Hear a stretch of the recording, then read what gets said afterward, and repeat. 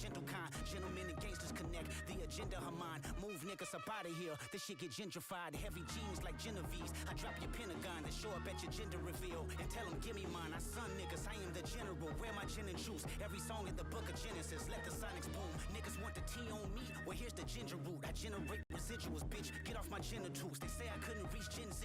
You fucking dickheads. You must be full of that ginseng. Here comes the jinx, yeah. They genetics been synthetic. Screaming they genius. A finger wave, they all fall. Niggas is Jenga. God gave me light. A good year full of free will. Trunk card, tell me not to spare your life. Motherfucker. You know I'ma get calling and look side to side like what did they say? And they ignore his voice and then you realize that the devil is talking to you. Que reflejan tu mirada, la noche tú y yo.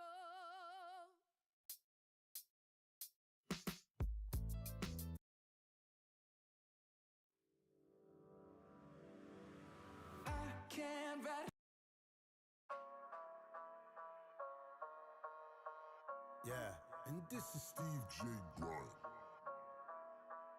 Honey Magnet. Yeah. Ou kon vwa sa pa gen lot son. It's the boss son. Depi sou jan pull up lò pa ka cross son. Ransin boss one, nou kampe tough son. Telman fe kay nou fe ma ou yo toune ou love son.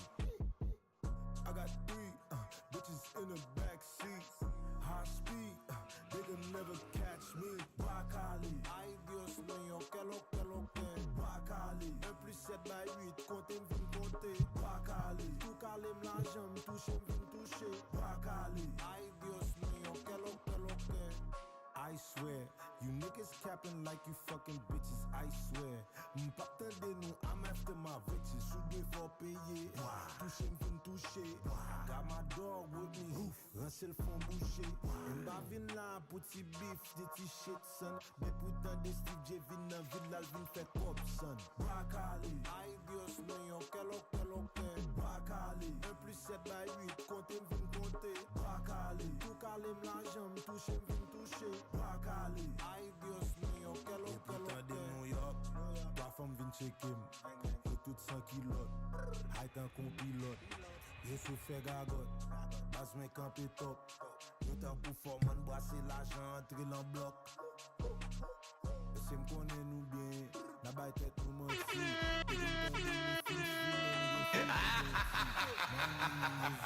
Man qui t'aime gérer sa vie. N'a pensé m'a fait business, nous mettons des bâtis. Moi, c'est m'ba nan voye flè, m'just vle la paix. M'toujou prêt, m'gen l'argent pour game. Par contre, m'kon paix. M'pa passe pa papa, pour m'prend femme pa persi m'da. Manzè kap en frappe, pas quitter la terre. M'ki pète nos photocopies, manzè il veut m'y connaît son prix. M'a pogne tu la paix de fait bi, m'a pété champagne, la paix de bestie. Bakali, ay Dios mío, que lo que. Bakali, 1 + 7 × 8, comptez vin compter. Bakali, tout calé la jambe, touché vin touché. Bakali, ay Dios mío, que lo que. Yo, what's up? What's going on here, Drilla? How are you? Hello. Happy Friday. Happy Friday. Well, we did it now. We did it now. It's beautiful, ain't it? Yeah, you happy now, bitch? Yup. All right, you got what you wanted. Yeah. What? Let me go. Oh, Meek, shut up. Wherever you are in life, Meek. I know you're at a festival. Shut up, Meek. Bad apple spoils the whole orchard. How's your week going? How's everything with you? How's your summer going? Just the core nerd, meaning nerd to the core, till I'm cornered. Then I'm the coroner. What shot is this? First, second, it's your third. Vision is more blurred, speech is more slurred. Can't even form words. It's like a dream up inside of a dream. I'm trapped in this worse than I could have imagined. It's madness. Can't wake up, try my damnedest, but old habits are coming back. And now transgenders attack us frontwards and backwards. They laugh and throw midgets at us. This ain't no dream now, huh? See what I mean now? You see how they're trying to make me out to be some kind of mean vibe. Yeah, sorry, as I kick one freestyle by beating down a special needs child, and these people freak out. Told you we get slaughtered for saying retarded. Yeah, that's the song that I can't play.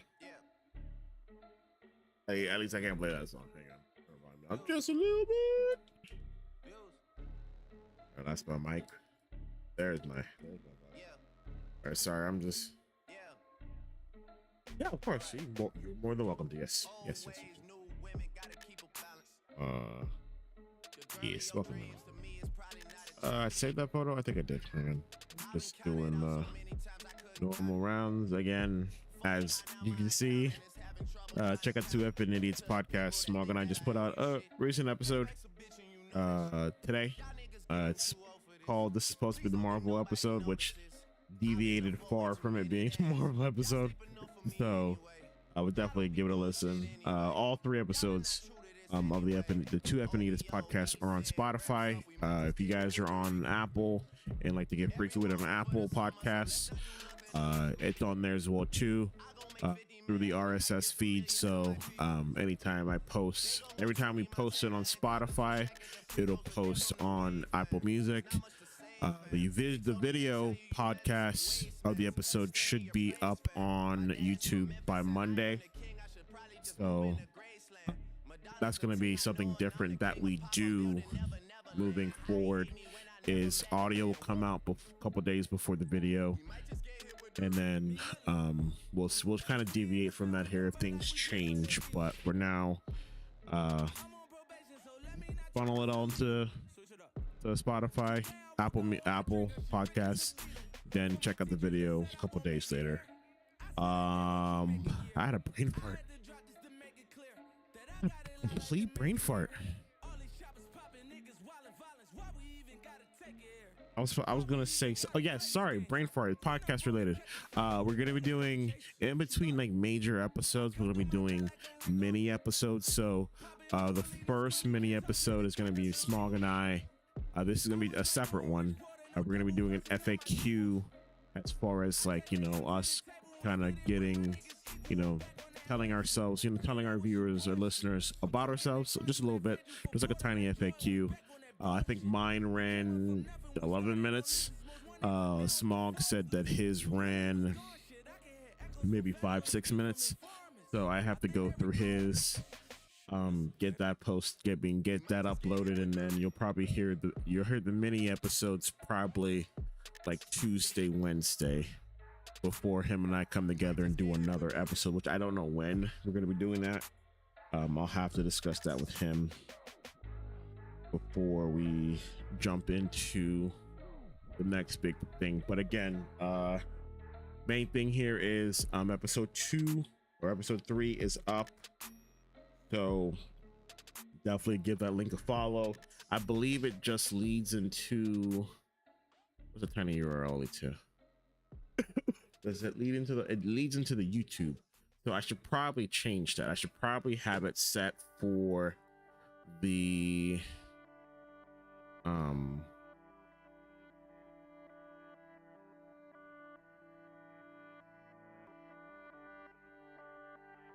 old friend of mine gave me that song. Announce.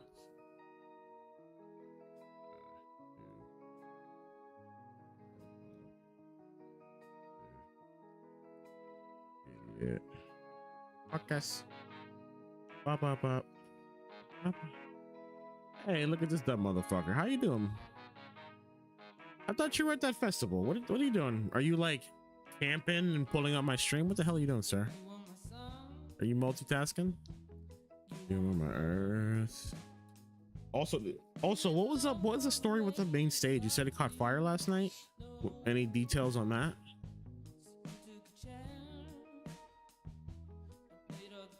No, was there? Okay.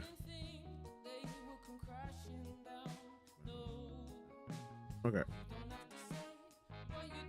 And bear with me.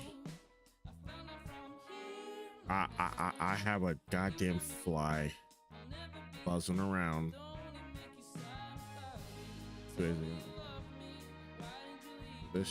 This leads us right into the podcast. So both episodes are up. There was never a confirmed cause. Okay, it could be like electronic malfunction. I don't think it would be like, you know, like mal play, you know, like sometimes that should be happening, but also sometimes, you know, like electrical fires and shit happen. Because what concert was that?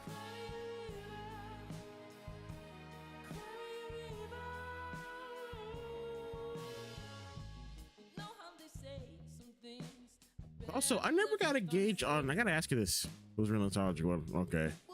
What is your music taste? I know rock is, but I also feel like you're like a techno head, like a bass head for some reason. You give off like bass head vibes.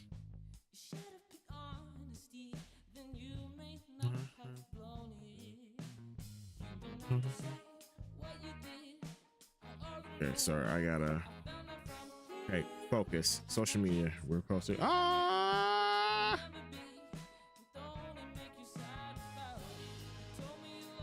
So I had baby. So I had. I like most music. Okay.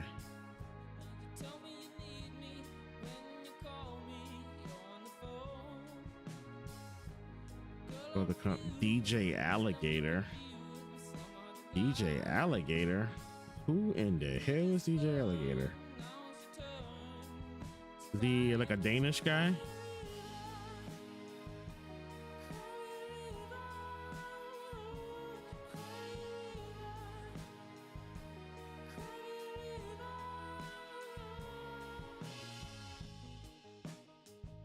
The damage is done, so I guess I'll be leaving. He was huge for the DJ Alligator. Hang on, since I got Apple Music, DJ. Yeah, but he's the whistle song. Hang on.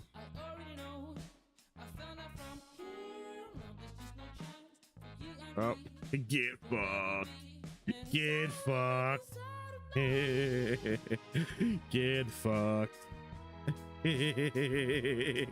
Get fucked. Hang on. Blow my whistle, baby.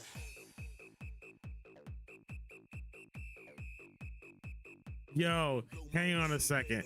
Hang on a second. Maybe because I see it.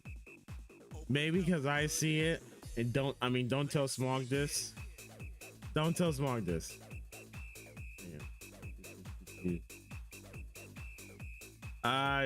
Yeah, we'll think about that. We'll reevaluate that here. Okay. So hear me out. Hear me out on this one.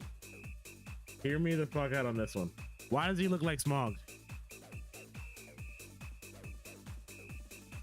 Why does he kind of look like Smog with frost tips?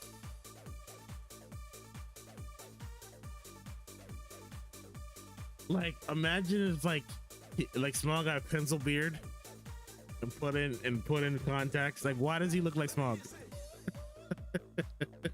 I don't know why I just saw Smog in him, but I just did. Don't you see it, right? I'm not the only one that sees it. Like this one especially, like, holy shit.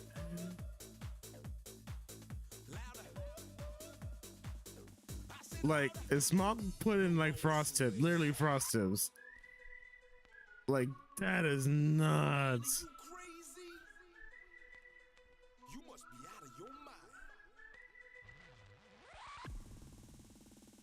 You need to bring the beat back.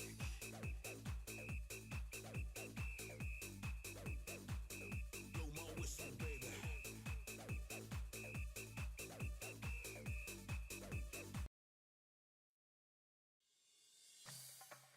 What the world needs right now, and I mean right now more than ever, is salvation.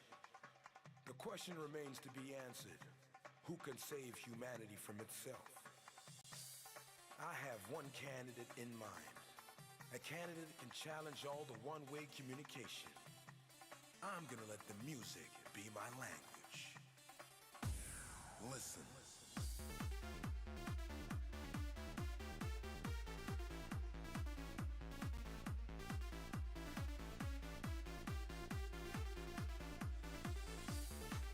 It's because he's I mean, that also too. Yo, Small, we found your doppelganger, by the way. I just want to state that for record. DJ Alligator. I mean, they can listen. I'm not gonna play the background music. They could go fucking listen to the damn thing. It's an announcement here. Got a penny announcement. Hang on. Can I pin this?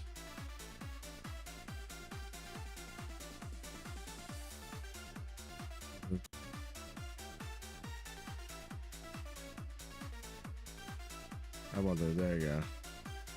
Guys, want to listen to podcasts? There you go. Pin it. There you go.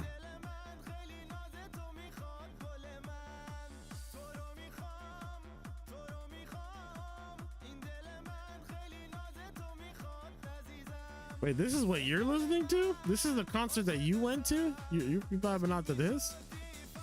That's crazy. I'm playing some Bad Bunny now. I heard enough.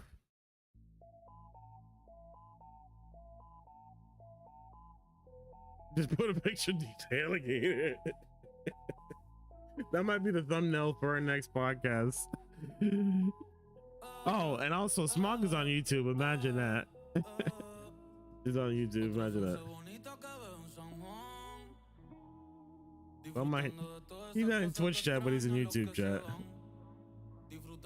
Which I still need to find a way how we can get that displayed. Yeah, I figured as much.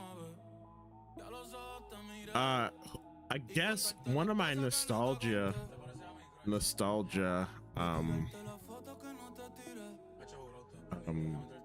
artists would be like Craig David. I remember Craig David was huge in the 2000s.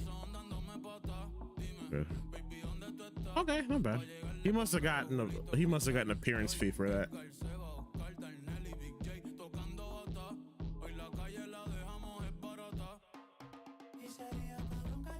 Yeah, I don't know about. I didn't post that yet. Hang on.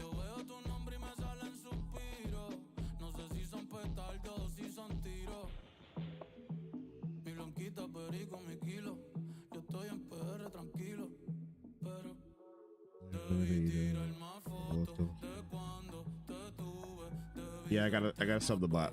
I know at some point.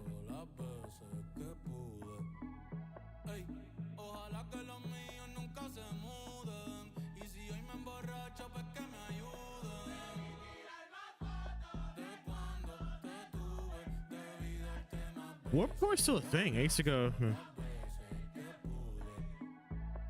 Now, like, are you paying like? So but it's a free fare, right? So it's not like you have to pay for like passes or anything. You're just out there.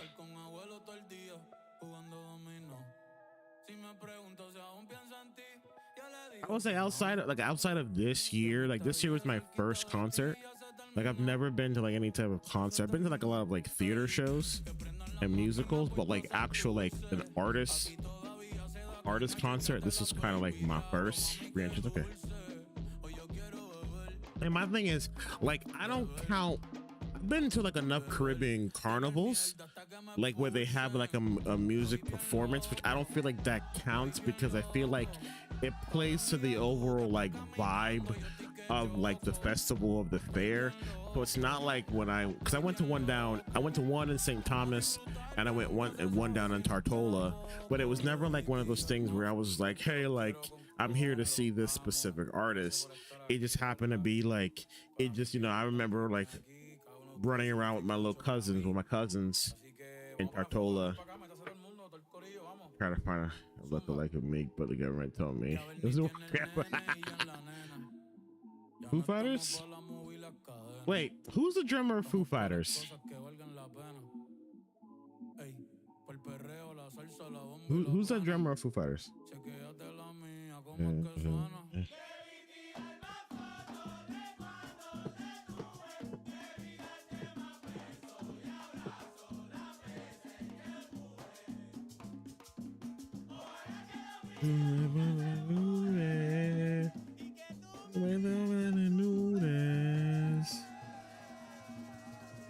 I think everyone and their mom at this point has seen the Coldplay, and the fact that the guy that fucking got caught. Yeah. Yeah, the guy that got caught in the Coldplay thing had his whole company issue out a whole statement about the situation, which I think is pretty fucked. Like, you got caught dead to rights. You got caught dead to rights. Let's put that on the board here. Hang on. Vacation time.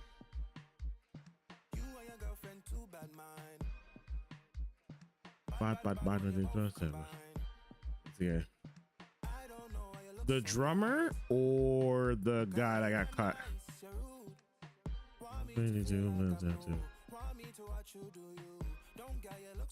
Yeah, not nice. You're rude. Long. I need to hold a corner and then slow wind it. Bro, he double ganger. That's Swedish translation. Ah, calm the hell on. Come on, I just want to save an image. I don't have to worry about fucking like my god, like WEP bullshit. Like motherfuckers can't have a meme or nothing, bro. Like you gotta fuck up the fucking like gotta always fuck up the vibe here. Like just give me .jpeg, .png, like the hell you call me? Danish? I called you Danish. Better calm down. Double ganger seems almost racist. It's like double ganger. Feels like what the kids are doing. The double ganger. Let's slow wind it. But yes, if you have not seen this, this is. Did I call you Swedish? If I call you Swedish, my bad. This is the infamous Coldplay. I did call you Swedish. Yeah, that was my bad. I caught myself. Okay, so what's the story? So this is astronomer CEO Andy Byron. What's yo, you know what's nasty? You know what's fucking nasty? That is the CEO. And then that is the HR chief. That is fucking nuts. Astronomer CEO Andy Byron is negotiating an exit package as he and his alleged head of HR mistress have been placed on leave after they spotted canoodling. Yo, that's filthy, bro. That's nasty that they, bro. That is I gotta pull this up real quick. That is nasty. That is filthy type of activity here, by the way. That like, if you were to pull up the company LinkedIn page, hang on. Yeah, his poor wife. But like, that's nuts.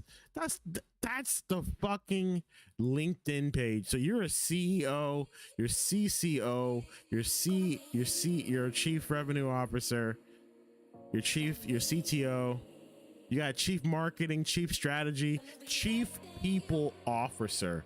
So how does HR police HR?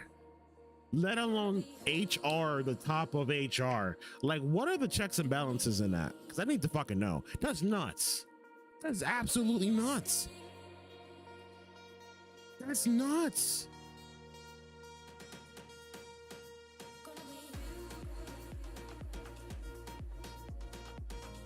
Like, who put them on leave?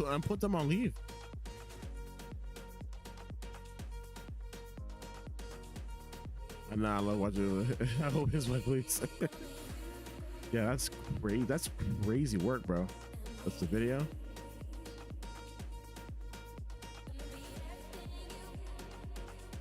Like, look how dumb they look, by the way. Let me just take this for a record. Hang on, let's pop this full screen real quick.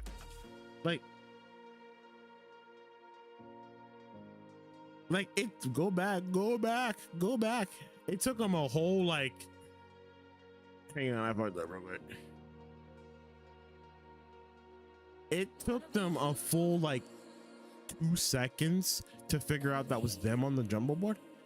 Yo, what's up? What's up, Dr. Surreal?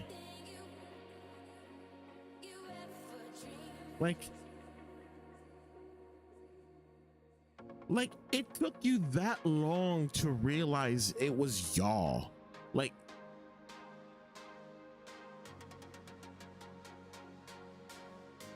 Like, it's crazy because, like, he's like smiling and then he's like, is that me? Like, he did the, he really hit one of those, like,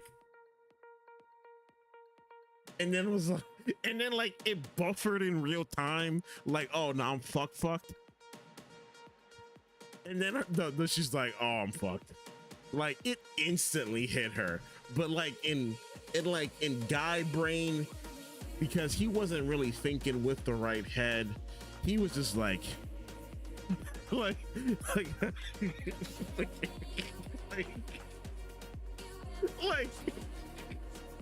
nigga, we see you, like we all see you. You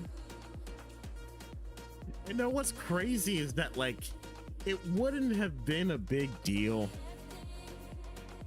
Okay, I'm not saying it's wrong. What I'm saying here, it wouldn't have been a big deal had like they had just kept cool. Because at this point, like, you guys are already 67% into the lie, because you guys are like, I'm assuming like a good quarter of the way through the concert. Like, had you not reacted the way that you did, I don't think it would have been an issue. But because of the way you guys acted,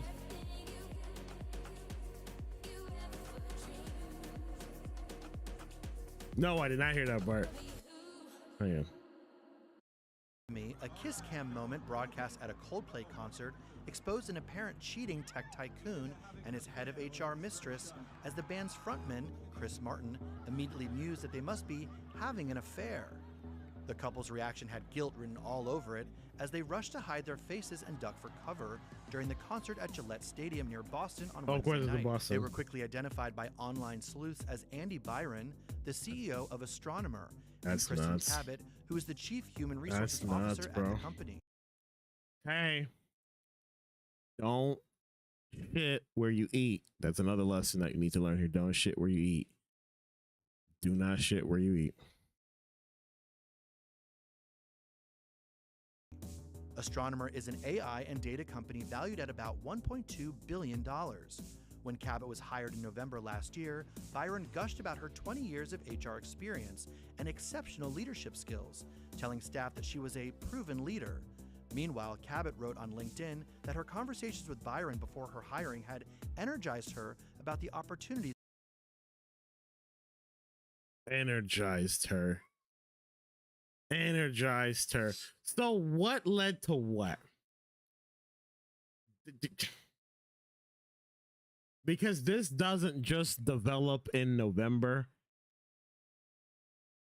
This does not develop in November. This has been a very long-lasting, existing relationship. Because what? November puts us back 9 months, give or take. Maybe 10 months.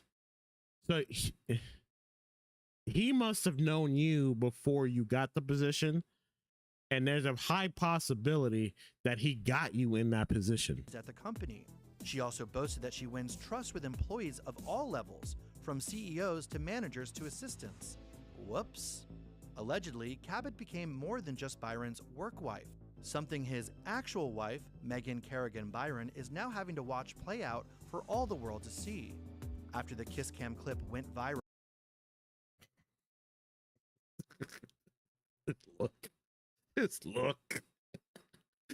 This look. Permit you on what? Oh, you don't want to get timed out. That's why. Permit. You don't want to get. And her Facebook page was bombarded with comments about the scandal. Megan quickly deleted her account. Page 6 observed that her page, which contained family photos, was no longer accessible as of Thursday morning. That's Even more ominous, shortly before taking it down, she deleted her last name from her profile. As for Cabot, she recently divorced from her husband, Kenneth Thornby. According to Massachusetts court records, the couple filed for divorce in 2018, and the split was finalized in 2022. It's unclear if she has since remarried. The former couple had at least one child, for whom Thornby paid a lump sum child support payment to Cabot. So what does this humiliating exposure mean for Byron and Cabot's careers? Employment lawyer William Cafaro told the Post Thursday night, It's horrible because she is the head of HR. She's involved in an extramarital affair with the CEO. Basically, how much worse of an HR faux pas could you commit? While many were quick to point out that Cabot needs a lesson from her own HR handbook, there doesn't seem to be too many employees publicly shedding tears for Byron. The incident sparked chatter among his former colleagues, with many claiming that Byron got his rightful comeuppance, according to a source who used to report directly to Byron. The source claimed that in text groups and chains, former employees are laughing their ass off and enjoying the hell out of what happened.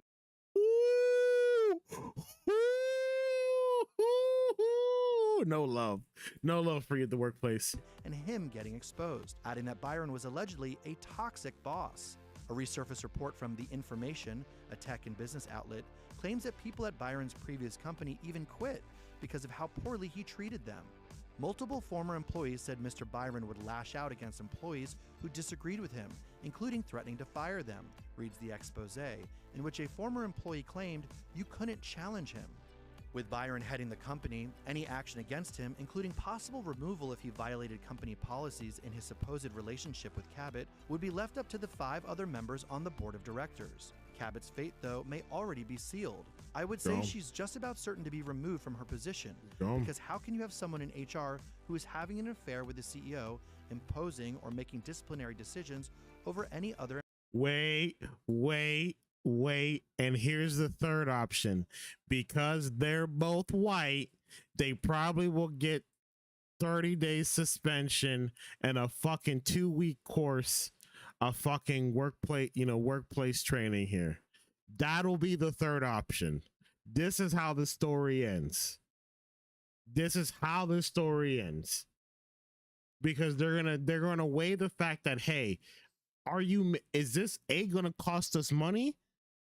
Have you been that crucial and impactful in the growth and perpetuity of his company?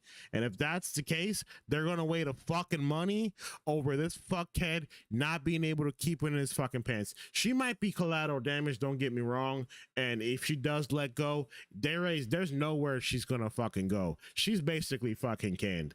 There's no job that she'll ever have now because of this, because the internet lives forever. But him, on the other hand, he'll probably stay. Don't get me wrong. Actually, what's going to be fucking funny, she's going to get fired and they're still going to be fucking together. And because he's a fucking billionaire anyway, they're just going to live happy ever after. It doesn't fucking matter. It doesn't matter. That's how fucked the story is. It's going to end. Employees. That's ludicrous, Cafaro told the Post. As for the Coldplay fan who accidentally exposed the alleged affair by filming and posting the viral clip, Grace Springer told The Sun her blunt response: "A part of me feels bad for turning these people's lives upside down." No.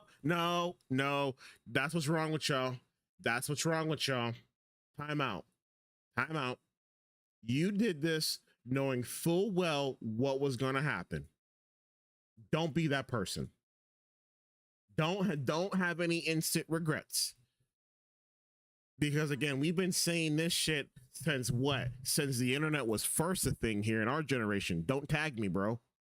That has literally been a fucking tagline we've been using since the inception of internet. If anything happens, don't tag me, bro. Don't hit send. Sometimes the easiest thing that you could fucking do is not hit send. But you knew what was going to happen. You knew it was going to pop off. You knew you could not miss on the opportunity of cashing in on this. So don't feel no regret here. You knew exactly what you fucking did. But play stupid games, win stupid prizes, she said. So you know what? Good for y'all. I hope y'all live happily ever fucking after. That whatever. Y'all stupid. That's all I gotta say. Absolutely. So I gone 34 minutes, have not played any games yet. But I didn't want to talk about that. That was a stupid story. And then you force HR to come out with a fucking message about it here too. Let's put these dumbass on here. Jackasses of the fucking week. Yeah, astronomers committed to the values and culture that have guided us since our founding Our leaders are expected to set the standard in both conduct and accountability. The board of directors has initiated a formal investigation into his matter, and we will have additional details to share very shortly. Alyssa Stoddard was not at the event, and no other employees were in the video. Andy Byron has not put out any statement reports saying otherwise. Alyssa, is that the HR lady? No, okay, that's someone else. Really. Where'd you put it at? Oh, did you put it in Discord?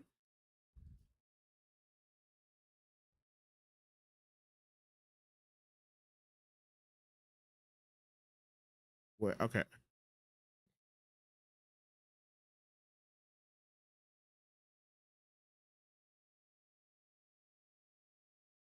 Yes, I got it. Look, don't get yourself timed out again, dumbass. Oop, that wasn't it.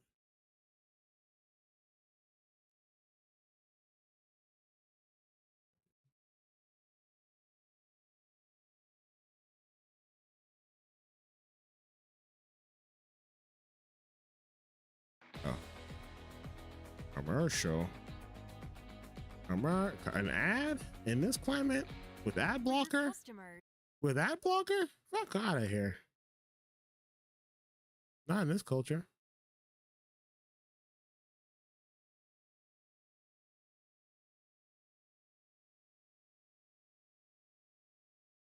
Hello everyone, this is your daily dose of internet. These people went to a Coldplay concert and looked a little guilty.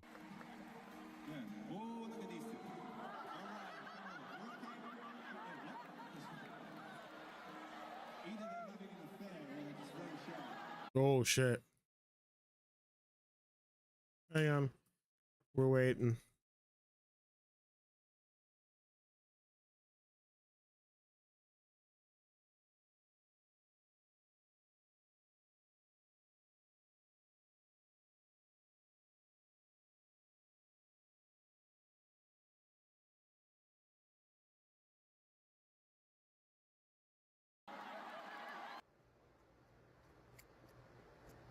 Yeah. Oh, I do like daily dose of internet. Confie nas suas colegas, tá certo?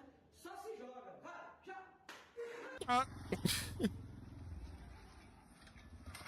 They Oh. all decided to laugh at their clumsy bird friend.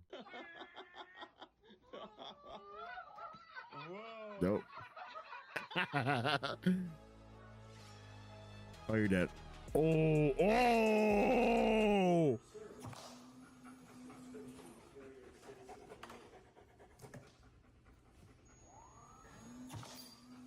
Oh, that's Why sick. did nobody tell me that capybaras have a secret button on their head?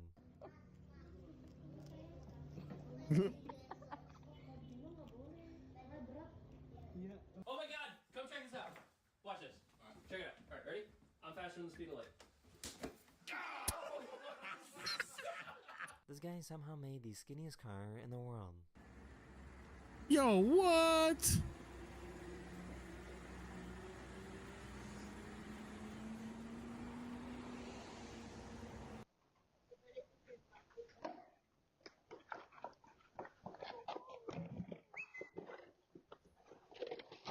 Oh! The leaves on this plant shrivel up whenever they are touched. Leaves, they fold up, eh?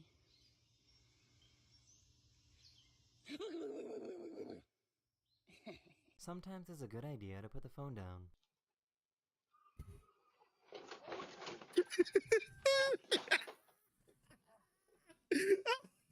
She's still holding the phone.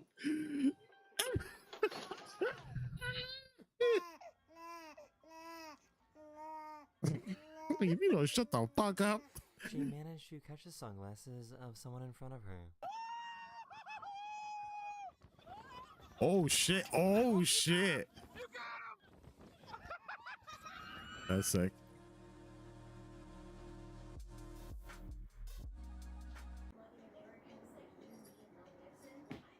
Uh-oh. Ooh.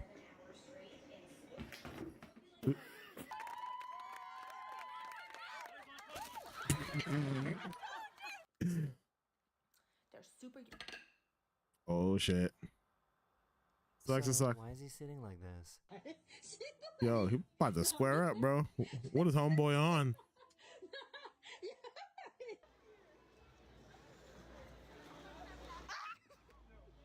Damn, I son. feel like they don't need a DNA test.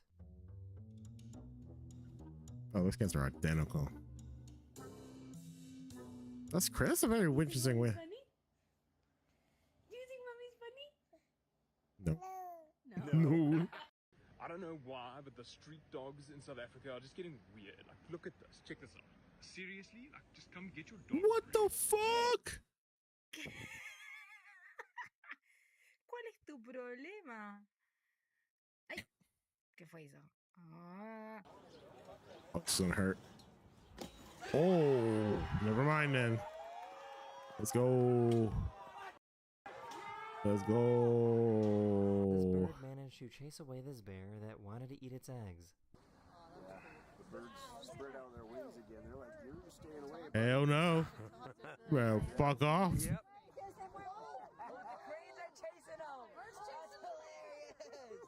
This cop had no idea what to do here. My kids are weird, bro. What are you doing? Why are you up there? This little guy ran through the valley of death. Oh no. How are you alive? How are you alive? Now one person? Now one person. That's crazy. Oh shit. Oh shit. Oh shit. Oh shit.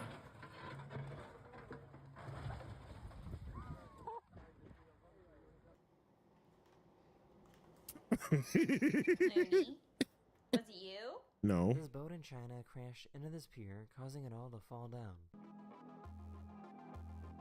Oh wow. Oh wow.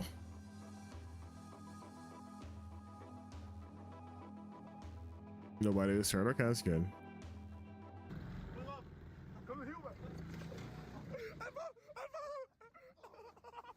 Oh, he's done. Bro, my smoke detector been chirping for 3 weeks. We just harmonizing at this point.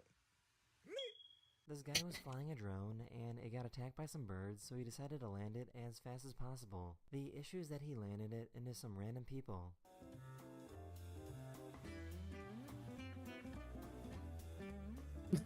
This is my impression of the iPhone keyboard tap noise.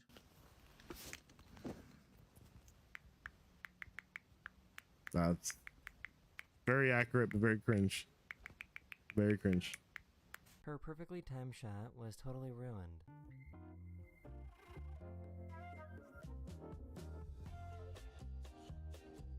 Oh wow.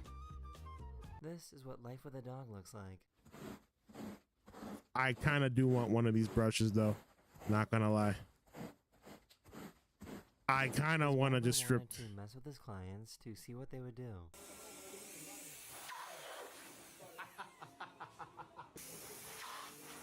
Bro.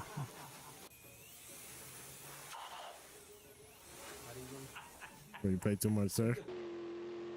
Ooh. The boat? Oh shit. Oh shit. Okay. He wanted to race these motorcycle riders with his e-bike. That's bold.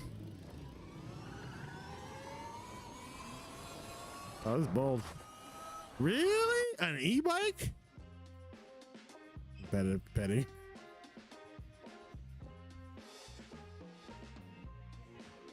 Go inside. I need to go inside now. Bro, I don't think you care. I want to go inside. Ooh. I'm gonna be in big trouble. Somebody gonna get the ass. Predicament. Please help me. Someone really brought their laptop to record a concert. This be weird sometimes. This really be weird. People just be bringing anything, like the Nintendo DS.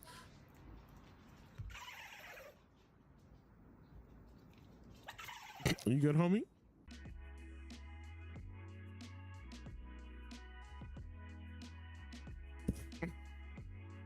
There's a heavy storm in Canada, force these sewers open.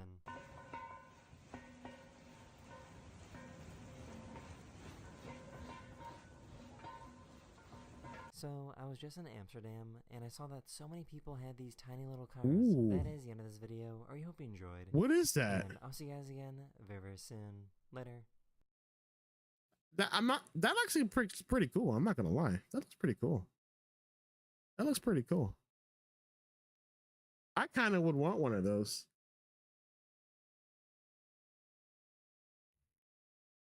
I'm excited of the idea of just not having a vehicle that fits all the kids. Like I just want like a 2-seater or maybe like a 1-seater for me.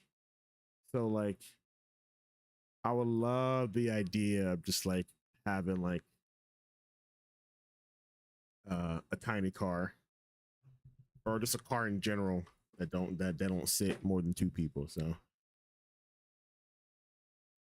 what's the market retail value on that? That looks pretty cool. I'm not gonna lie. That car looks really cool. Like I do want to say that it looks really cool. Thank you for sharing that. Thank you.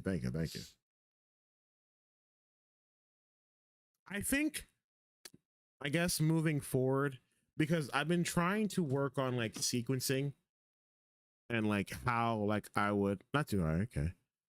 I want to work on sequencing before like we get into stuff. Like that's for me, like that's kind of one thing that I want to work on as far as like trying to improve the stream. So like I do like spending like the first maybe 20 minutes, like 10-15 minutes, like chatting and then like maybe doing like something like this, like doing like a video watch. Oh hell yeah. Or Spanish. It's not just exclusive to just black, it's Spanish too. Like as soon as I would have heard them slamming that door, I would have been standing right in the door frame like, who the fuck is slamming my, like who's pounding my door like this? Like the thing is, it stops at the doors. It stops at when y'all fucking with the door instead of just coming inside. Actually, it stops when I hear you bickering outside and you're not getting your little asses in the house. That's when it's like timeout. Like, nah, like y'all gotta stop fucking around and get in this goddamn house. So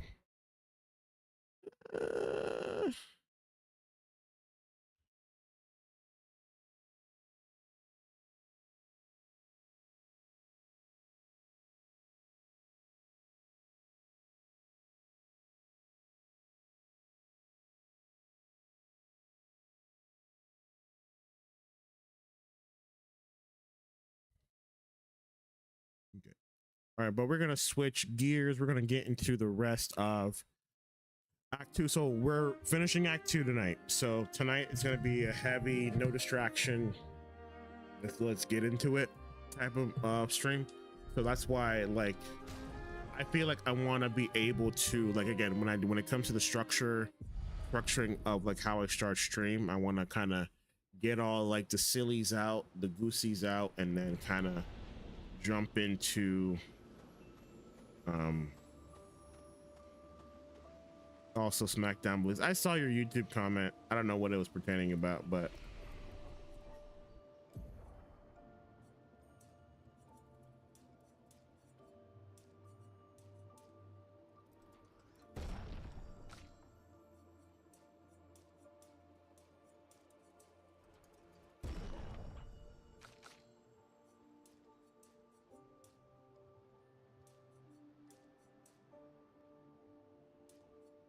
oh, listen, that match was really dope. It was crazy.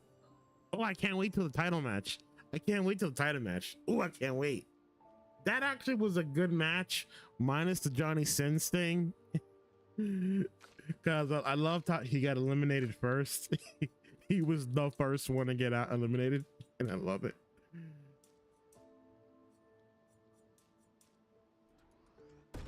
So I was given advice by Joseph, and Joseph said, as far as like level progression, like focus on the weapons that offer the buff. So like the attribute buff. So anything with like a star, I mean anything with a weapon or a letter. is what he said to kind of focus on. So we got that. We just came up from here. There's the gestuals. Something over here? There's something over here.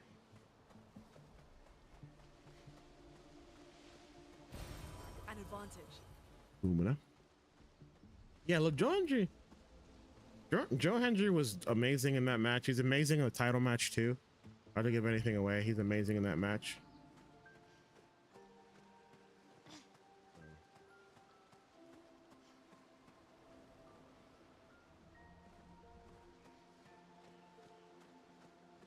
Don't worry, I'll find a way to make it go 60. Ooh, look at that thing. Are they fighting each other?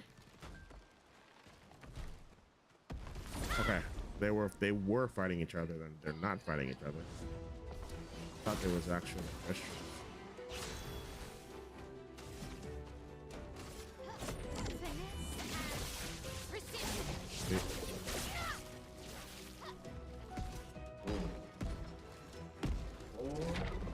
Aw, you blew up on me, you little skunk.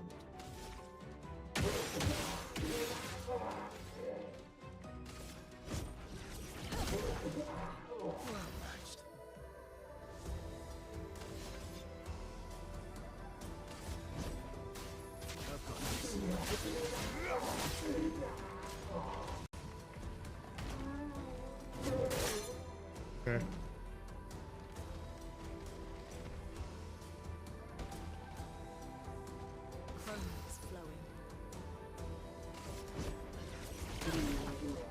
Watch out, Mael. Oh shit. That just fucked my whole. There we go.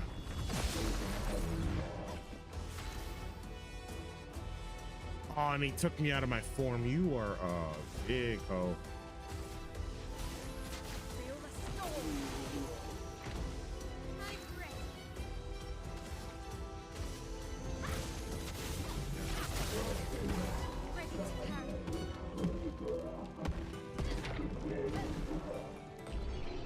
Now that I know that you guys blow up on impact.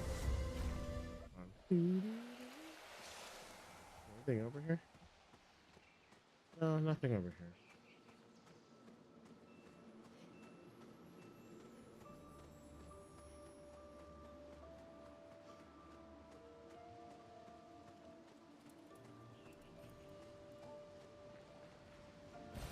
An advantage.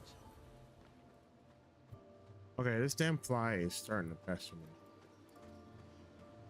Ooh, what is this?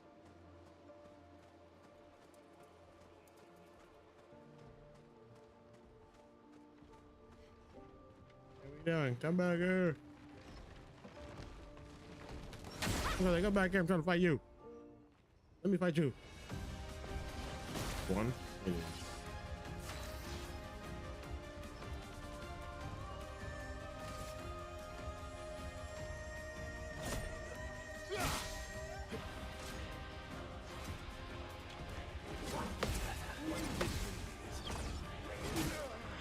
What? Jump or dodge?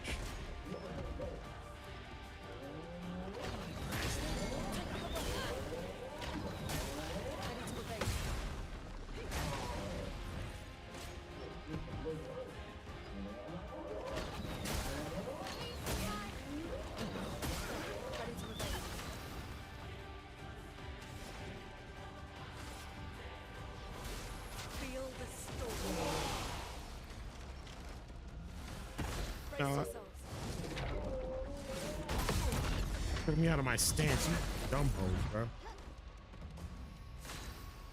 Coming.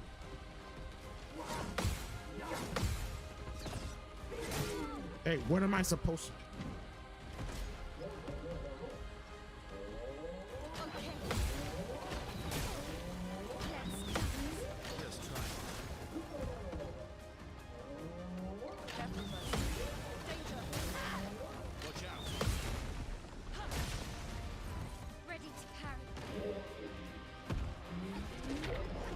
Oh, come on with this exploding shit, bro.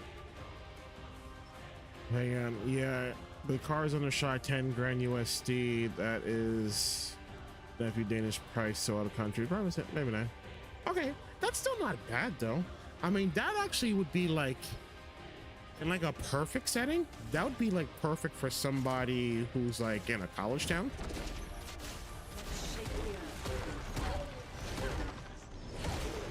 Like I just feel like that car would be like perfect in this situation. Takes the fight seriously and raises its shield. Yeah, sure. A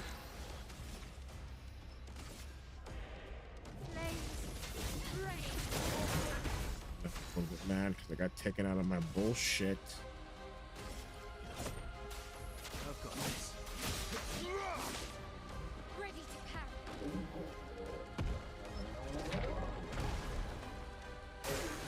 Okay.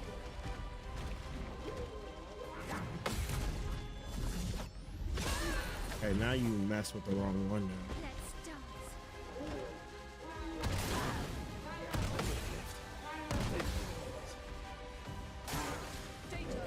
Oh my god, what the hell?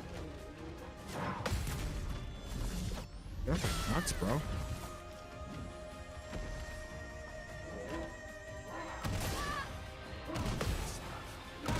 How do you have 3 turns in a row, bro? That's just...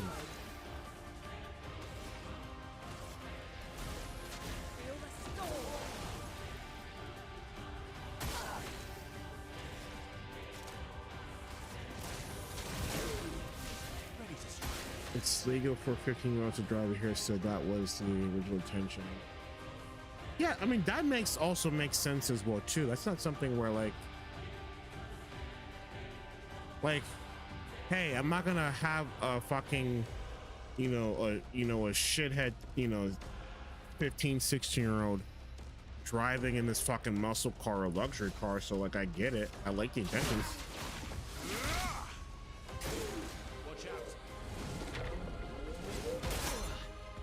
This guy is starting to annoy me, bro.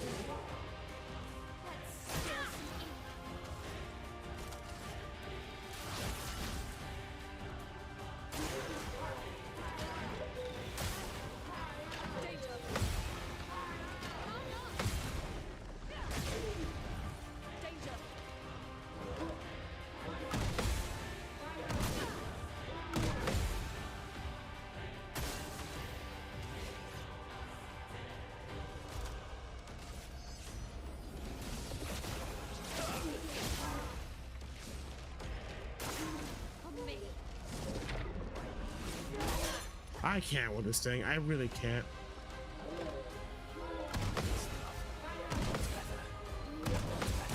I can't with it. Please die. Thank you. I can't with this thing. This thing's annoying me. Like, royally annoying me.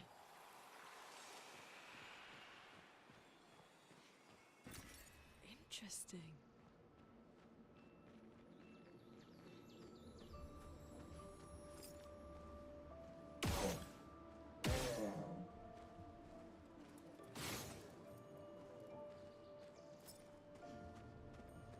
How do I get up there?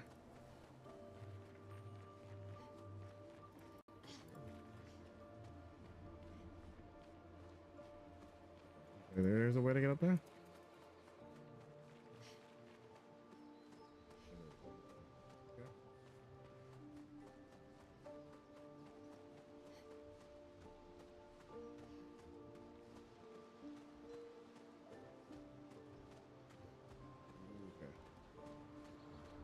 Go this way. I think that looks nice. Do you have a lineup on is it the same fair you're going to? I'm assuming.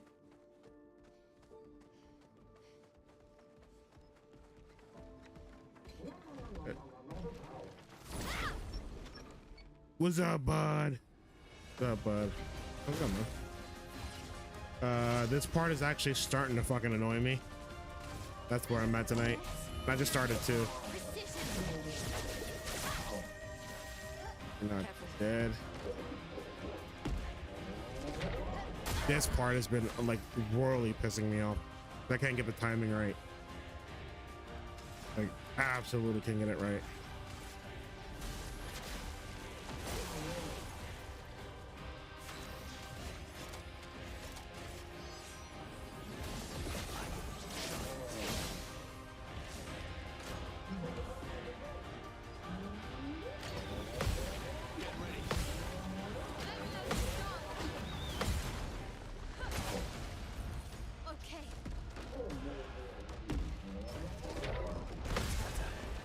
Hang on. I guess.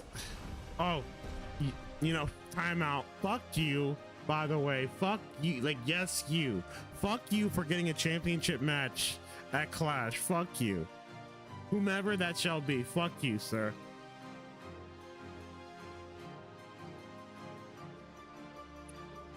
Absolutely fuck you and your $900 nosebleed seats, bro. Fuck you. I won't talk to you right now, sir. Fuck you.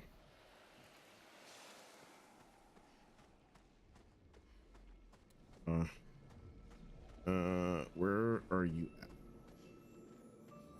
at? Fuck you, sir. Thank you for rubbing that in my face. Thank you for reminding me that you're doing the thing. Okay. One. The Erder one. Where is the Erder one? One. Hang on. Don't make me about to jump off. No, I'm gonna look around here. Jump off. Oh.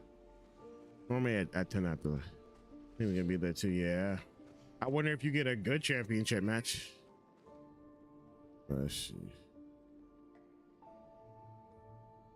You can't get that one. I'm looking for them. I'm looking for them. There's one. I came up here with the intention of getting this one specifically, unless that's the only one. I mean, I'll drop back down to look. Yeah, because it's that the thing is, I shot at this up here from down here, thinking it was one of the normal ones. Let's see here. Unless I missed something down here.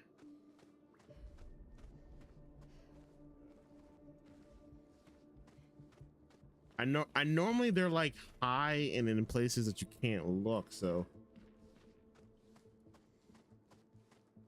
Yeah, yeah, okay. So not around here.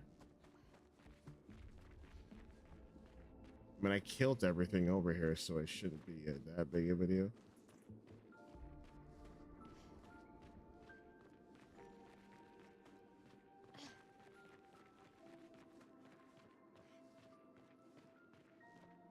I'm gonna look for it, and then I'm gonna have something bite me in my ass.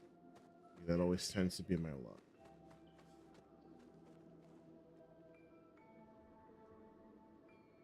Right, unless you found 4 of the lost, he steals.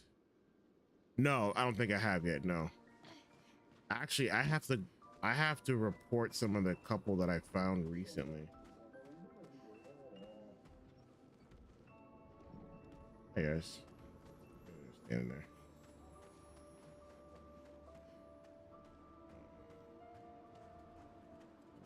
In here, I feel like I missed something. Okay, I'll come back around. Okay.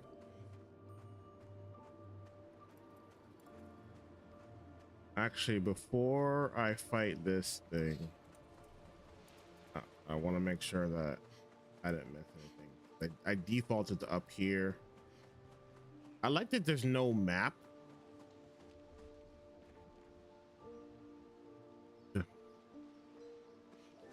Well, first of all, sir, I'm not an idiot.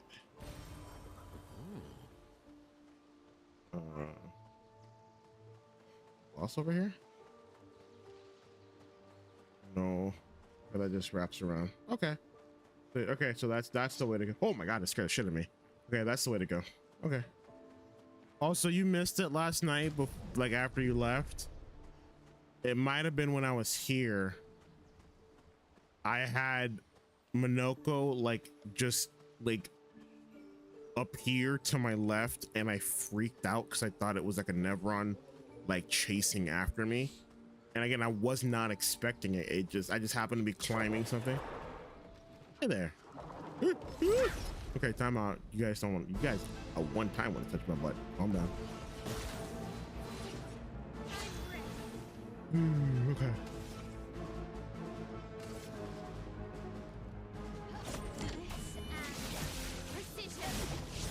I knew you were the weak one.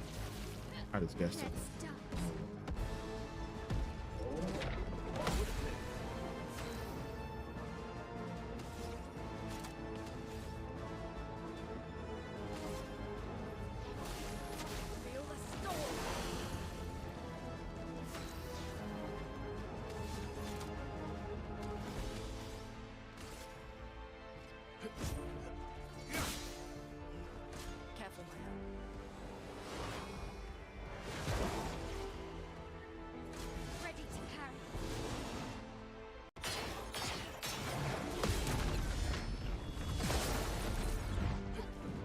I get it nullified. I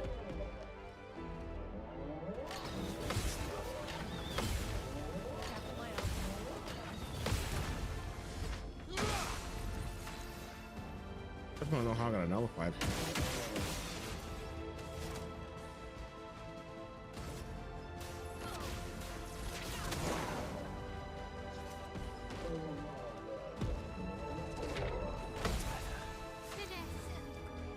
Finesse and Let's carve a path.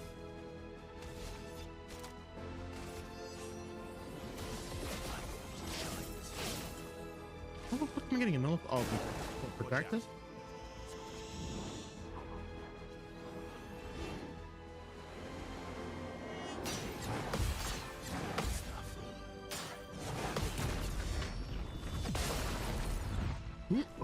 Who's registering the nullify? That's what I want to know. Is it Lune? That's what's annoying me right now. It happened last time too. I can't remember one of the three. It was Minoko. When I had Minoko in party, it just would not. Let's shake the earth. It just would not like no, you're just gonna just not take damage.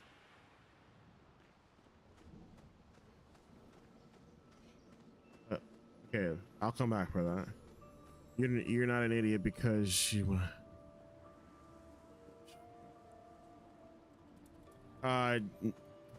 wait, what? You're not an idiot because you wanted to take your side piece to Coldplay. Which cons? There's no.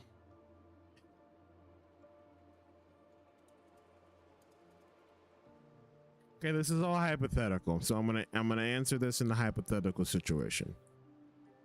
Okay. You don't shit where you eat. So that's gonna be my preference. You don't shit where you eat. So if I had to, if you want me to okay.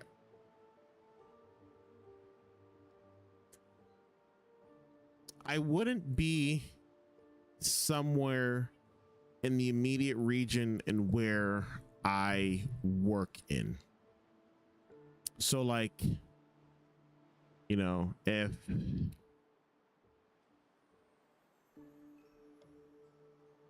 yes, I say married to the word.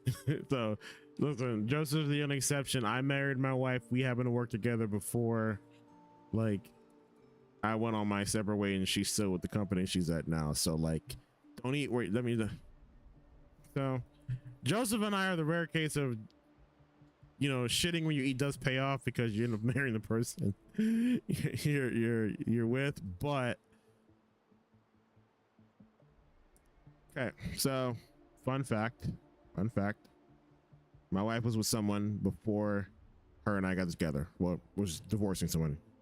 So she was the end of her relationship.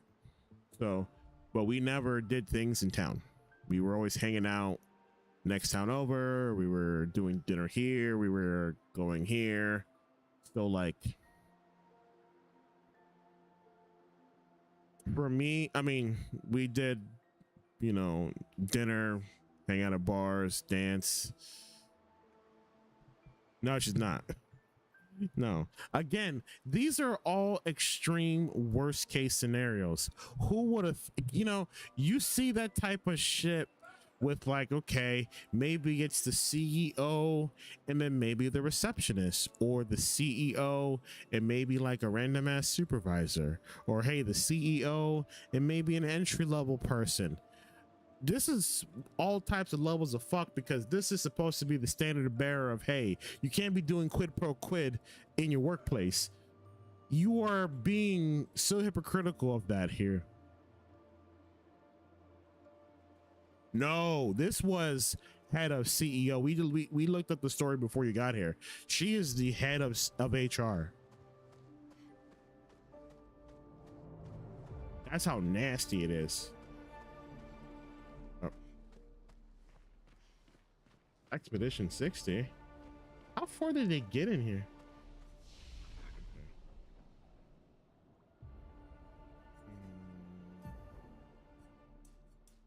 So something similar to like, I know you and I were talking today, but something similar like this, right? When I'm doing my upgrade. Oh yes, that's 60. Oh shit, okay, I forgot. That's 60. Yes. The infamous 60. I'm like, I keep seeing their banner. I'm like, damn, 60 got like 60 was everywhere. And then I'm like, oh shit, this is the 60.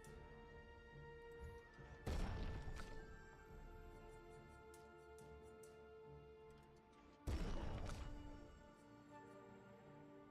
points for her. Okay.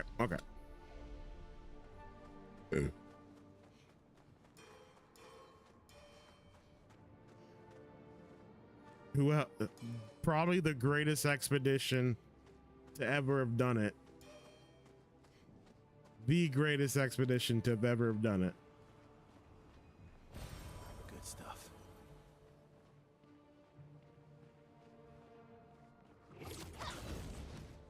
Oh, hang on. So I'm not sure if you've been keeping tabs here whenever you are on stream. So like, there have been over 70 different expeditions, give or take. I'm not going to count off the top of my head, but like each one, yes, each one has logged their travels as far as what they were able to accomplish before their demise. So like, you kind of get a gist of the world. You get to learn the world from their eyes. Yes. So each one has their own like traumatic end or triumphant end, or kind of just, hey, we just got here and it was just fucked from the beginning. So there's one that spent the entire time drunk. I can't remember which one was that one. Yeah, the 47th. Thomas of the 47th Drunken Brigade. Benjamin's been calling us the Drunken Brigade. Ha! I love it. Yeah, we do our best work after a few. The trick is finding that perfect point where your nerves have calmed enough that your mind and body are one, but not so calm that your reactions are dulled. Some of the lads haven't quite managed riding that edge. But I remain in full control of my body and thoughts. Oh, sounds like someone spotted another Neveron. Better fuel up for our next dance. Follow me. Yeah. So like, but they each all have their own story. So I haven't fought the crow yet, but I did find their journal. So this was the one right before our expedition. I did find the white tree. This poem was amazing.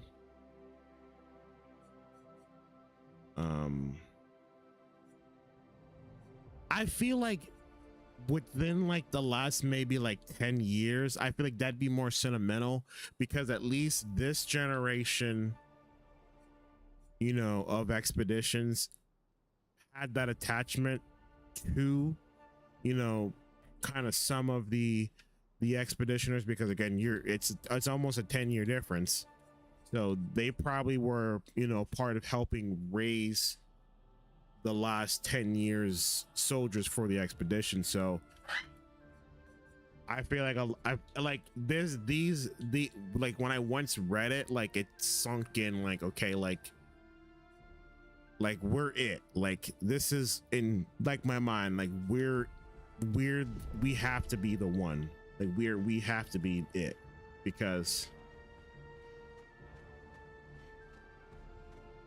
it hurts a lot to be losing this much.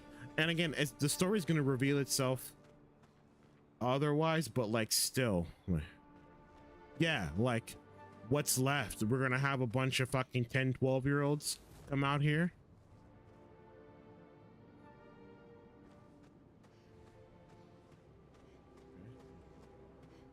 That's fucked. No, I have not heard about the TikTok. Can I see faces? I want to see a face. Okay, blacked out. And she loves somebody? Now, is that guy the mysterious guy that has been popping up?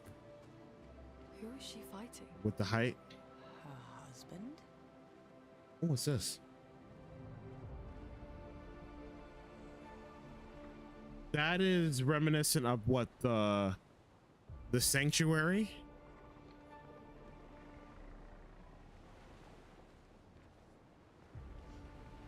No, I feel like you just need to be locked up. Oh look, hey guys. You guys are just like chilling here. You guys are just like chilling here. What's up?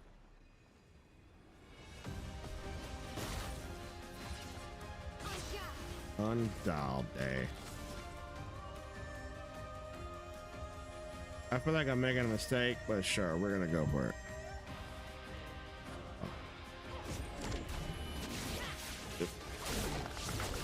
Okay, so I did kill though.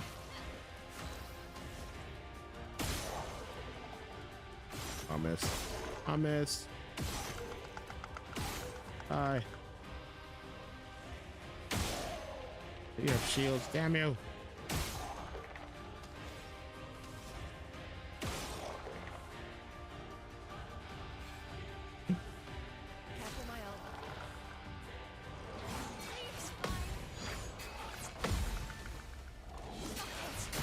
Oh, what? Okay. Oh, that was dumb of me. I thought I was skipping my turn. I was trying to skip my turn, actually. I don't know why I fleed. That was actually dumb of me. Okay, so let's quit fucking around. Well. And these things.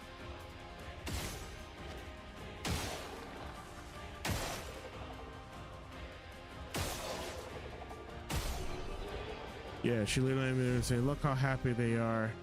But little did they know that in less than a year they'll be dead. Sad music and shit addressing her. Funny how. But it was.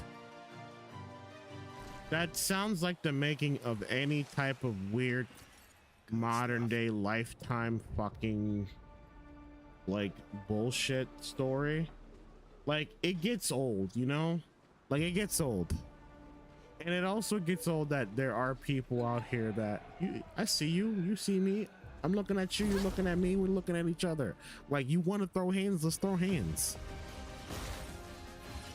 Like, for fuck's sakes.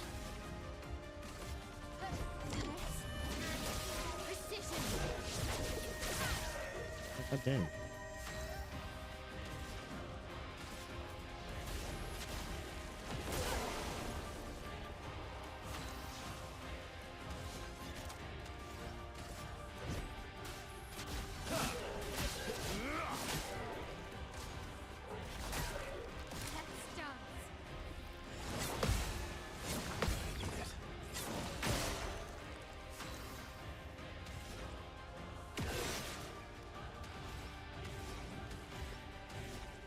Yeah, I don't know if it's gonna do any damage, so I'm just gonna do.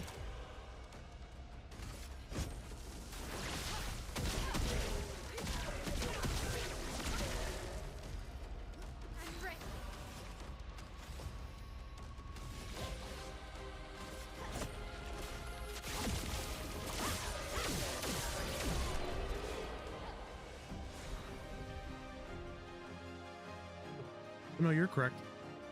You're correct in that. You are absolutely correct in that. Actually, you know what I didn't do?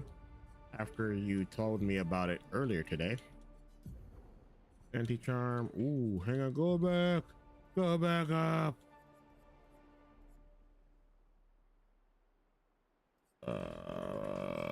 Shield affinity.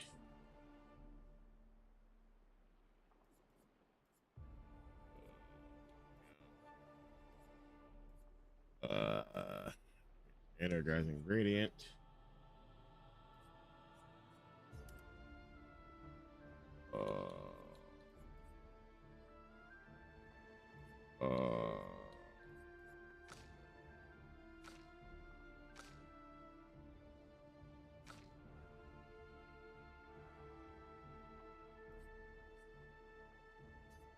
I have not used powerful because I removed it off of his kit.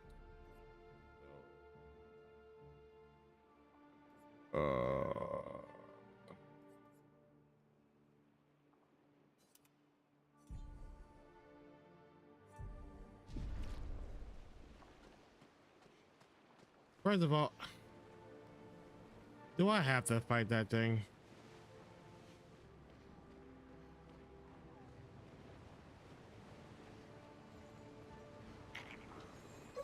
God damn you.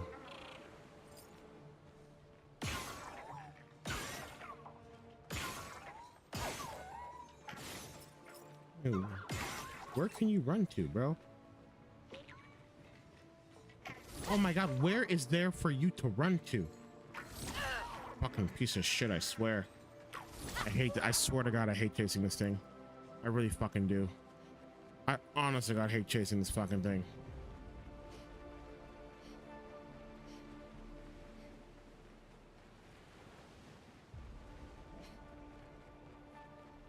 Get the word. You fucking hoe.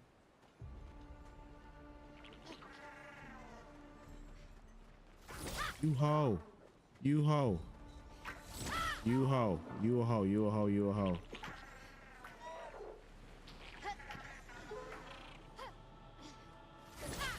Fuck you. I'm not chasing this thing. I swear to god, I'm not.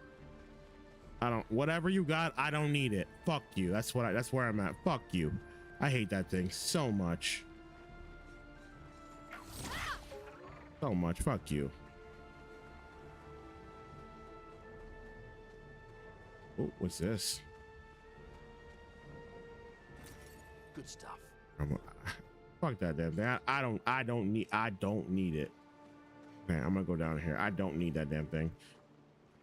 Hang on. I'm gonna pull up the walkthrough real quick. I don't think I'm like even halfway through because I have to go through every single world that I visited, correct? Lumiere. Nope. We are at the monolith. Okay, so we are at Tainted Cliffs. We have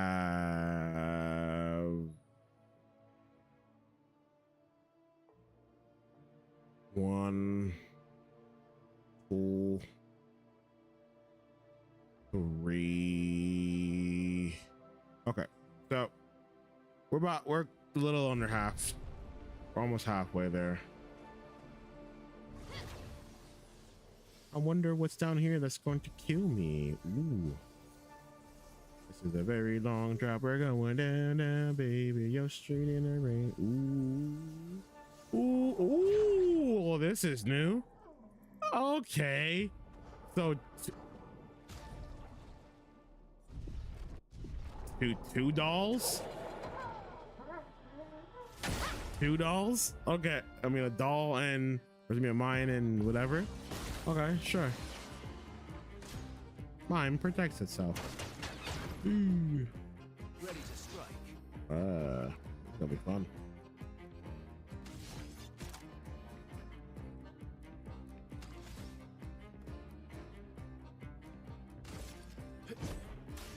I've got this.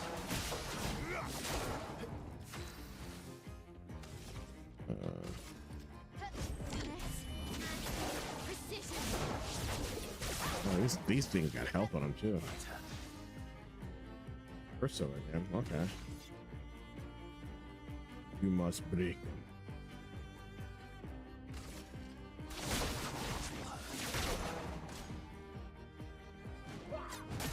I forgot the timing of it. I forgot the timing of it. Really, extra shields? Extra shields, like that was necessary.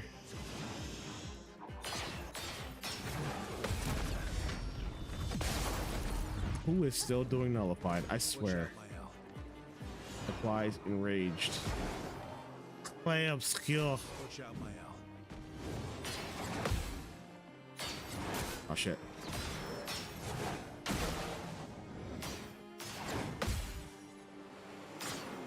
This combo is actually pretty sick. I do like this combo. Mistakes were made. Let's do. Feel the storm. A little bit ungodly. Actually, I know what I'm gonna do next. I'm gonna build up for it. You are. Ooh.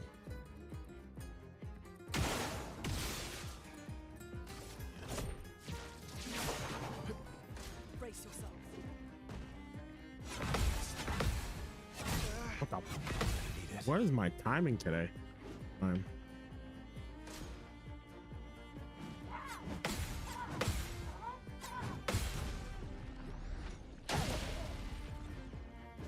Wait, auto. Whoa, hey, auto death, break on death.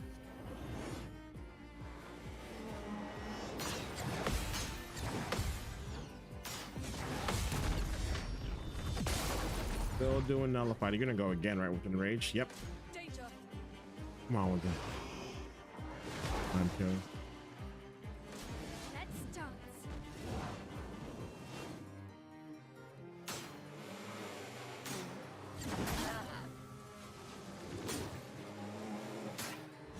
Yeah, you're pissing me off with how slow you fucking attack, and it throws me off every single time. Lights up.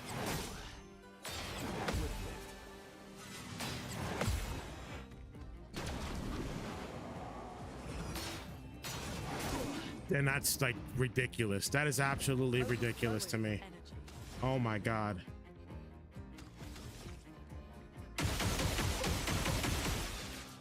Like absolutely ridiculous.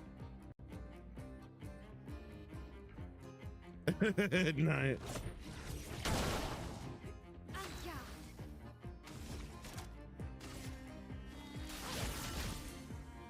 Let's carve a path.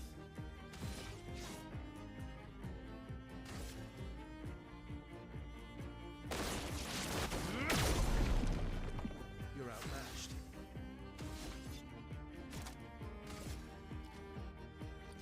Feel like anything. Light shine. Ready to parry.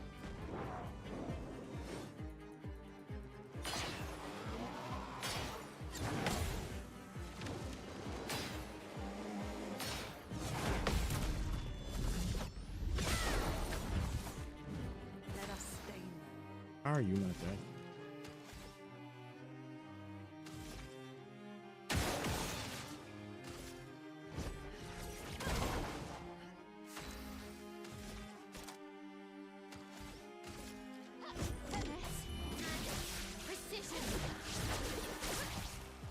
I should probably save the resources.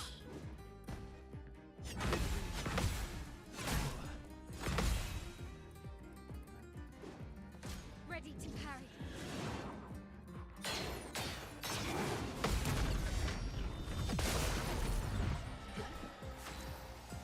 Okay, on to the big show. Let's do this.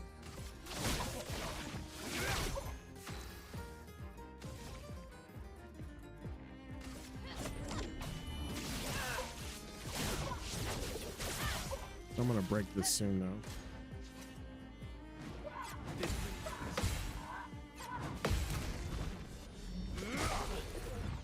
Soon, need a break soon come. This break soon come. Yep.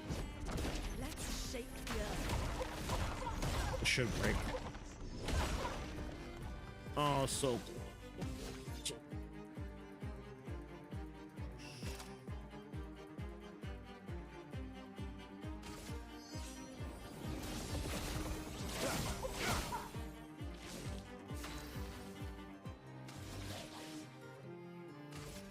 You can't escape.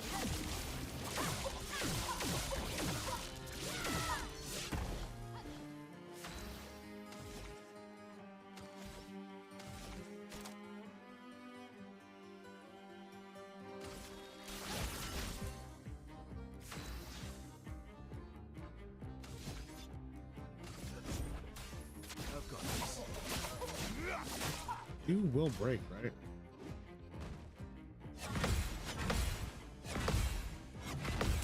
Yeah, I finally got it. Just give me a break. Give me a break. Take me out a piece of that Kit Kat bar. This is what we're set up. Does it do break? It does not do break. So we do burn.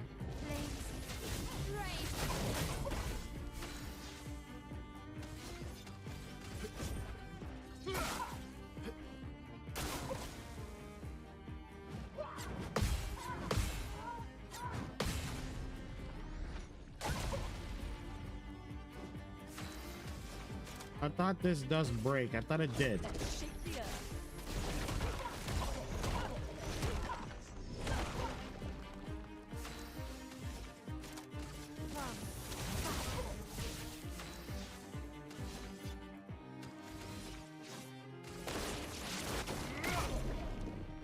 No break. No break. No break. There's no break. Why is there no break in this thing? Luna, careful.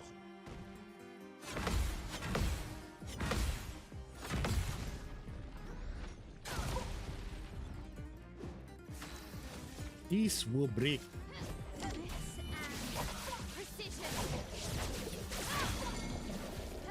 Overflowing with Fucking.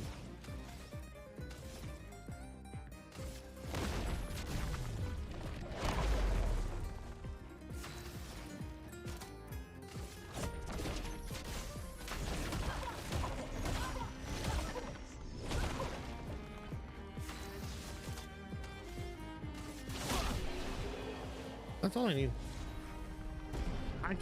I just can't wait to. Okay, so auto death, break on death, second chance, mime killer. Those sound like amazing pictos to have. The controller's like vibrating after that. How much battery I have left here actually? I good on battery. I good on battery. Nothing else down here for me to kill. I killed everything. Okay, I killed everything. Back up to go. Back up. This is a very long drop.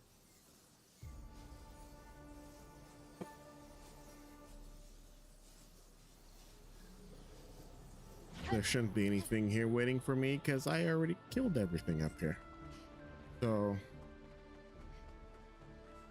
going. Ooh, look at this. Giga Chad. Hi guys. Talk about it. Talk about it real quick. Let's talk real quick.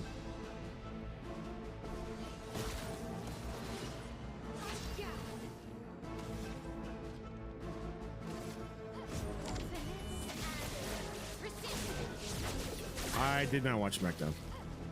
I normally don't watch SmackDown now, because by this time of the week I'm all like wrestled out.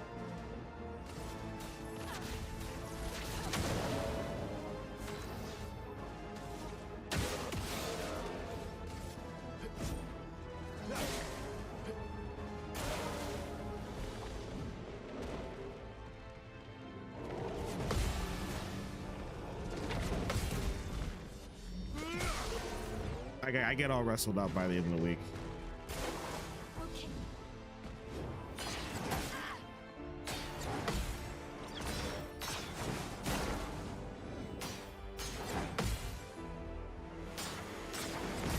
Okay.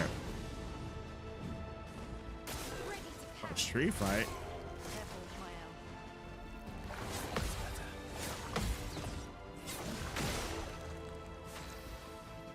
A street fight. I mean, it'd be nice to know what the extent of Rollins' injury is, but I mean, it's not like we can say, hey, who's gonna be, you know, he's gonna be at fucking SummerSlam.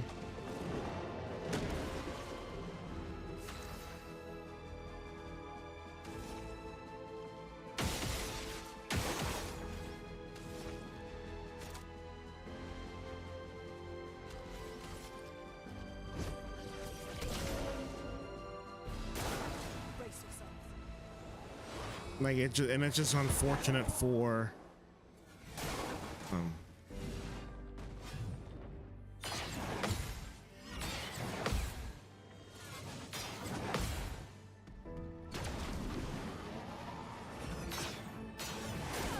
that's a weird gradient block. Such a weird gradient block.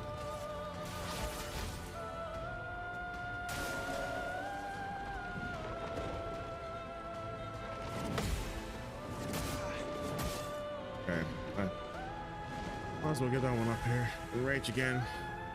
We went here with 2-piece.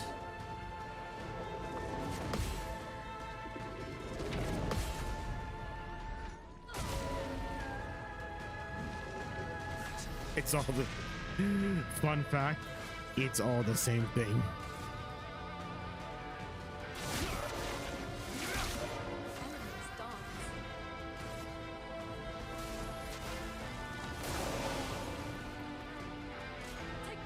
It's literally all the same thing. I swear it is.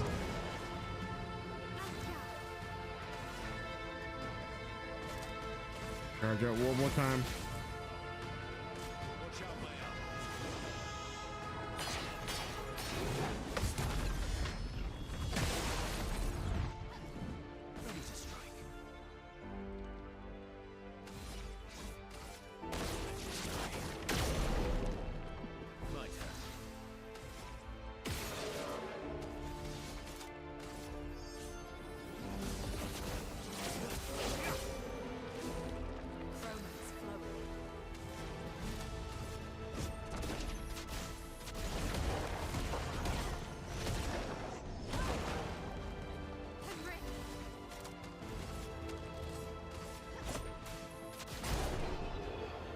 It's the same thing. It's just branded differently. It's just levels to it. It's like, hey, do I just want to beat you with weapons, or do I just want to beat you with good stuff? Weakness gain 1 AP. Okay. You know, do I want to beat you with weapons? Do I want to beat you with weapons in a cage? Do I want to be in a cage to beat your ass? Do I want to be in a cage with a hood on top so no one can get out and I can beat your ass? So like it's levels to. Useful. It's fucked.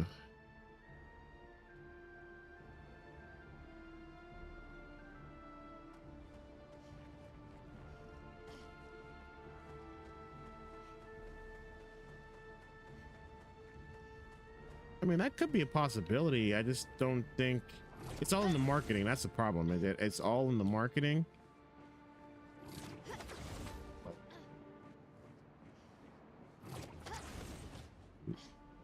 Expedition 70 made it here. Hell yeah.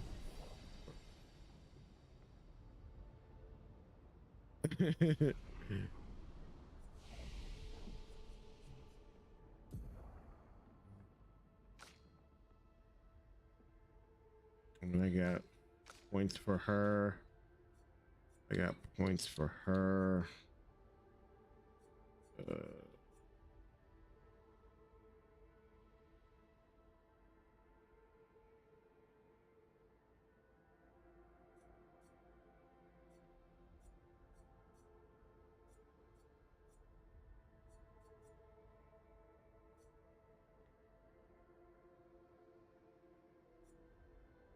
Okay.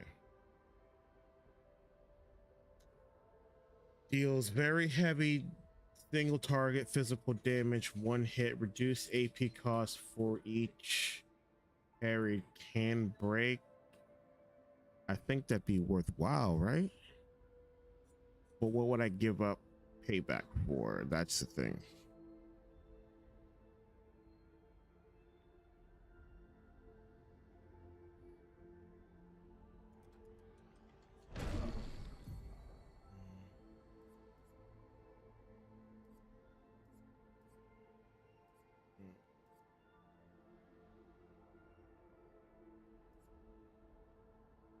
Actually, you know what?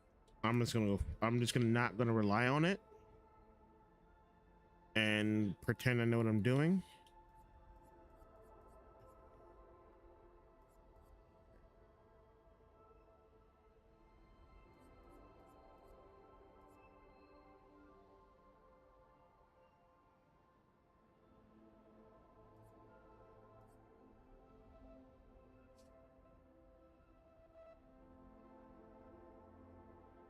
I'm not gonna rely on the crutch, and I'm just gonna be very offensive with her, and I could still get into my bullshit with her because I know how to get to virtuoso force, virtuoso state. So I'm gonna go full send and not fucking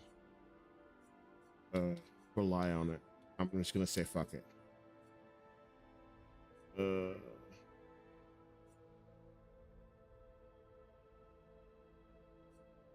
Have that, right? Storm.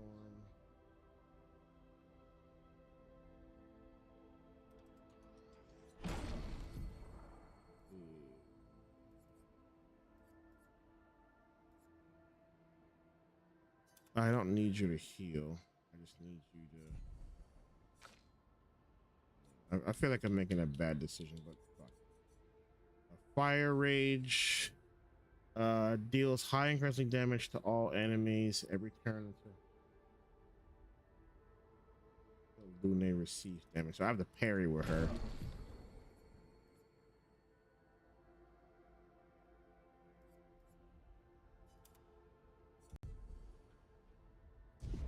Never know.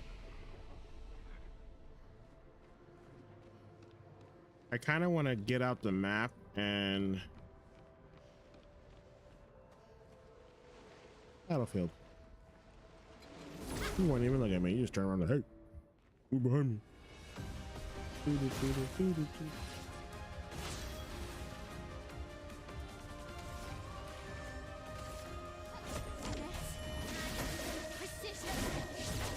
That's here.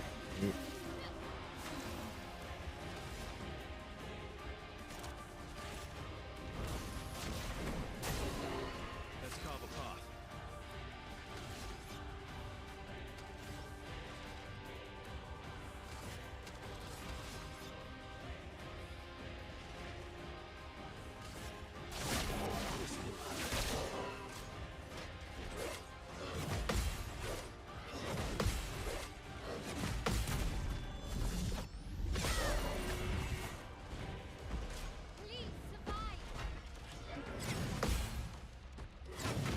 On that one, it broke.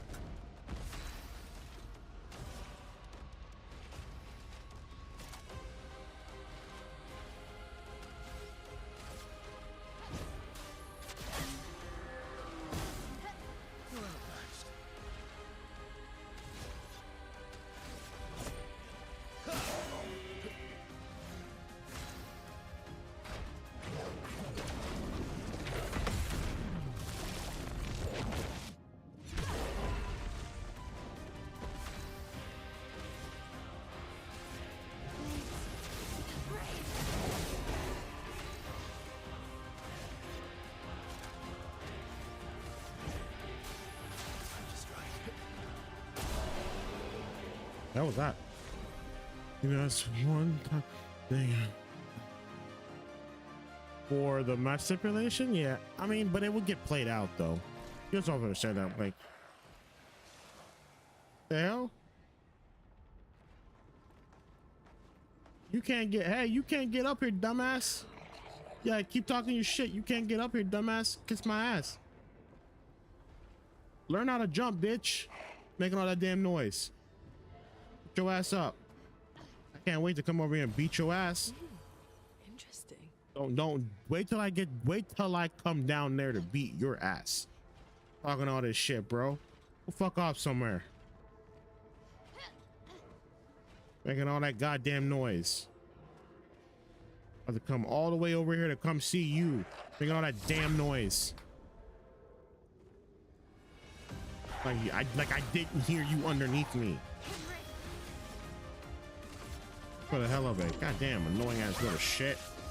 Damn, two hitting ass hoe.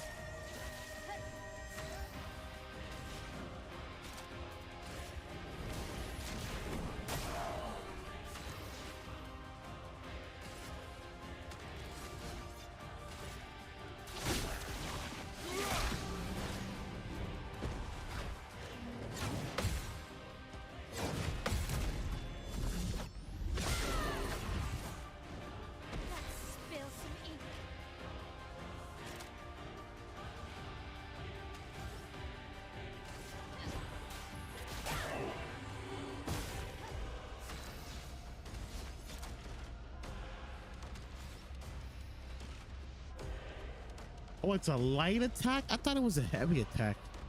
No, I'm talking about the game. What? It sounded like I was talking about my kids. It wasn't. I'm talking about the game.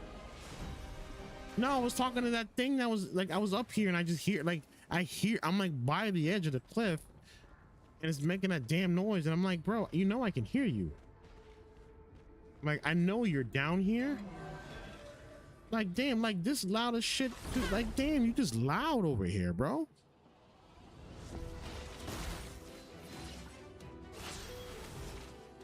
That's not. Actually, I would talk to my cat like that because there are days where I just don't be fucking with MJ like that.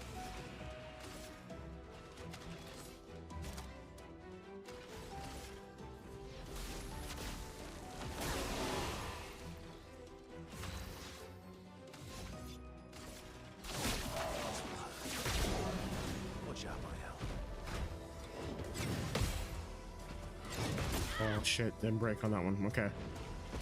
I'm ready.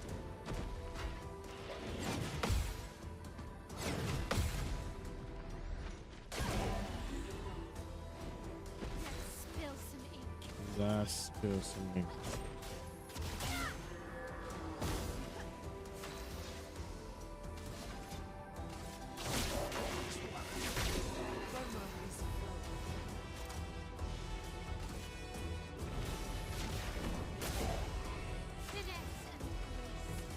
Ass and great.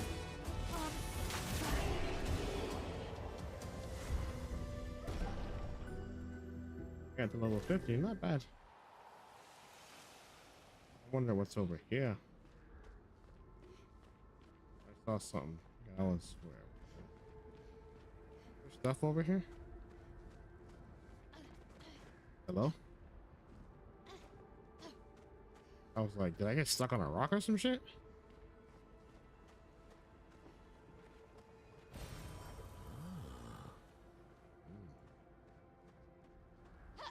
Okay. Let's switch off. I'm gonna do get the couple together. We gotta heal. You gotta get Sael and Verso together, the lovely couple.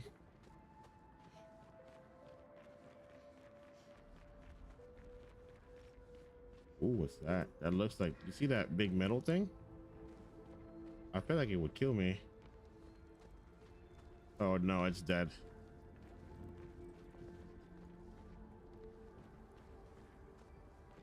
Yeah, it's dead. He dead. Damn. Look at all this carnage.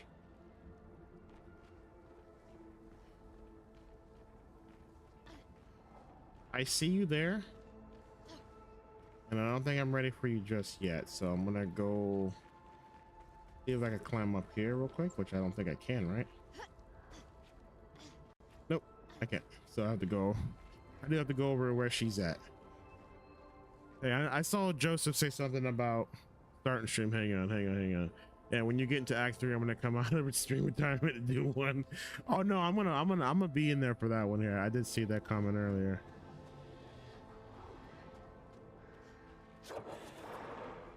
I hear you.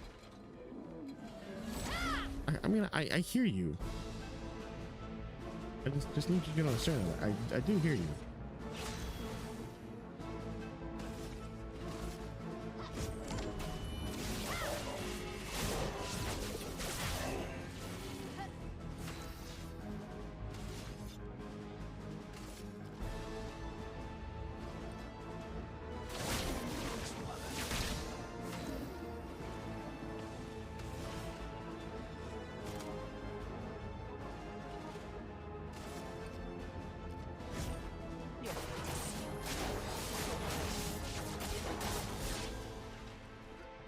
Eyes up, eyes out.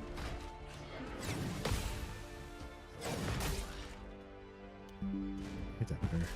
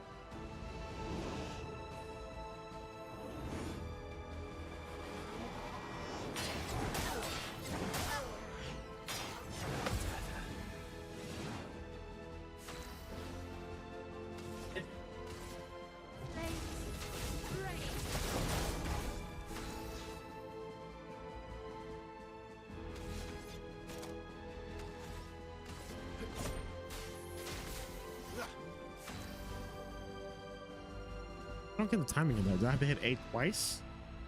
But I do have to hit A twice on that one. Okay.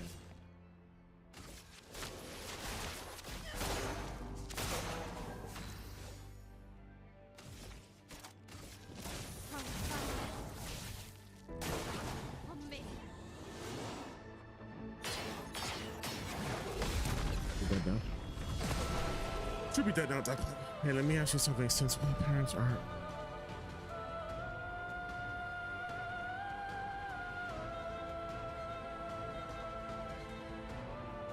Oh no, she is the gentle parenting parent. I am not by any means. I will be super open and honest about that. But I have learned to peel back on and attempt to do more gentle parenting. So, but no, my wife is, by all means, out of the two of us, she is the better parent. She is the better parent. So I am not gonna lie on that one.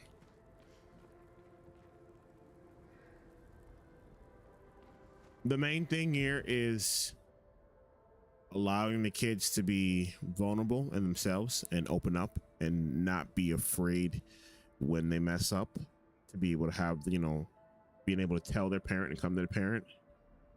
So she's very gentle in that aspect where, like, you know, she is the kid's diary, she is the kid's confidant. So like that's where she excels better at than I am. So that's what makes her a better parent than me, and I'm gonna completely say that in full honesty. So, you know, I may get one side, you know, if like my daughter opens up to me, or if like my kids come to me about something, like the 17-year-old will come to me about some things about what she wants, and you know, my advice to her comes from, hey, you know, make the smart decision versus just doing it just to do it. So, but no, my wife is clearly like 1A, and like I'm 2C, which I'm working on trying to be, you know, the softer parent myself. but also like there are just some things that I do, you know, have a hard stance on. And it's all based on upbringing as well too. Like, you know, like because of different upbringing, like I tell my kids all the time, I'm like, you know, like kind of be fortunate that like you didn't get like a fraction of the ass whoopings that I got as a kid. And don't get me wrong, like I deserve them, but also at the same time, some of them weren't justified because it came from a place where, you know, my parents themselves were trying to figure out how to be adults. So I, you know, even though it did leave a traumatic scar on me, I can't hold that against them. What's this? So like, and the main thing here is just ending generational, like in a generational pain, because I've heard the stories about my mother's upbringing. I've listened to kind of what she had to deal with. My father, not so much. I've heard a little bit of what like my father had to deal with through like my mother, because my mother and my father dated when they were really like when they were young. His little grin. Yeah, when this is real. So proud of his latest creation. But at least those memories remain. What hurts more are the memories unmade. The conversations we'll never have. Yeah. The time we'll never spend. I want rage to consume me. Anything to fill the hollow. But rage won't come. And Answer it. I just float in an endless nothingness. The person I cannot be around is Alicia. Her pain is a broken mirror. The shards reflecting back tenfold, and every moment with her the cuts deepen and I feel myself unraveling. I know what he'll say. But this is the first time I've felt any surcease. For a few moments a day, my heart beats again.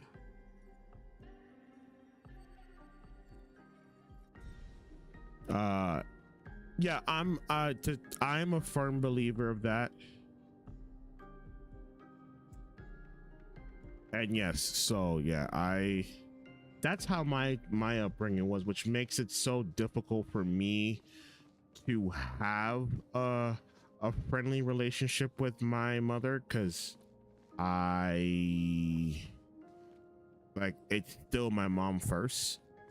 Like, so get this, like my mom's on social media, she follows my accounts, mine is maybe Twitch and maybe YouTube, but I still get lectured about profanity.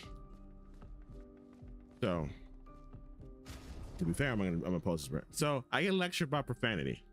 So, and I've always gotten lectured about profanity. That's nothing new. About stupid annoying. I'm gonna pull it up here real quick. So, but also I'm an asshole too. So like, and sorry mom if you happen to be lurking or see this here, but I understood the fact that like my mom, you know, never liked me cursing, doesn't like me cursing, because it's, you know, she feels like because of how she's raised, it just shows your lack of intelligence, because there are other words in the English language that you can use to kind of put out your thoughts like that and kind of a clear message. So I get where she's coming from, so I'm not saying she's wrong and justifying in the way that she feels, but I knew that and I decided to be a troll. Man, is this it?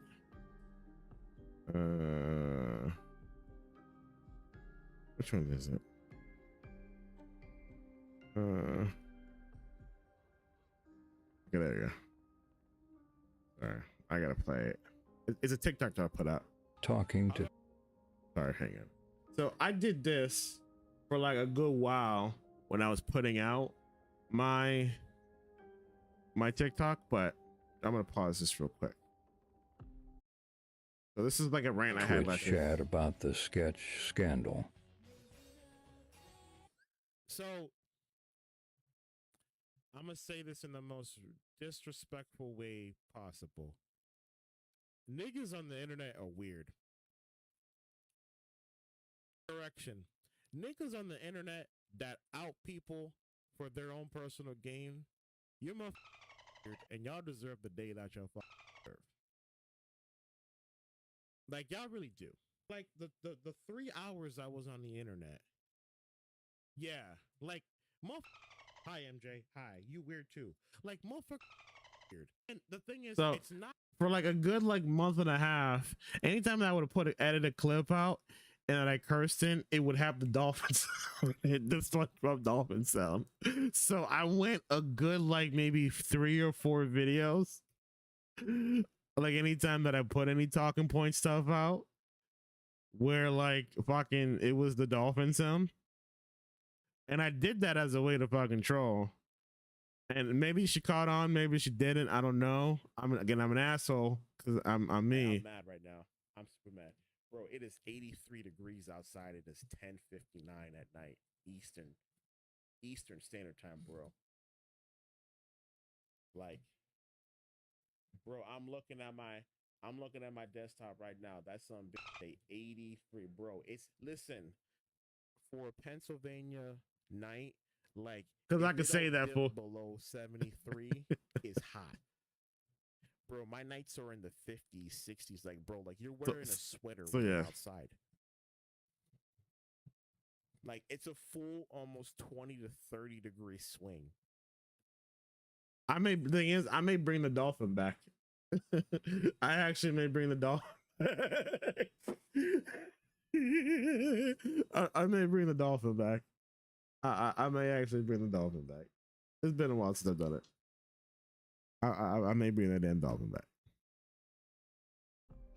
But, and it's funny because I told my coworker about that. I told my coworker about that. She's like, "You're an asshole." I'm like, "I know. I'm fully aware." Okay, can I get downstairs? Oh, there's a door. Okay. Okay, so we're opening doors in the manor. I love it. That door is now open. I hate that dolphin too, but again, it's the fact that like I understand why I'm doing it. And again, sorry mom if you're lurking in the background or see this, but you know, it's just like that's the upbringing. And then like, if you want to be, you know, personally honest, like I find it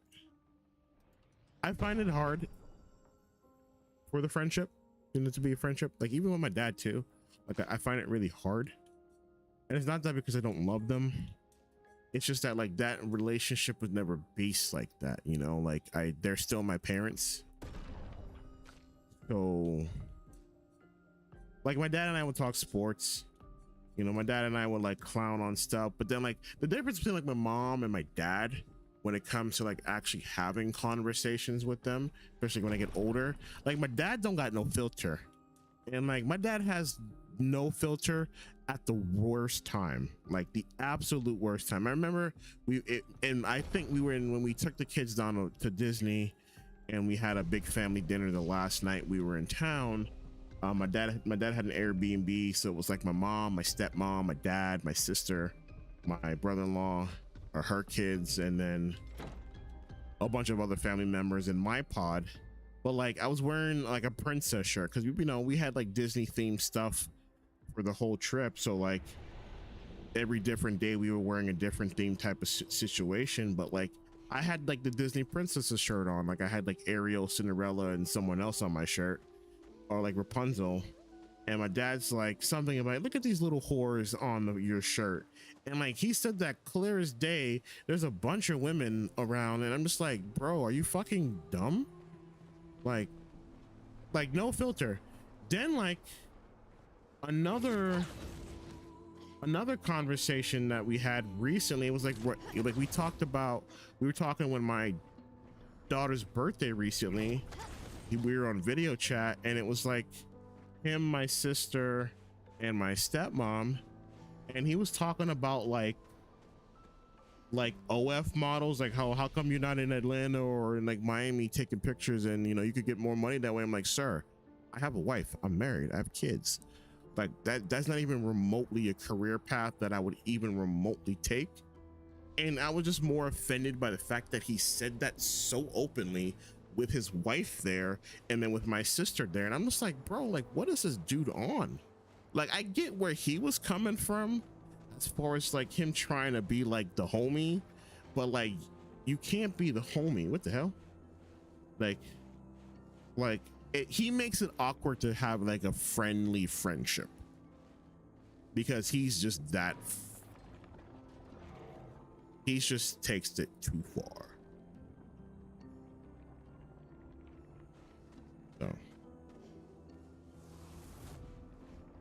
So We're inside her mind. These are memories.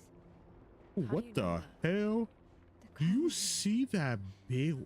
I can read it. What is that? Do I fight this? Okay, I'm like, do I fight this? I do fight this. I've never seen that before. That's new. Let's carve a path. That is new.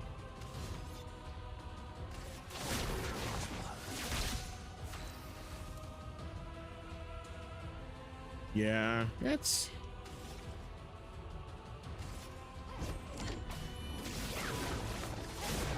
unfortunately my dad is trying, and one thing that I do want to say here is like it was estranged a bit because of like when my parents initially divorced.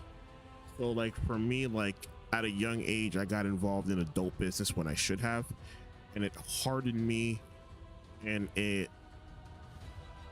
made me mature faster than I should, which is why I feel like the older I get now, I'm trying to preserve my inner kid. So there are moments where like the best way that I can describe it, like it's like Kingdom Hearts. There's like a scene when Roxas returns back to Sora in Kingdom Hearts 2, and it's right after they leave Twilight Town, and Sora is interacting with Hayner, you know, the gang, the Twilight gang, and like before Sora leaves, Sora like just randomly just cries a single tear, and it catches him off guard because it's not his internal reaction, it's Roxas's internal reaction, because Roxas's memories are embedded in him, and Roxas has this core connection with the Twilight Trio. So like the fact that he's leaving makes him, it's hurting him, it's upsetting him. So like I find myself in moments like that where like there's something that happens that triggers like an event or something in my inner child where like I just let loose. And it's not because like I'm thinking about it, it's because my inner child's like, hey, like we overcame that, or hey, we thought this was going to be the worst and it's not, and now we're here.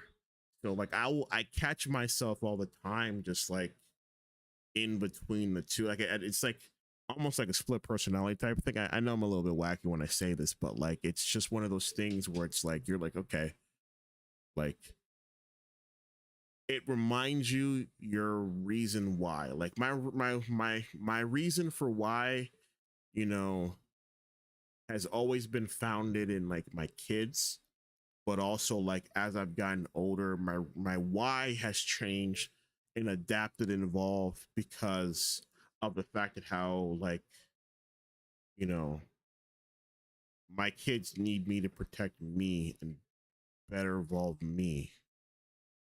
So that way, like maybe at some point, like I don't feel that way, you know, they don't feel that way, which again, it's hard because, you know, I'm not the perfect parent. I'm not the best parent. I I've never been the best parent out of the two. I've never been. I do want to openly admit that. Yeah, I've had so many things that cost me. Yeah, and it's hard, to adapt. And my mother, I've said this many times before on stream. Like my mother, you know, when my youngest sister, one of my sisters, graduated high school, you know, she tried to apologize for everything, and like, you know, I didn't want to get mad. I couldn't get mad because like it's so far back, like it's done type shit. But also like, you know, I also told myself that like I'm not going to get to a point where like I'm going to let her break my inner child anymore, because it's on me to protect them now. You know, she had that opportunity, she did her best with it. Now it's on me. Like it's not on my wife, it's not on anyone else, it's on me to protect them first and foremost. So like I think the last time that my mom and I had a serious conversation, and it involved like a three-way call between like me, my sisters, and her about, you know, her upbringing. And, you know, it felt, you know, like it wasn't centered around me, it was centered around my younger sister, but it turned back to me, and it turned back into a point where I was like, you know what, like the inner me kind of knew it was like, after all the years of trying to figure out, maybe was it me, am I the bad egg? And then when the truth finally came out, like it shattered me, but I felt a little bit of closure, and I was able, you know, I told my mom, because, you know, my mom said what she had to say initially in the group. You know, my sister was crying, both my sisters were crying. You know, we got off, she called me, and she's like, "Are you good?" And I'm like, "You want to be honest with you? No, I'm not good." And I feel justified in why I'm not good, but what I'm not going to do here is I'm not going to fight with you, because I'm done. Like I'm done with that part, you know. You know, I have my own life here. I'm, you know, almost 12, 13 years removed from moving from Florida. Like you're not part of my nucleus, but I need you to understand that because my nucleus needs to have that relationship with you, with my father, like you need to be there for them. You know, I don't need, you know, like I need you when my kids say, "Hey, can I speak to Nana?"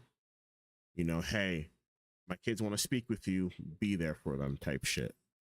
You know, like I need you to build that gap and bridge that gap between the two of them, because I didn't get that opportunity with me and my grandmother, because you and her were at odds end. And because you and her were at odds end and didn't resolve your shit before she passed away, it kind of fucked up how I longed and nourished for a relationship with a grandparent, which is why I feel like I latch on to a lot of older people just as like, you know, a way of closure, of getting that comfort. Like I love older people. I love being around older people and nourishing older people.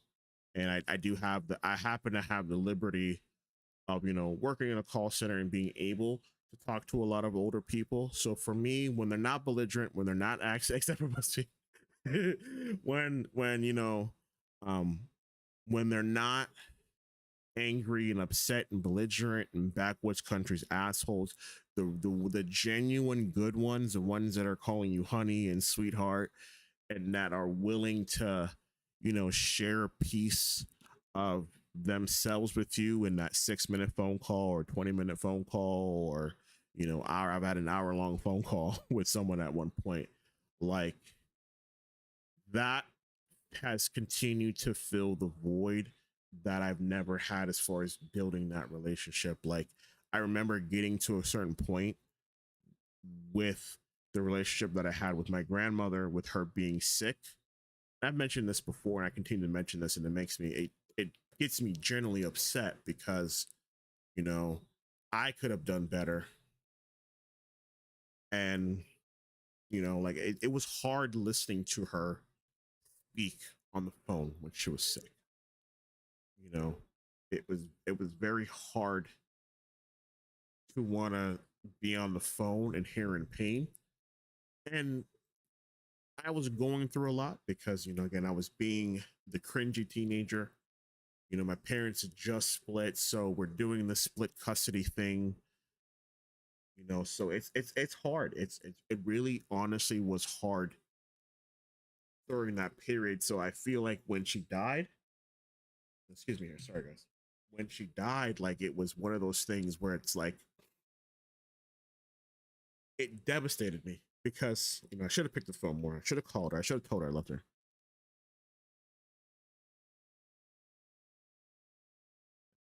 So.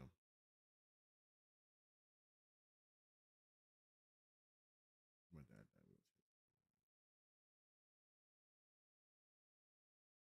died. And sometimes like family won't get it, and that's fine. And you don't have to justify that. That's what I appreciate about you. Thank you. Thank you.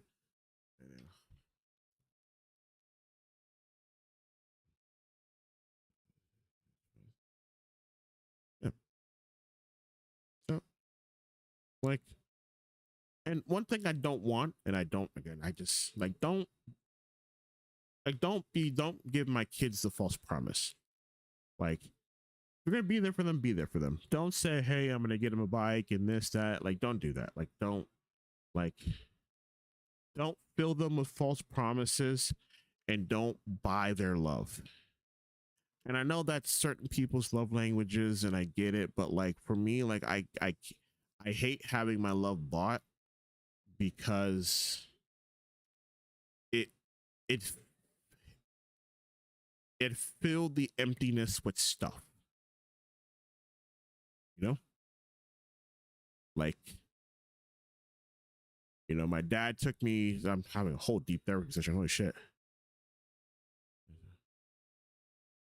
Yeah. He chose that, then oh, yeah.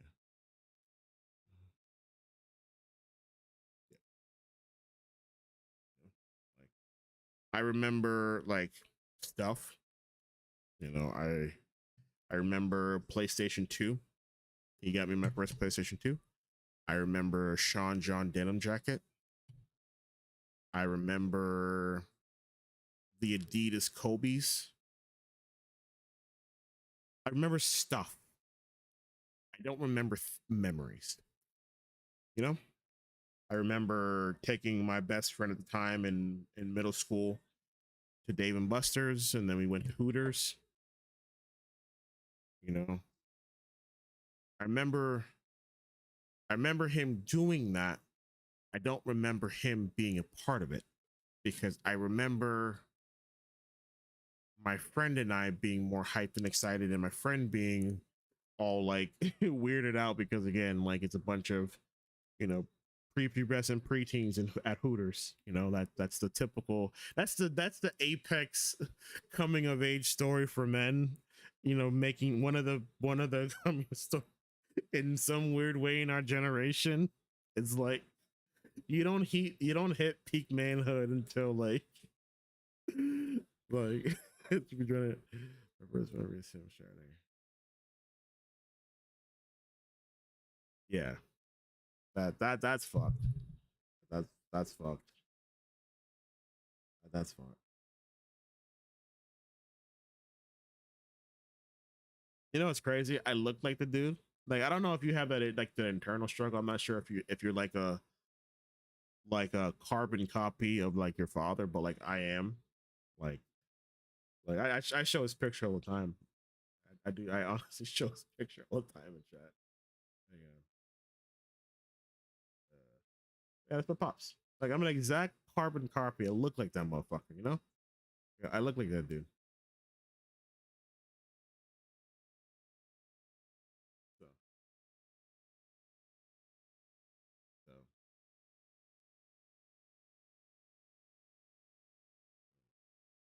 So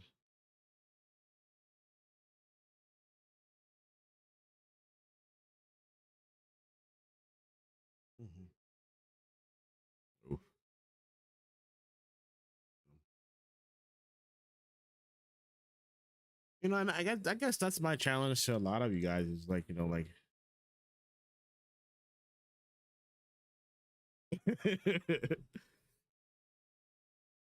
well, listen, you have to grow a beard, sir. I've seen what you look like. I actually seen what you look like here, Meek, and the fact that you don't have facial hair bothers me. Like it absolutely bothers me. To no end, it bothers me. And then you have the weird like, hey, you better figure out a fucking way, sir. You better figure out a way, sir. I don't want to fucking hear it. You better figure that shit out, sir. Because your facial structure cannot support you not being able to grow facial hair and go bald, sir.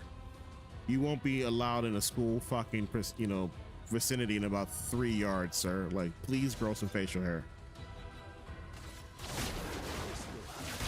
Did I go again? No, I went with Mael, sorry.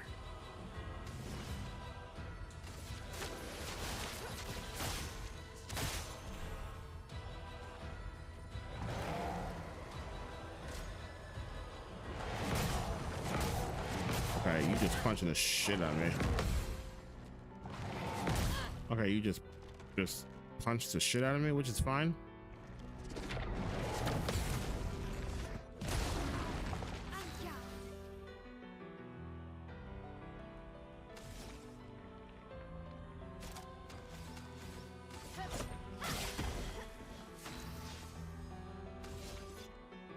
Okay, just on us.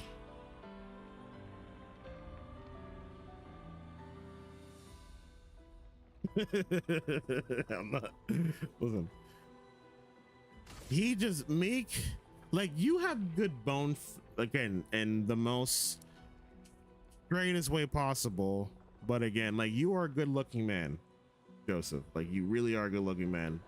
So like, I mean, for like, if I could mature and age into your body, minus being the short part, like your dead bod is perfect. Like you are just like as like what I aspire to like grow into.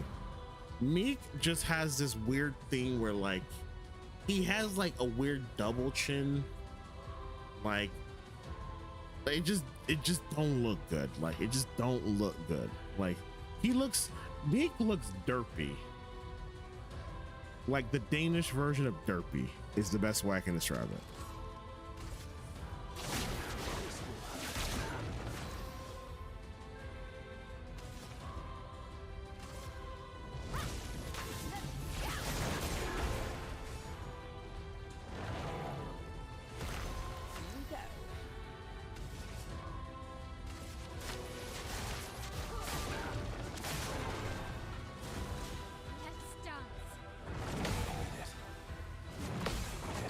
All right, see that second hand.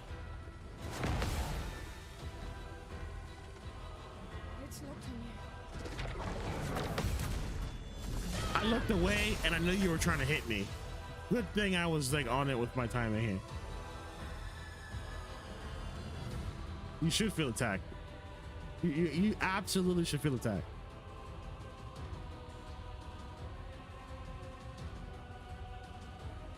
I can only imagine. Listen, I saw the picture of you guys when you guys went out for the date night you had when you put on the suit, and they're like, you guys look amazing in that photo. I just want to say that respectfully.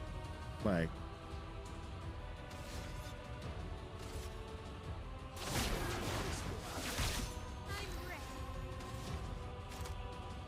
ah, damn it! I killed it anyway.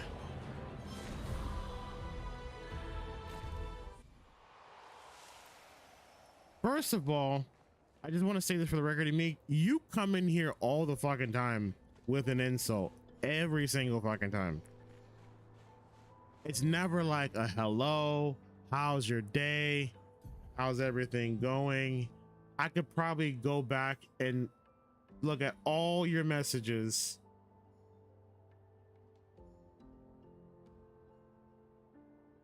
Hang on. And maybe we just go back to today before you got timed out. Hey, what was it, 9:53 p.m. Look at this dumbass looking fool. That was the introduction today. Hey, what was yesterday's introduction? Look at this dumb goon. That was same time yesterday, 9:53, like back-to-back consecutive 9:53s. That's just your witching hour. Then the last time he came in here, hang on a second. Look at this dumbass looking motherfucker. That was 9:58. 9:58. Wait, I don't know how to read military time. Time out. That was 7:58. So time out. I started the stream a little bit early. Yo, what's up, Brad? How you doing, man? Then let's see the stream before that. Well, why the hell you live when I'm working? Motherfucker can't even say hello properly. I guess it's the language barrier, the English to Danish language barrier. But like, hang on, what's the last one? We're going back. Like, I got receipts, bro. I got whole ass receipts. Let's go back. Let's go back to the last stream. Yeah, man, good. Again, I do apologize about the podcast episode. Okay. That was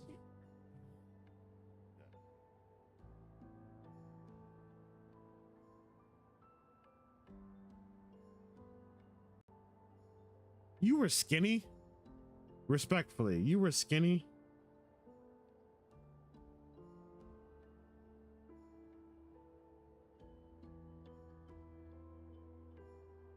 You were skinny? I just figured you were buff your whole life. When did you start doing the bodybuilding, if you don't mind me asking? That's crazy.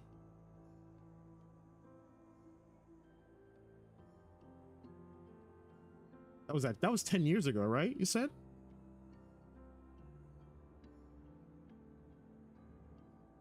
Like, oh, okay.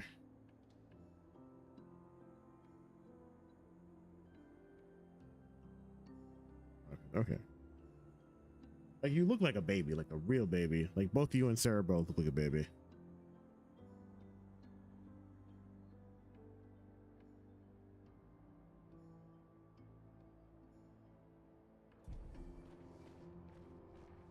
Do I go there? Wait.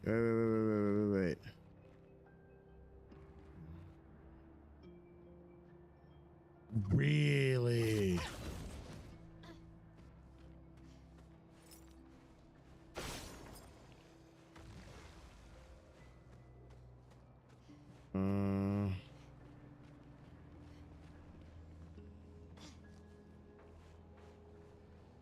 I just find hello being unless it's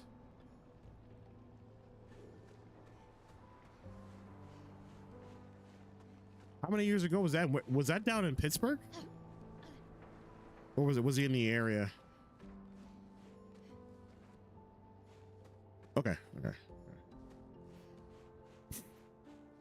I find saying hello unless it's when I walk in the door and oh, for real. Okay.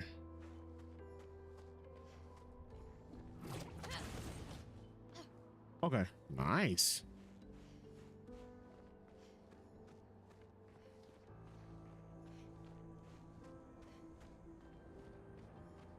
I feel like I was telling somebody in their chat a couple days ago about like Pittsburgh can be really fun and really entertaining, especially like during like the summertime, because there's so much shit that happens within like a 6 to 8 week span.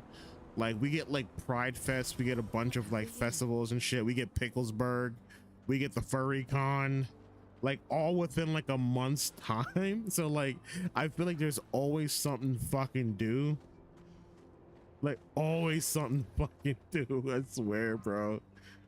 Like,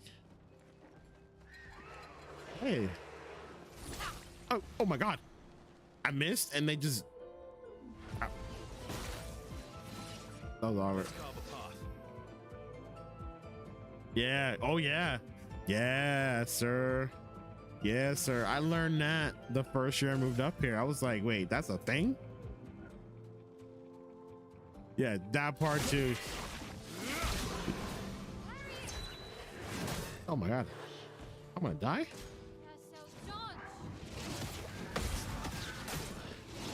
We need it. Watch out.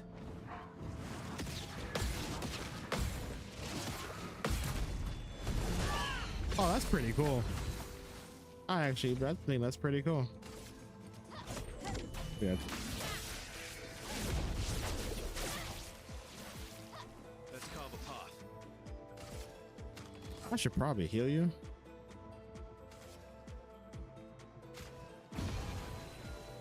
I'm waiting. Oh my god. Join me in.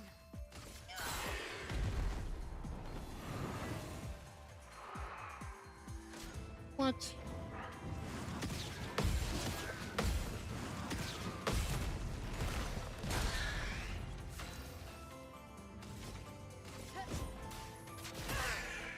Oh shit, I attacked the clone. I'm stupid. I'm stupid.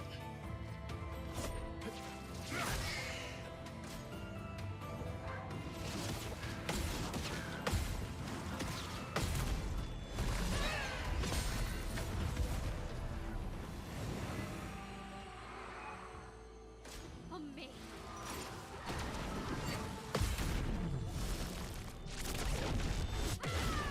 Let's shut. I tried. Oh, that thing still stayed alive. That's crazy. Okay. Guess what? I knew you were going to absorb it, but I didn't give a fuck because it's going to set me up for what I need to do fucking next.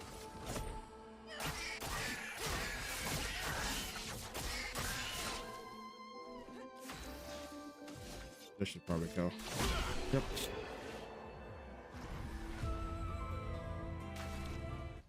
There's some times where like the parry points are just like I get it, and there's some times where like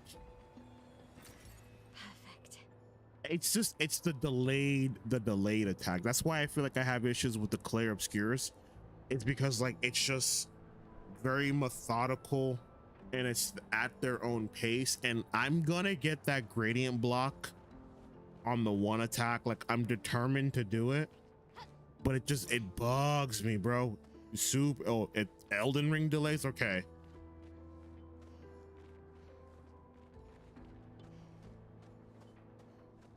Yeah, what you got against furries here, Meek? Listen, I have the utmost respect for furries because, again, a majority of them work in IT, and I can't talk shit about that because I'm gonna need some shit fixed. Hey, what the hell are you doing all the way out here? What the hell are you doing out here? Ah, tous les comme Willow, fausse équipe. Nimba? Yes.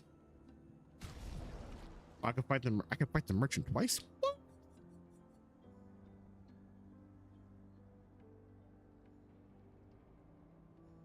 Yes.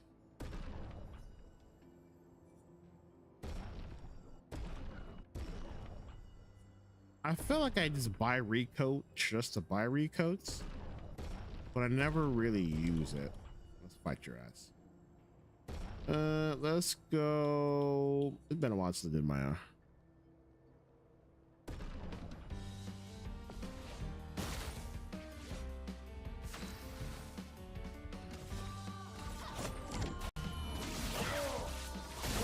okay.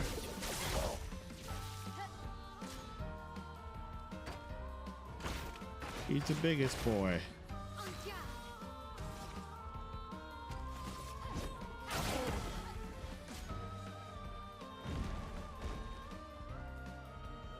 Oh, I mistimed it. I mistimed it.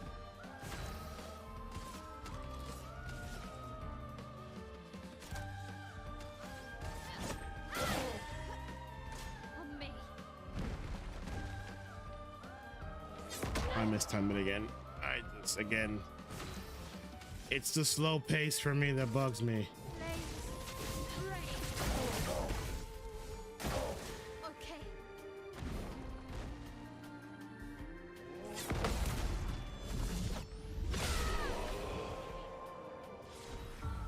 I guess regular enemies, I struggle. Again?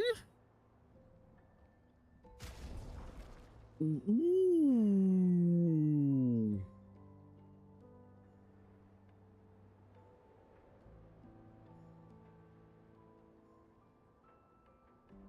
I am gonna buy it. Mamma oui là, Roselito. I'm gonna buy that. Actually, I do gotta update the. Okay, what is your best? Okay. Pickles, pickles. Where am I at?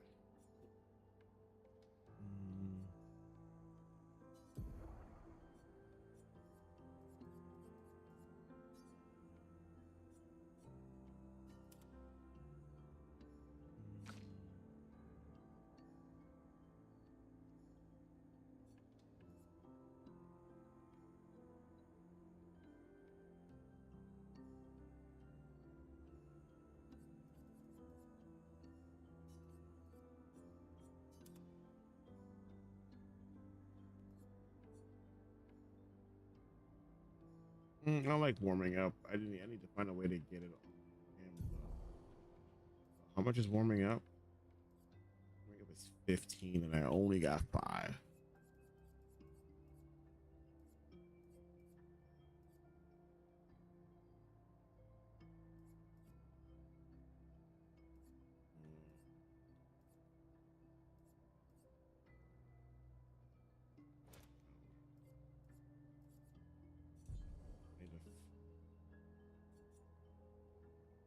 You know what? I'm getting off that. I'm getting off that.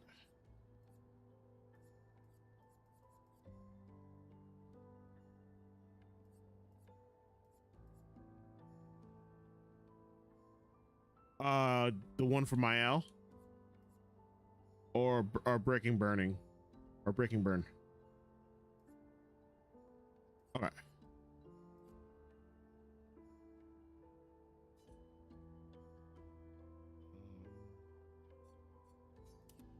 Yeah, okay.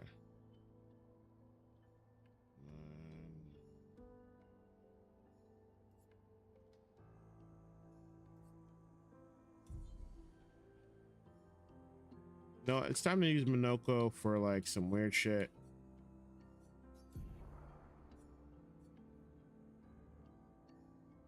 Oh, so that reverses the beast shoe. That's why I've been a little bit weird with him, is because what the hell? No wonder why I'm going back to that one.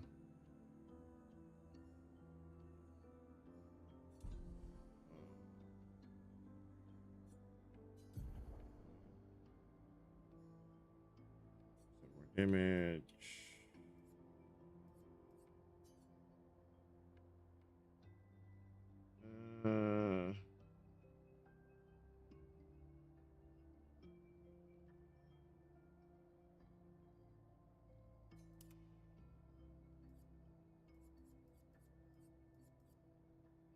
Actually, I'm gonna get freaky with it because I'm gonna need to try to do so. Where's that damn thing at again? Where are you at?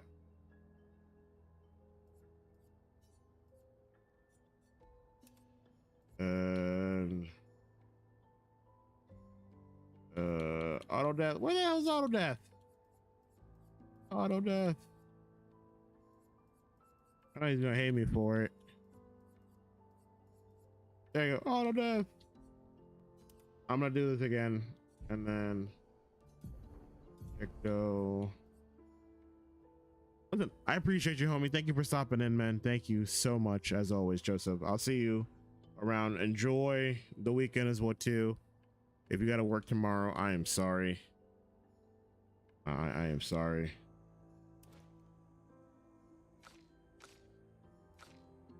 So sorry. But you get some rest, man. I appreciate you. Nice. Nice. Hopefully, you know, we don't have 17% service levels tomorrow. I mean, I don't care because I won't be there, but you know.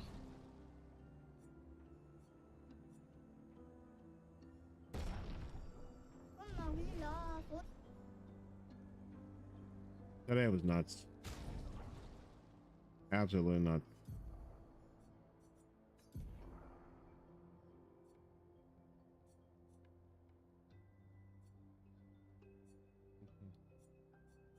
Okay, I'm gonna level that one up here next time I go to camp.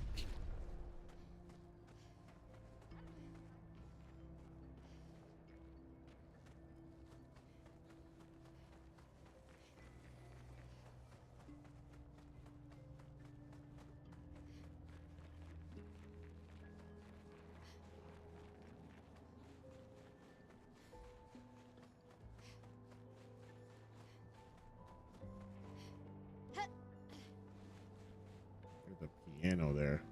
Okay. So we're gonna go here. I'm gonna, before I end shit, get off my dick. I see you guys. We're gonna get to the end of Act 2. I promise you.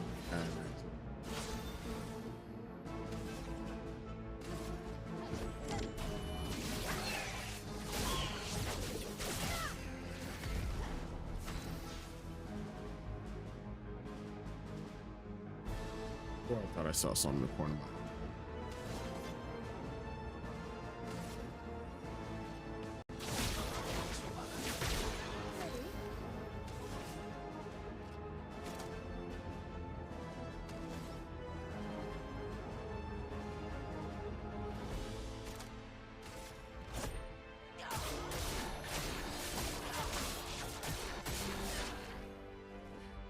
Ready to parry.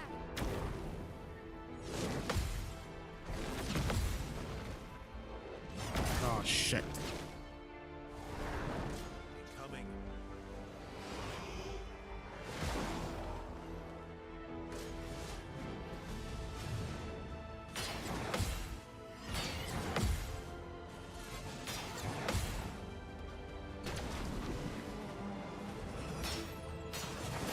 I'm gonna get that.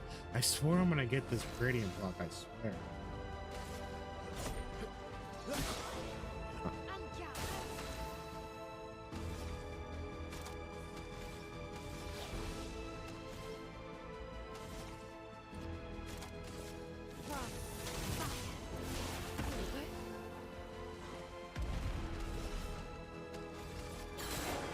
Watch out, my hell.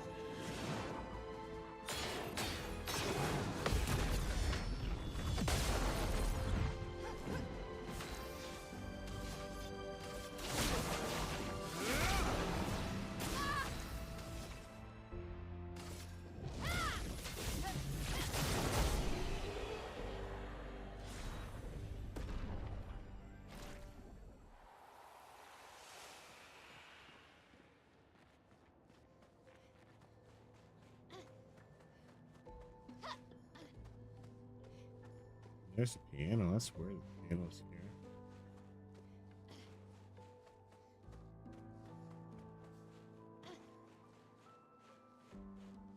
That's a very weird way to take us in and about this train station.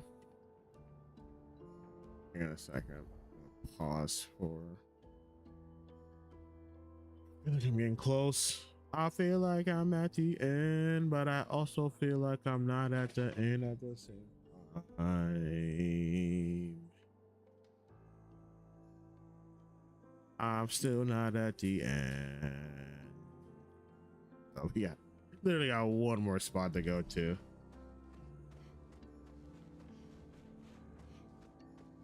Oh, there's this guy again.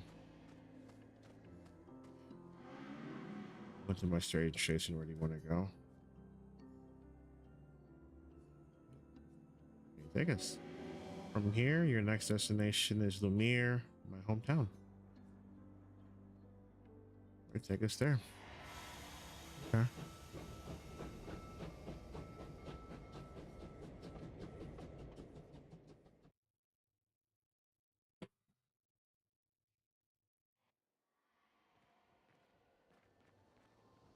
Okay, 00, the first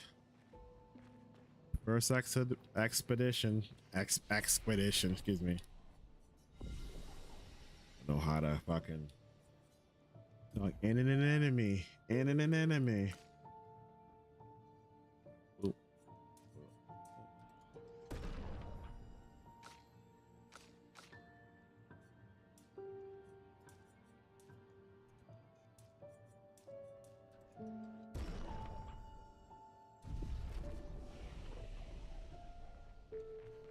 back at old Lemire.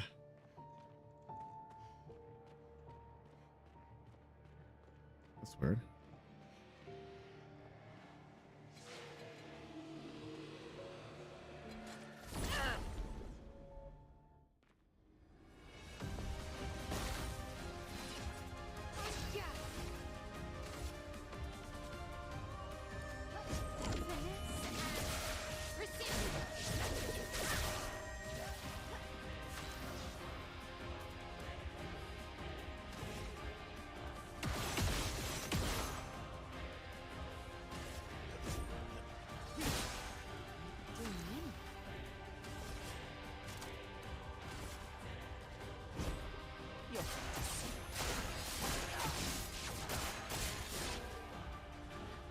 Watch out, my owl.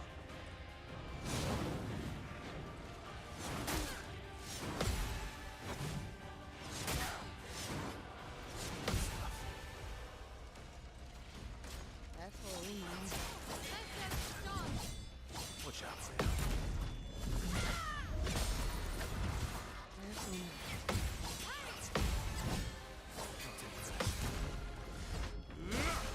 Oh, it's already going out.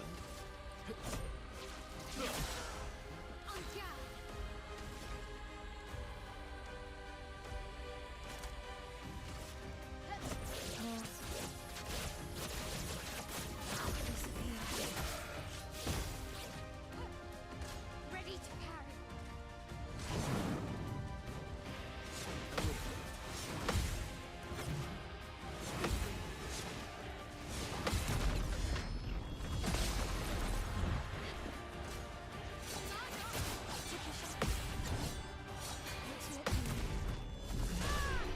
Okay, that feels good.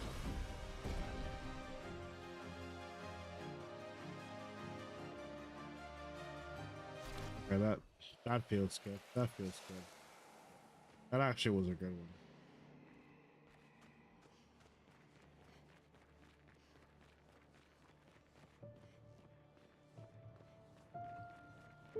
This is the fountain. What the hell you just free roaming around here like you didn't just watch me beat their ass just like a moment ago.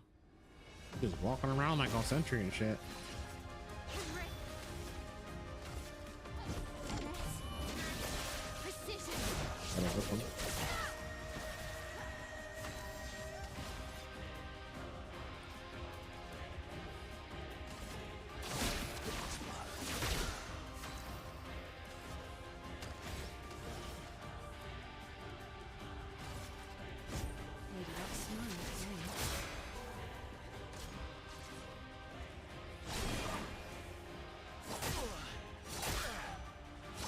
Okay, you just changed the game. You did frozen instead of fire.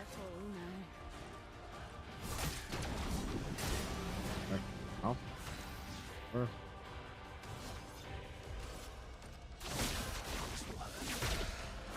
Spill some ink.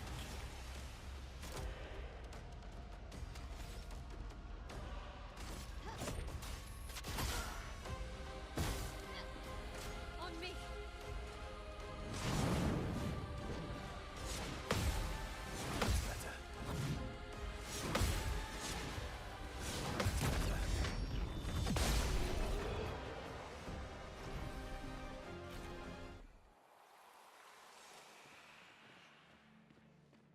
Let's see. Nothing back here.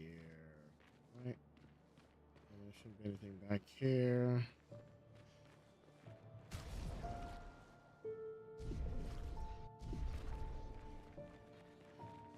Hey, who had that?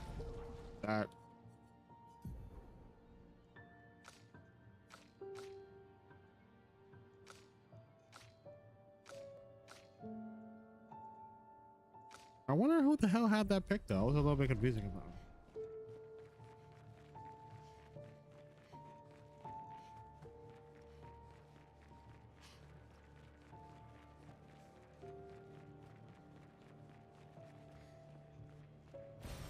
Well, that will help.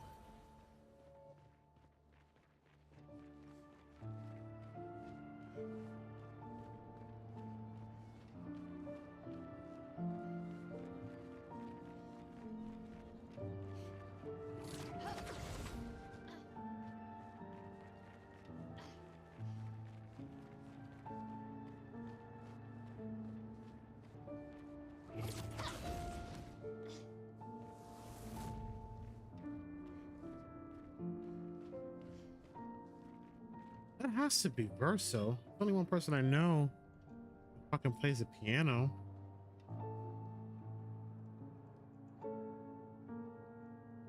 Paintress is his mom. It has to be his mom. It has to be his mom.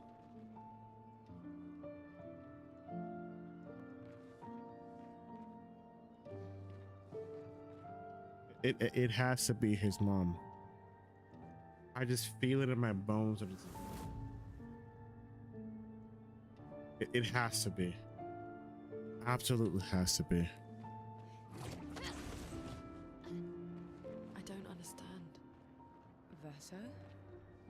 You okay? Yeah, fine. Let's keep moving. We're almost at the top. Mom. Your mom. You know it's your mom. You won't say it's your mom, but it's your mom.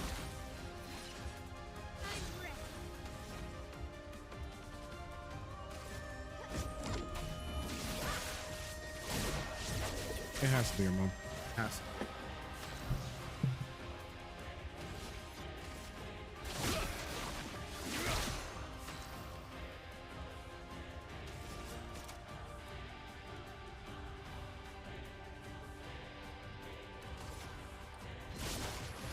Continue.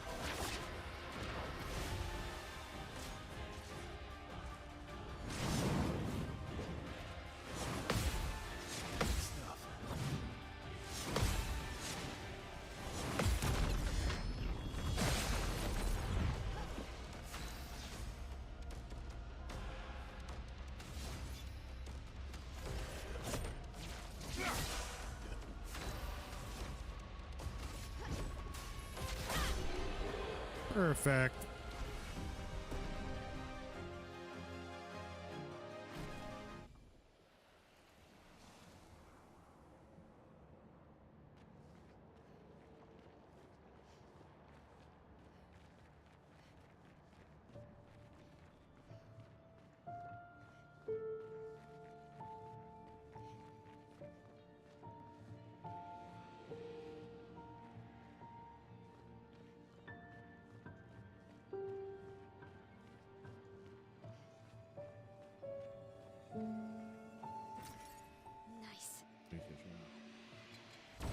You didn't see me. You didn't see me sneak behind you.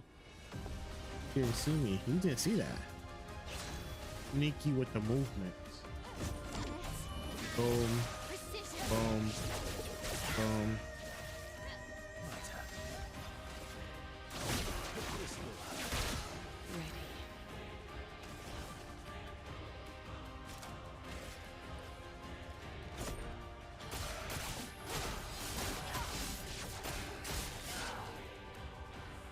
Watch out! I would have lived. I would have lived. I would have lived.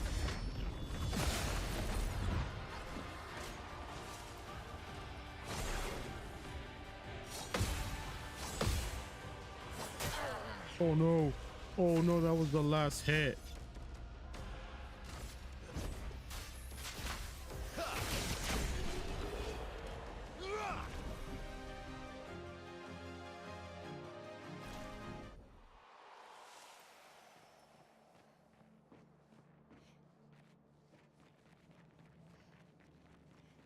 I feel like I should have gone down here.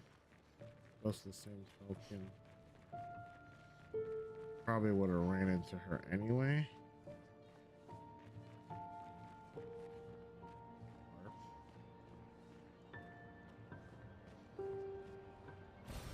Good stuff.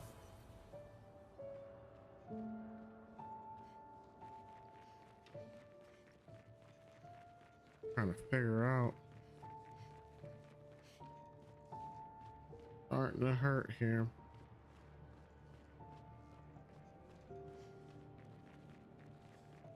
Hey, did I backtrack? Or not?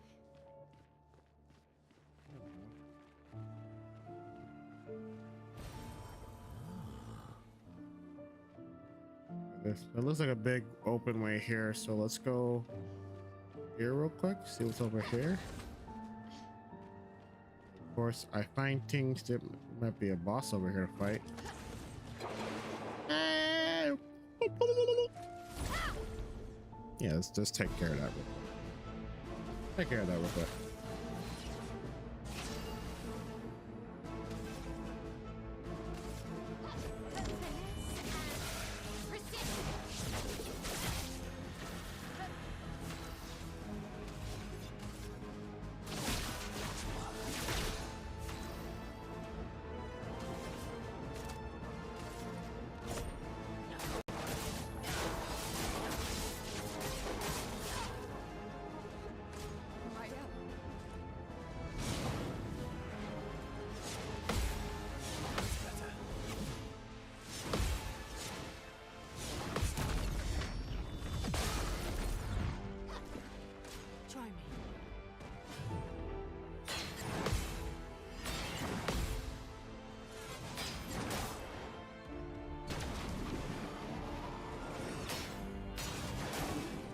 Can't figure that out.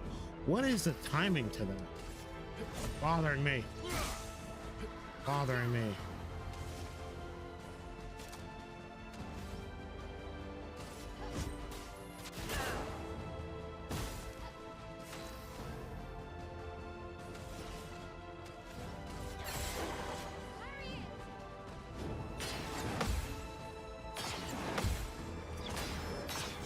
Jumped.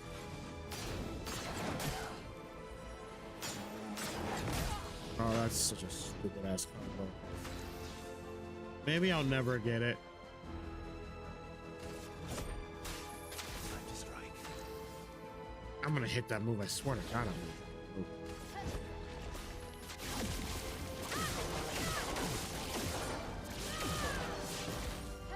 Let's spill some ink. That's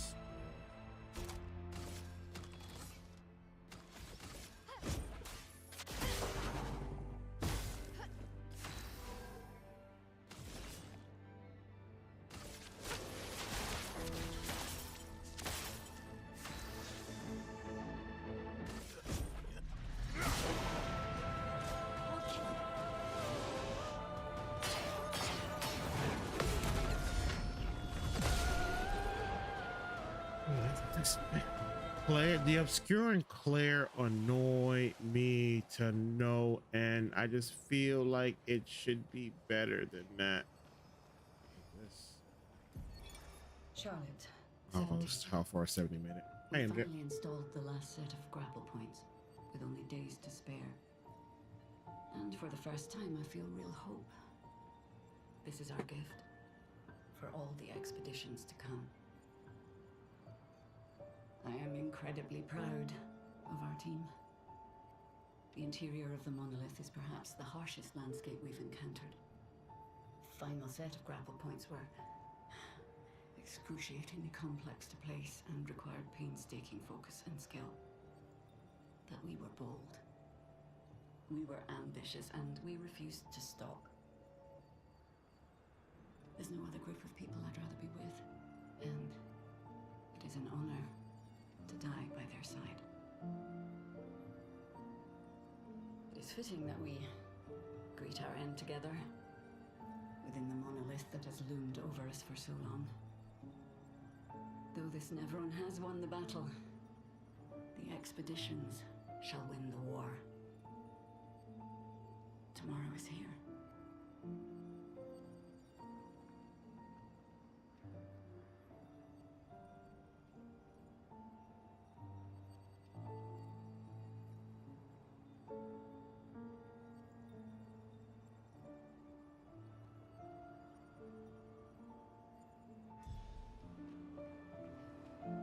thank you. Nice. Thank you for your sacrifice, 70. Yeah. Oh man. Thank you. Thank you for your sacrifice, 70. Thank you. Thank you. Actually, I was trying to get to my mixer real quick. That's why I tapped over. Hey, thank you, 70. Actually, I feel like that's a little bit too high.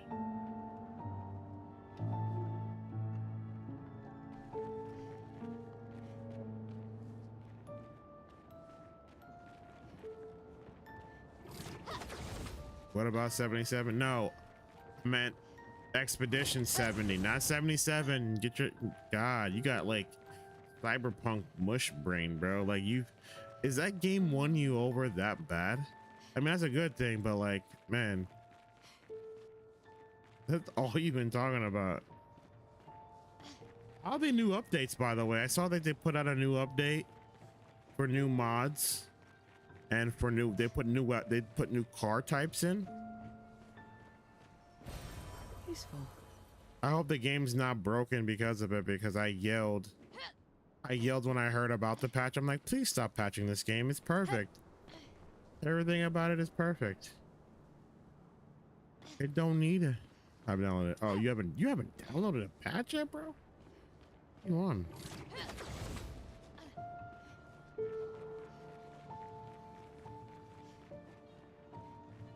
Ooh, I should probably fight the other thing first.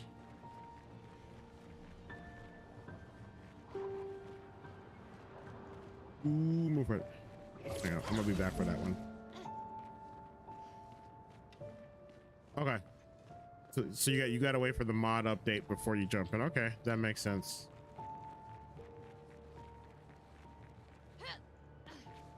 I literally yelled. I was like, stop patching it. Ah!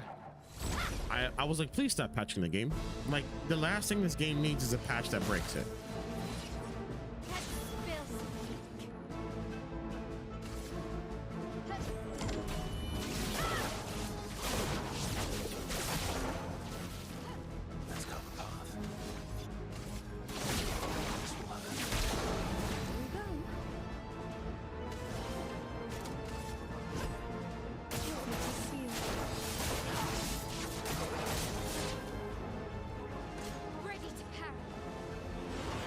Like, that's the last thing we need.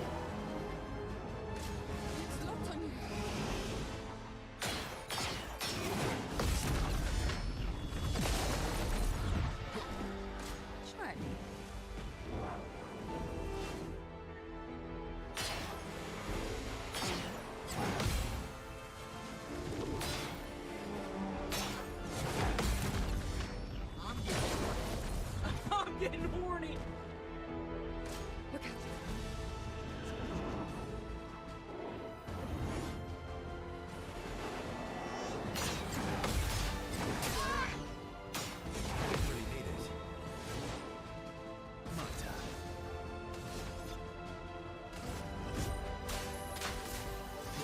Why can I not hit that? I want to hit that so bad. Just that specific.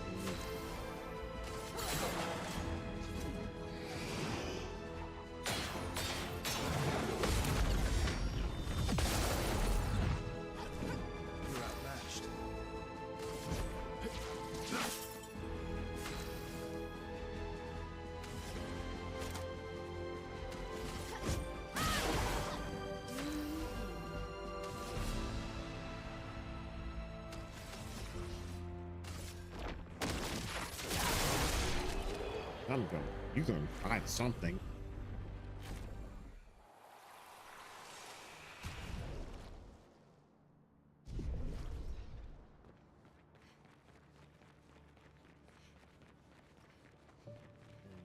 So much of Lumiere. Hey, look, it's these guys. Oh, hello.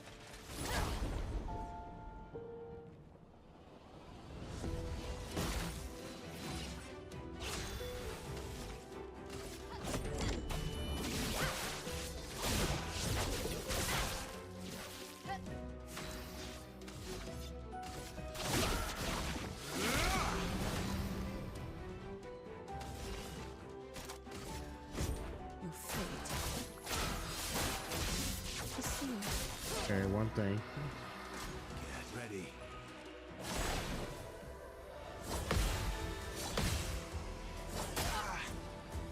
The last it got me last time. Don't mad at you.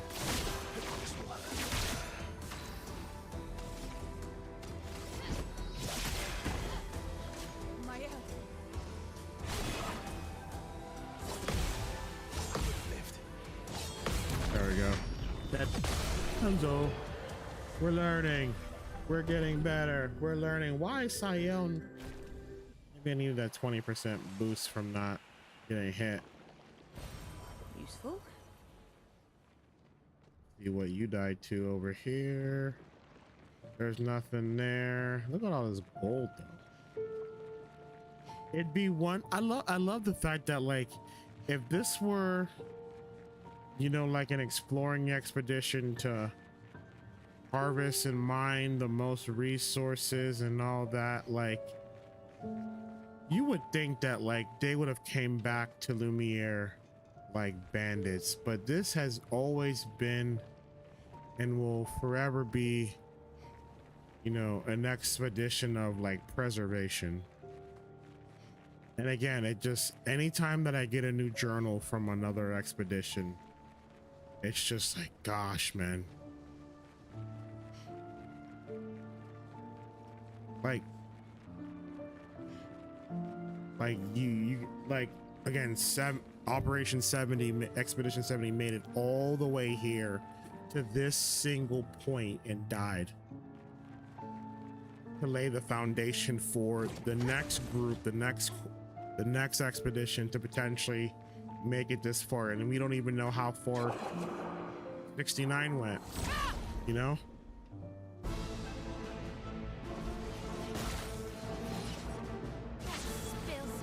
What are you?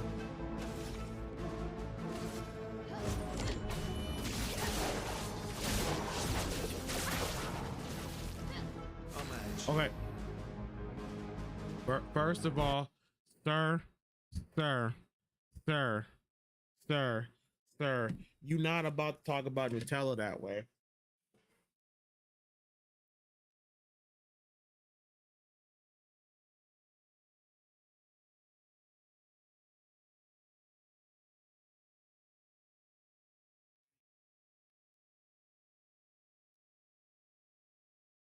I gladly paid the $12, $13 for this sumbitch in the supermarket because I know my baby likes it. So, like, I want to hear it.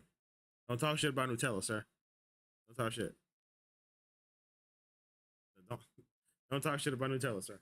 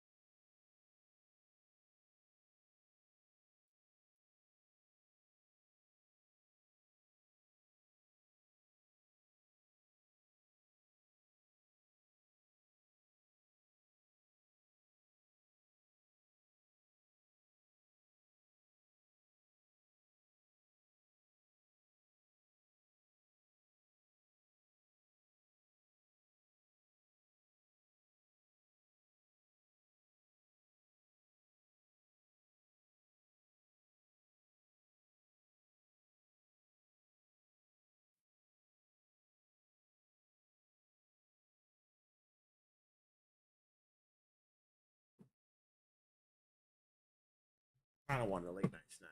So,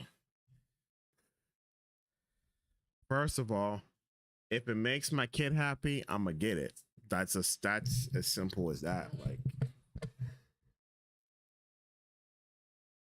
I don't give a shit if it's $14. If it makes my kid happy, I'm gonna get it. So, like, you got all you want. You may disagree with,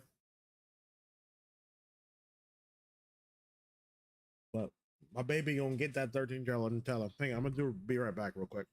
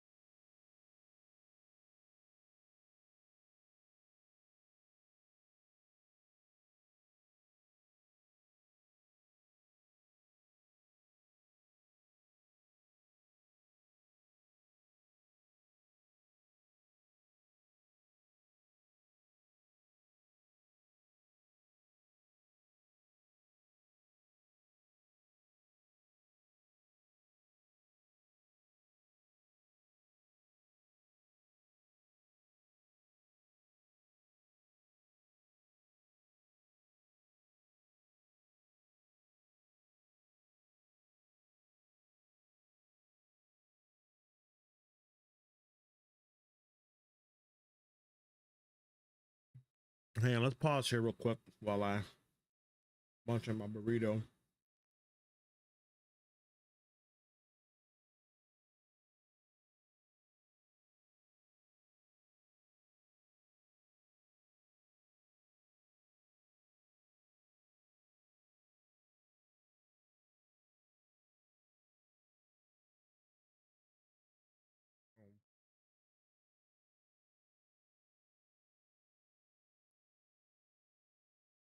Let's see what's live on the TikTok while I'm up.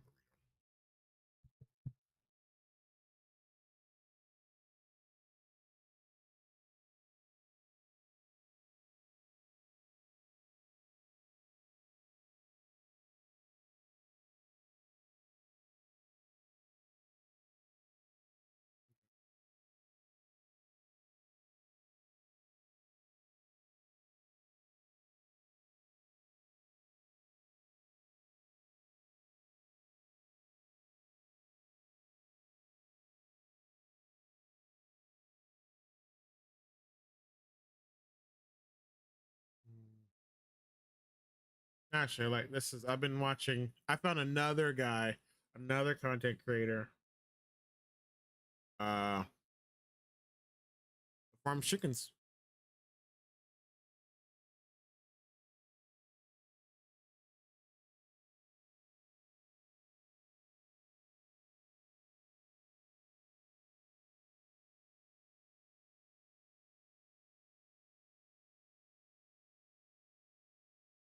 Sunshine, blue skies, and time to collect your burritos, baby. Also, it's getting a little sedity in here, so we're gonna have to move him too. ¿Cómo estás? How's everybody doing? What's up, white girl? You Ah. know you ain't supposed to be out here. Calm down. Play my damn thing.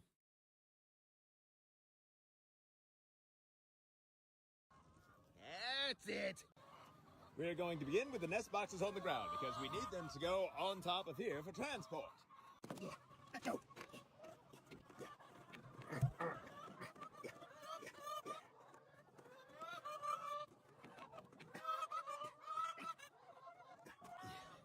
Yeah, we got ourselves a mega egg today. How's that call, wake up? Bro. No, you ain't pecking in my pants, little jackass. Out of here. All right. Listen, the world's gonna go to shit, and somebody's gonna have to learn how to fucking farm some eggs, and I want to be ready for it. Oh, you want a burrito? Yeah. Yeah. Also, this is funny. He posted a video the other day of him collecting eggs, and because like he speed ramps the clip when he's putting the eggs in, the TikTok captions translated the shit in Arabic and Russian, and he was like, "Oh shit!" Like, no, this is listen. I have to do something at work to entertain myself to not like crash out, and I find shit things to cope with, like chicken videos. Some of you wanted to know, how do they get in here to lay their eggs? Here you go. They go in through the red carpet. Yeah. This lady is very upset. Let's make sure that she's feeling fantastic. Fine, you be that way, you little jive turkey. This one's covered in its own make. Yeah.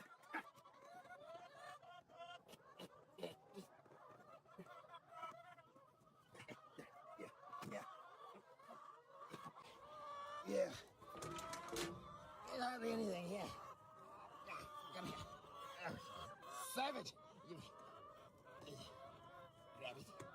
Grab this. Raise them. Yeah. Place them gently inside of here. What the? No. No. No. We're going to behave. We're going to conduct ourselves as ladies. Yes. Now, wait. Yeah, we're going over here to the next one. Yeah. And now, get your little butt out of the way. You see how worn down the grass is here? That's how we know it's time to move. In fact, it might be a little beyond time to move. I'd have a little weeding to do later.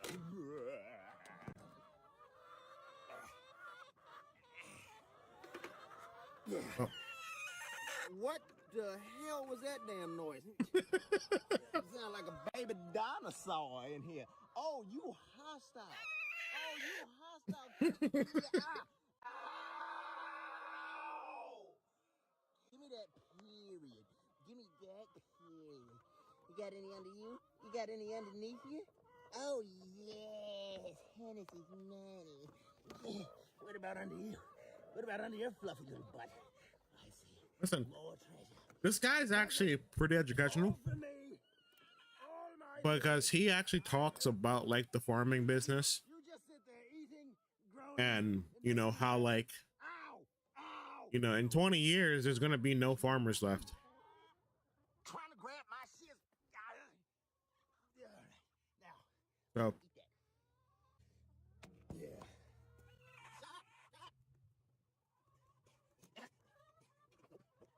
he has hens. He also has chickens too that he sells. He's located in the like the DC, Virginia, Maryland area. We're moving, and we're walking, and we're walking. All right. You excuse me. No, lucky butt. Discrimination. Oh, it's never been a harder time to be a white chicken in America. I don't say anything under. Ow! Ow! Ow! Ow! It's a very angry hen. Ow! Ow! Give me that beak. That beak. Give me. I just want to touch it. All right. Let's grab these. Stick it in there. Oh shit! Look what I've done. Now watch. Watch in horror. Yeah. Yes. Feast on his flesh. Okay. As I get back to the. I can't zoom out. Yes, that's much better. Yeah. Okay. Come here. Come here. A little egg yolk on my hand. It's quite unpleasurable. Lucky butt egg. This is fine. Good for you. Come here. I know you have a. Ow! You stabbed me with your sword face. This guy, what's a good one? Yeah. A lot of these recap videos here, like this one here, like he's actually people that go on game. I'm on vacation, but I'm never not working. The guys back at my shop just got a whole new cow in. Technically, it's a steer. Meat usually comes from steers. The cow is a female cow, and you usually don't take it from the cows unless it's a heifer that doesn't produce well, and you slaughter it at the right time. But sometimes eventually you retire a breeding cow, and that cow is going to be too old to really make a good steak, so it usually just gets turned into ground beef because it don't really matter because ground beef. Since these are steaks, that's going to be a steer. It's a young steer, about 2 years old, maybe a little less. Anyway, if you go to our website at www.blackbirdcoop.com, you can place an order to get you some of them steaks and whatnot off that fresh, not cow that we just got in. We ship anywhere in Virginia, DC, and Maryland. And if you live in the Baltimore area, DC area, Richmond area, Charlottesville area, Fredericksburg area, we deliver with our vans directly to you at a very reasonable cost. And there's also chicken and eggs and pork and pet treats and junk and stuff. So make sure you get you some of that too. Hey everybody. So as it goes, I'm on vacation, but I'm never. Hi, my name's Chris, and I'm a farmer who used to do farmers markets until they drove me insane. Story number 1. The last straw. There was a farmer's market about 2.5 hours away from my farm that I had to be set up at by 8 o'clock. Which means I had to arrive by 7:30. Which means I had to leave my house by 5. Which meant I needed to start packing up my van and my truck to get to the farmer's market at 4, which means I had to do chores at about 2:30 to 3 o'clock in the morning to feed thousands of animals on pasture by moonlight and the headlights of my truck. One day, I finished setting up my stall at around 8 o'clock in the morning. Around 8:03 in the morning, somebody comes marching up to my stall with intention. And in her hands is one of my signature hot pink egg cartons. She puts the cartons down on the table in front of me. She does not say good morning, how are you, hi, what's happening. She says, these eggs are not pasture raised. And I say, oh God, I know what's coming next. Well, I don't say that. I say, man, what seems to be the problem? Why don't you think they're pasture raised? Because they absolutely are. The yolks aren't orange enough. Now, inside my head, there's a dialogue happening. I know you ain't bring your HOA president looking ass over here to tell me that I'm a liar, that I'm not raising my children. Like goofy butt can't see the grass stains on my boots and on my kneecaps for me doing chores by headlight at 3 o'clock this morning, so you can come over here and call me a liar. Barbecue that. But I did not say that because I didn't get where I am in life by picking fights with somebody giving call the cops energy over $5. So I gave her her damn money back and decided I was never, ever going to do farmers markets ever again. And I haven't, and I've never been happier. The moral of the story, kids, is that egg yolks don't tell you a daggone thing about how hens are raised. Follow me for more horror stories of being a first-generation farmer. So yeah, this figure kind of blows people away when they hear it. The median age of farmers right now in the United States is just over 58. So half of farmers in the United States are less than 2 years away from 60. Which means that in 20 years, those people are going to be almost 80. They are obviously going to be retired or worse. Now, a lot of people will hear this and they'll start to freak out because they think, oh, there's going to be nobody to grow food, and so food isn't going to be grown. That's not the thing we should worry about, because that's not what's going to happen. Now, the thing that's important to understand here is what's driving the increasing age of farmers. It's not heirs who don't appreciate anything. It's not people not wanting to do the work. It's automation. Automation is what's causing the average farmer to get older and older, because farmers are able to, number one, do more with less, and number two, they're able to just work longer into their lives because farming no longer breaks their bodies like it might have back in the day. So when you hear Secretary Rawlins talking about, just by way of example, solving the issue with mass deportations with automation, she's not joking. She's not delusional. Automation has always been both the cause and the effect of depopulation when it comes to rural America and agriculture. So not only is automation what's driving up the farmer's age, but this is also going to be, for them, the solution to farmers aging out and their heirs not getting involved, because automation has already made the environment hostile to heirs taking over farms. Now, it may be tempting to say that that's basically hogwash, and if farmers could have automated what they're doing right now, they would have automated it already, but again, that's not how it works. Every single part of what makes agriculture work, from genetics to biotech companies to industrial, so like manufacturing machines and mechanical engineering, like all of that is going to be oriented in a massive thrust, and is oriented now in a massive thrust to automate anything that can be automated. And the scary thing is that most things in agriculture can be automated as long as you're willing to sacrifice the environment. And I don't just mean the natural environment, I'm also referring to the business environment, especially around things like seeds. So to try to keep this as simple as possible, there's two big things that happen as automation and technology creep more and more into agriculture. The first thing is that genetic diversity of the plants that we use that form the foundation of agriculture, the genetic diversity chokes. It becomes more narrow. There's going to be fewer species out there. Why does genetic diversity matter? Well, when you have a food supply that is composed of fewer and fewer species of plants, then any pathogen that affects one of those genetic variants is going to affect more and more of the food supply. And the second thing is, and it's related to that, those species become proprietary, which means they're not owned by everybody. They're owned by multinational biotech companies. They don't belong to the commons anymore. They're going to become proprietary, i.e. patented, because these biotech companies are going to dump hundreds of millions of dollars into developing strains and characteristics of plants that are able to be automated, whether it's with harvesting, cultivation, whatever. You know, like they're going to need to develop a strawberry plant where all the berries grow 6 inches from the ground so they can be mechanically harvested instead of using immigrants. It's going to cost a lot of money to develop those genetics, and once they are developed, those genetics are going to belong to that biotech company. You're not going to be able to have it unless you pay the price. So as, for example, that strawberry harvest becomes more automated, it's going to become cheaper in the grocery stores and on the wholesale market. As it gets cheaper in the grocery stores and on the wholesale market, they're going to get more and more market share, which means more people, more farmers are going to be planting more of that proprietary seed. As more of that proprietary seed is grown, less of the heirloom or the traditional varieties are going to be planted, and they're just going to kind of fade into obscurity. So So as that happens, the food supply restricts to fewer and fewer varieties of things that we can eat, and they are owned by people whose sole responsibility is to their shareholders. Bottom line, the issue is not that farmers are getting super old and that they're going to disappear and we're all going to starve to death in a generation. No, it's that the advancing median age of farmers is an indication that automation is winning, and automation is going to have two really big consequences: a food supply that is more vulnerable to pathogens and to corporate takeovers. Now, don't call it a TED Talk, because TED Talks are just Joe Rogan for liberals. So yeah, this figure kind of blows people away with. It'd be something I consider if it. You fucking hoe. You're a hoe. But no, in all actuality here, you know, like I would, I guess the hunter gatherer in me, as far as like, you know, going down to like a primal state, like I would love to be able to,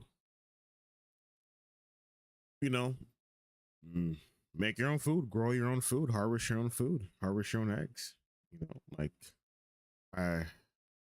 you know, I think the first year I moved up here, when we first rented our home, we had a little, you know, like a little vegetable garden. Like I enjoy things like that, because you get a self of accomplishment. And obviously when you grow stuff, you know, and you have an overabundance of stuff, it allows you to then spread the wealth. So it's not just as simple as, hey, like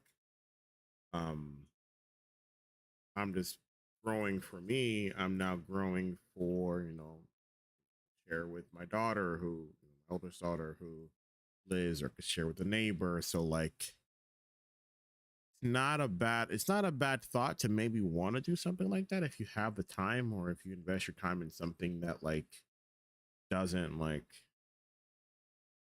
because I say that because, like, you know, my intention, if I'm ever able to make it to a reasonable retirement age, is to go back to the Virgin Islands and transition peacefully. But I also have to understand here that I would have to make opportunities for myself after retiring to want to be there. So that involves, you know,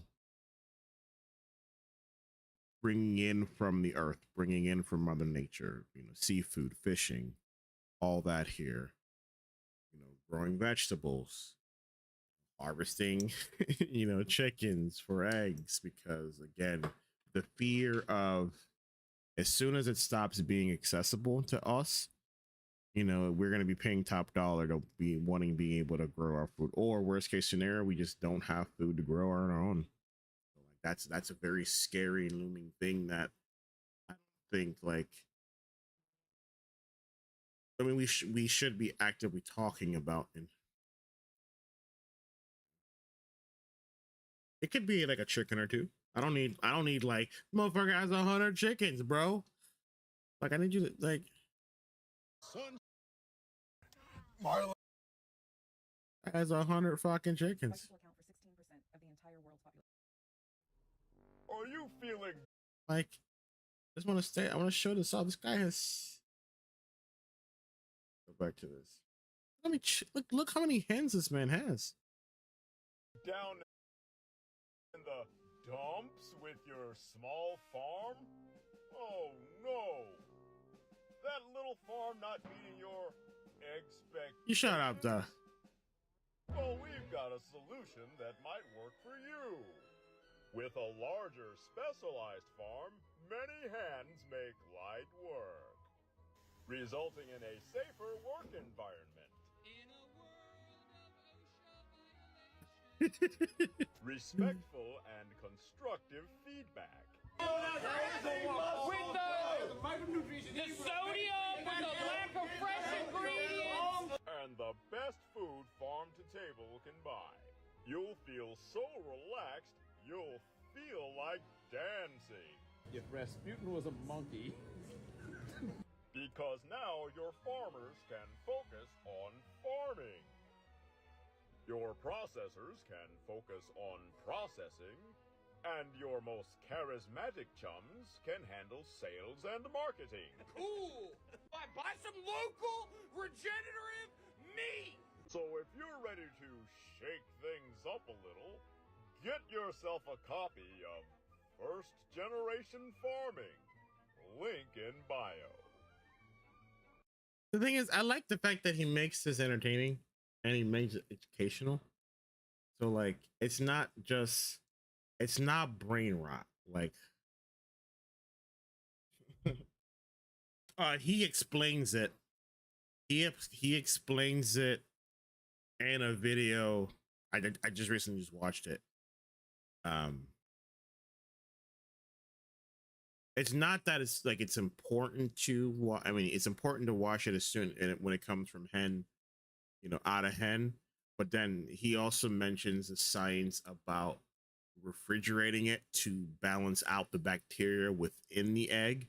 So, I believe refrigeration, washing it and also refrigerating it is what helps from having the bacteria morph into something that, may cause something, harmful to the body, but also where the hen drops the egg at is the same area where it also poops as well too. So that's one thing that you have to be mindful of, is going from hen directly to eating eggs. So it's, for me, like, it's also, that needs something to be talked about. I think he addresses it because of someone European mentions it as well too, and he goes, damn, I gotta find the video.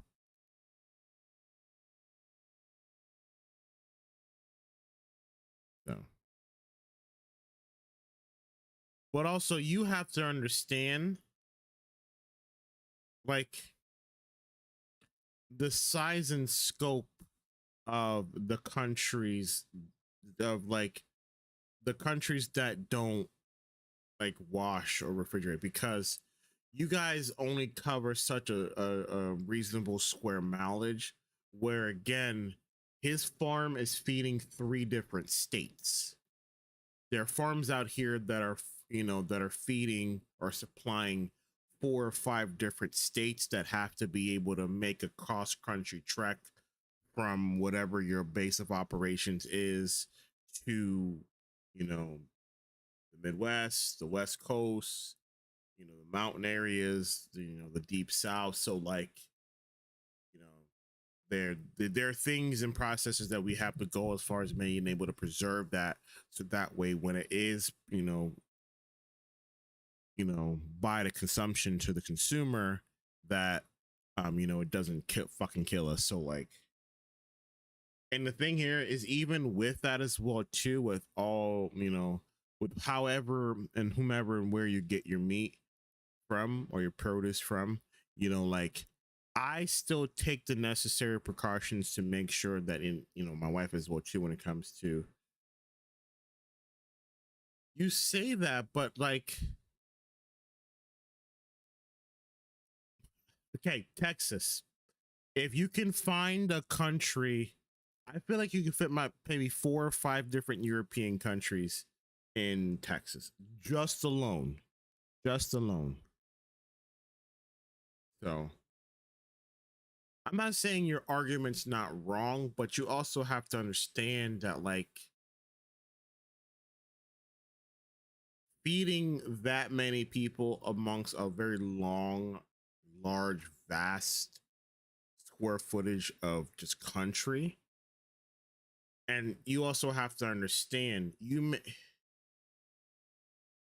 have to also understand that there are some states that, even though it may be, maybe smaller than what a normal European country is, it is fucking highly populated dense.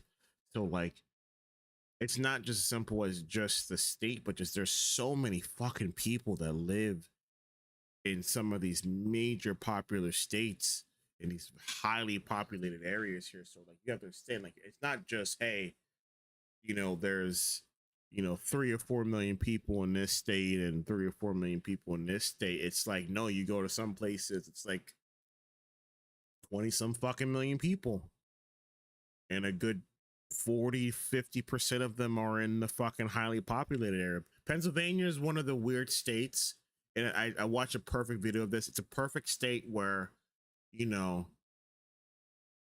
on both sides of the state, Philadelphia, like where Philadelphia is and where Pittsburgh is, on the on the east and the west coast of Pennsylvania, they're the most highly populated, dense populated areas, and yet we have in between in central Pennsylvania, it's the largest landmass in the country that's lowly populated here. It's mainly consumed by like farmland, all this hilly area. So like the fact that that hasn't spread out is just because of opportunities, just all money, revenue. It's scary out in central Pennsylvania. If you don't, it's mainly Amish in central Pennsylvania, respectfully. And also industry, the actual industry, industrial industry has a lot to do with how Pennsylvania is as far as when it comes to its citizens, because you moved where the jobs were. So you move where the factory jobs were. So you may end up on one side of the state, and then you may end up, if you had a long tenure with them, you would end up moving with that same company. I had the luxury of speaking with a guy who owns a Haitian restaurant out in Sharon, Pennsylvania. And he, again, great guy, owns his own business. He immigrated to the States around the same year my dad did from Haiti. So I'm not sure if they ever crossed paths, but he made his way from Haiti to Miami to New York. And then from New York, he ended up going west. So he ended up getting a job in industrial with the factory that he worked with. And he ended up he kept moving west because the company kept moving west. So he was able to keep his livelihood. And he only followed where the industry went.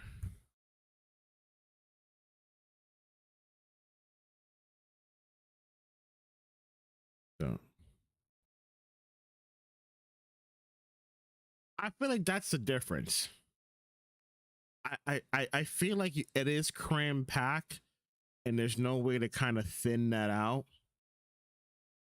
As for us, we're thinly packed, but like the opportunities in the job industry and the job market forces us to be in these highly populated areas. So like,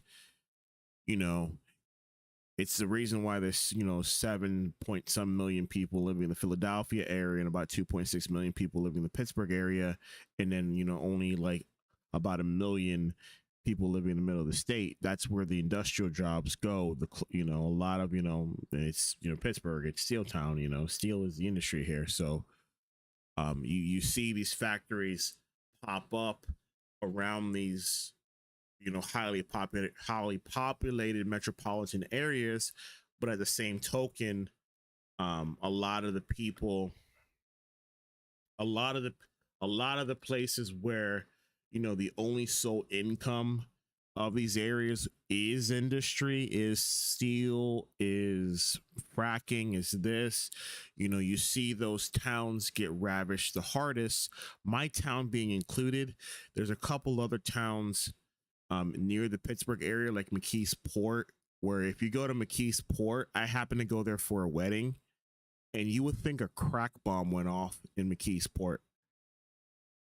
It is eerily scary how desolate that town is, with it being so close to a metropolitan town. It is scary. And I went and I shot a wedding in an East Orthodox, or a Greek Orthodox wedding. Excuse me, I'm trying to push it.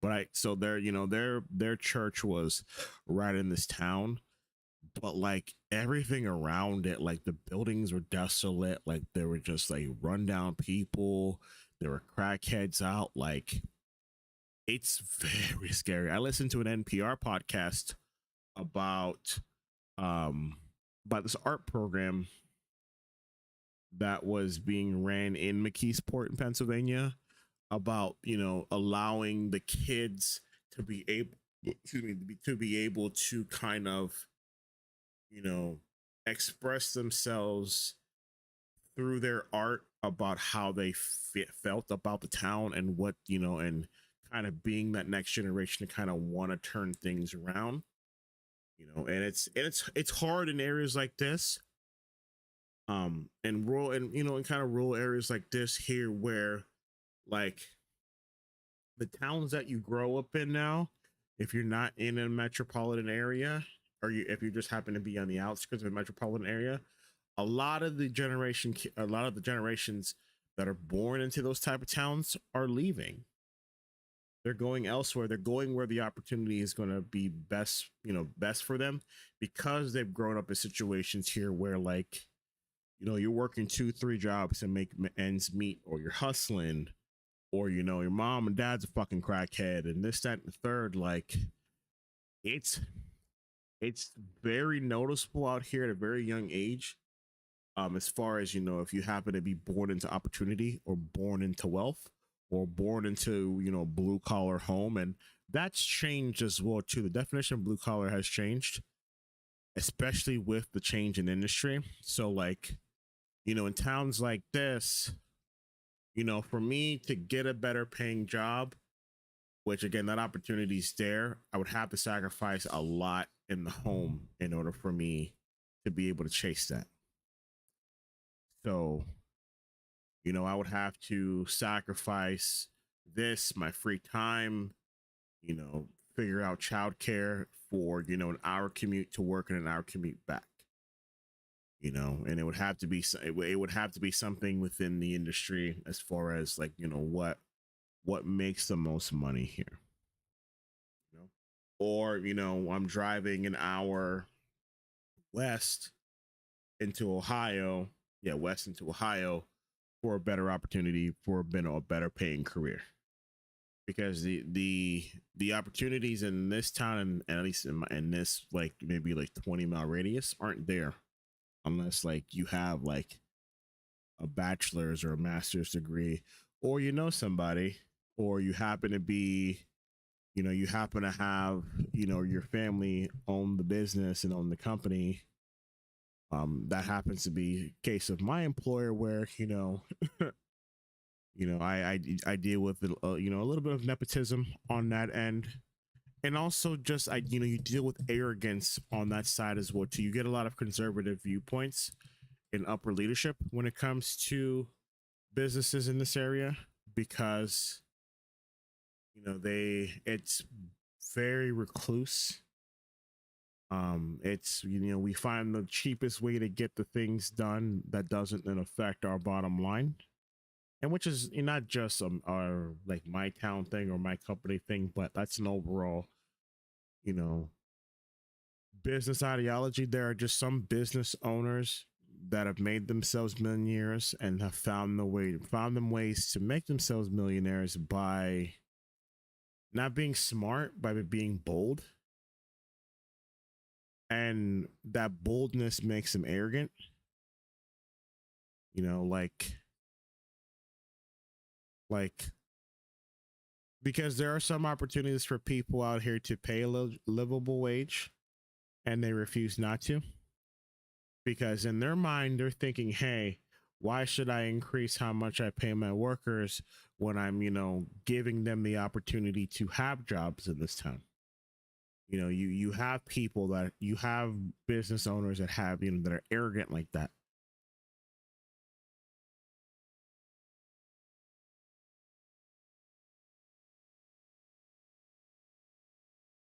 But how long is your drive to how long is your drive to Paris? I think we talked about this. How long is that drive? How far is that drive?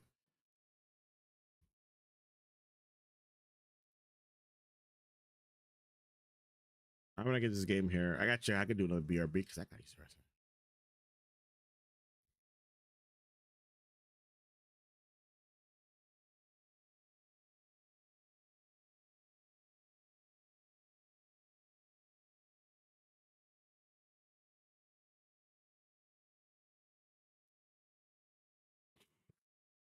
Actually, hold that thought because I do gotta use the restroom. BRB.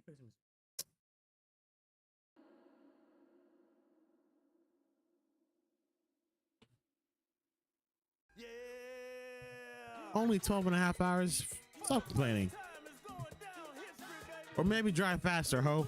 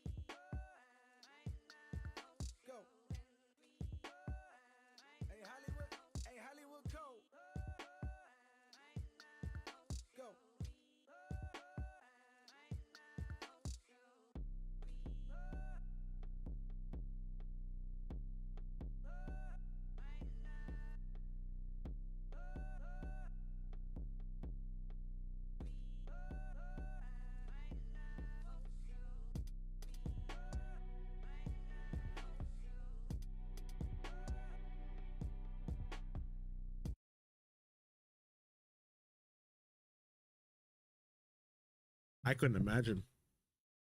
I feel that way about like driving in New York. I would never.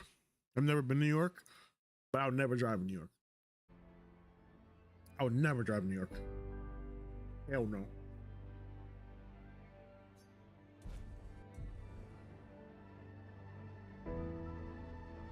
Oh, the thing merged.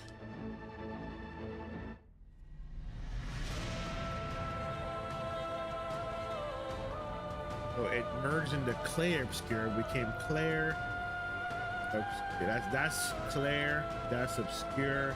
It's now Clair Obscur.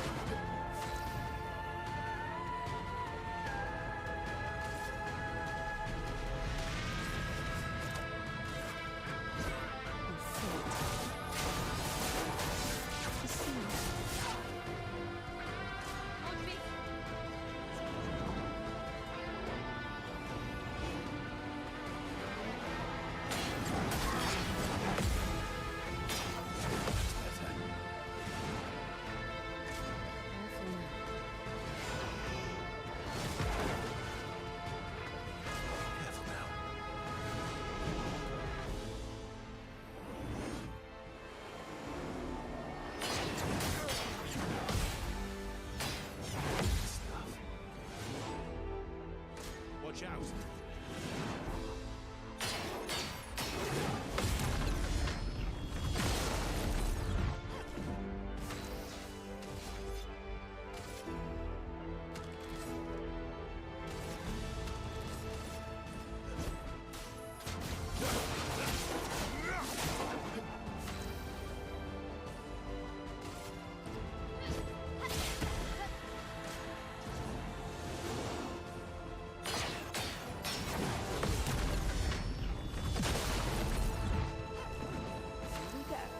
Yes, sir.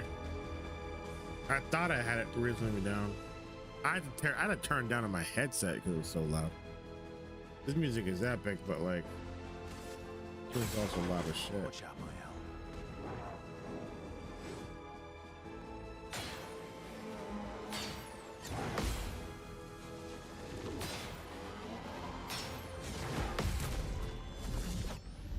I almost didn't block that.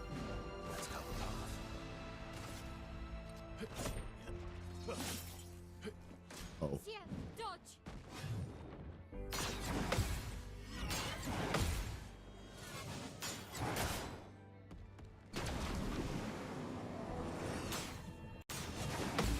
I finally got the parry point on this one.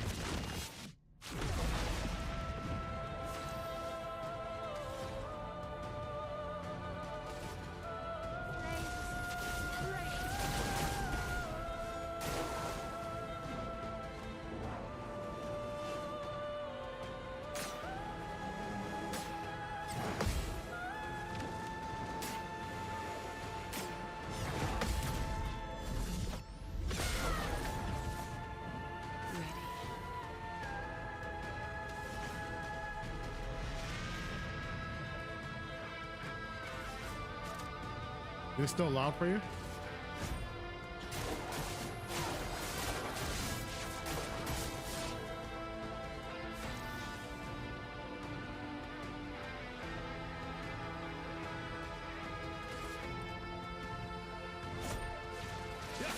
God damn it, nullify. Oh, it's still loud, okay.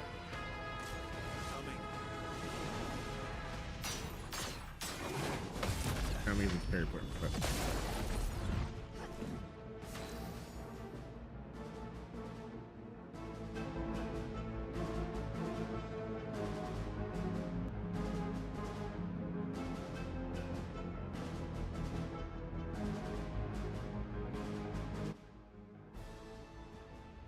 better?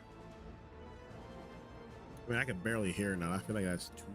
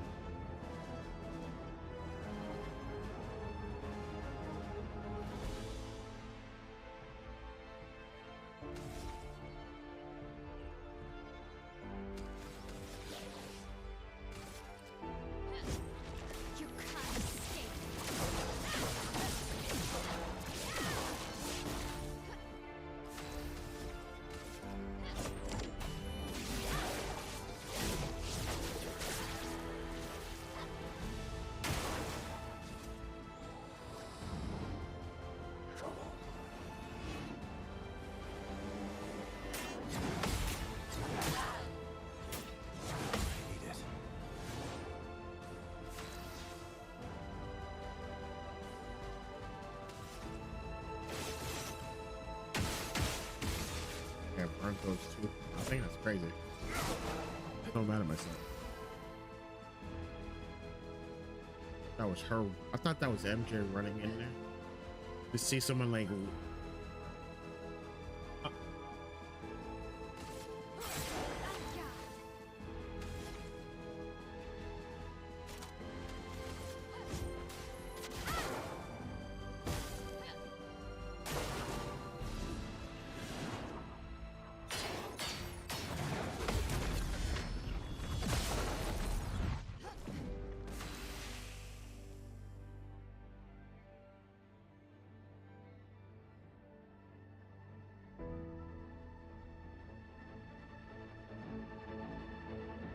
I mean, I run my capture card audio is running through my soundboard, my voice meter soundboard, so that's where I try to contain the peaks. Mary Jane, what the hell do you want? Can I ask you that?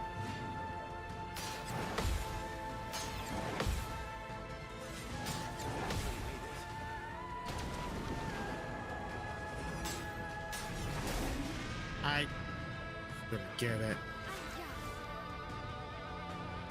At one point I did have the mic and I had the mic and the sound card running through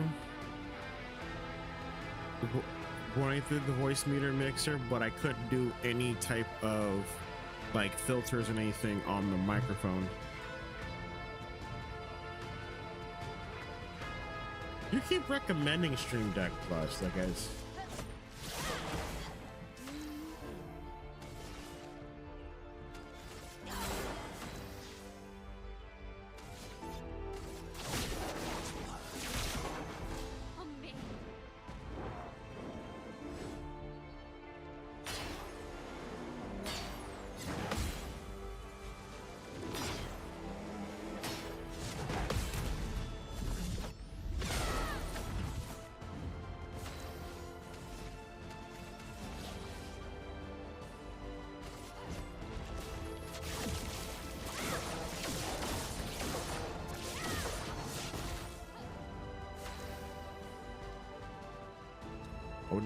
I would never not have a setup without it. Yeah.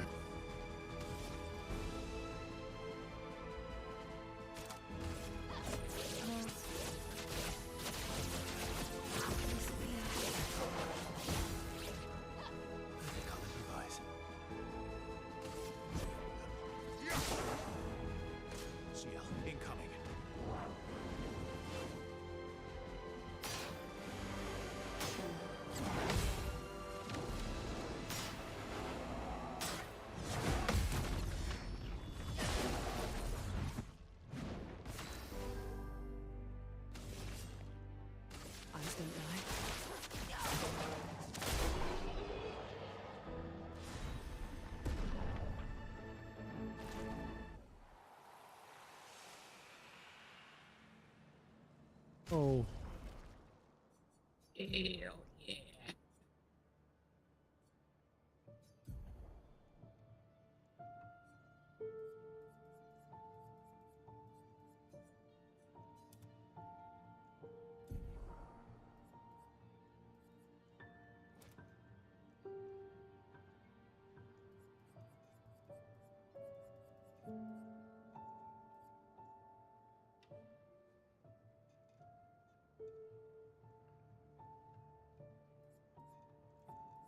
No, but you can set those hotkeys to like anything, right?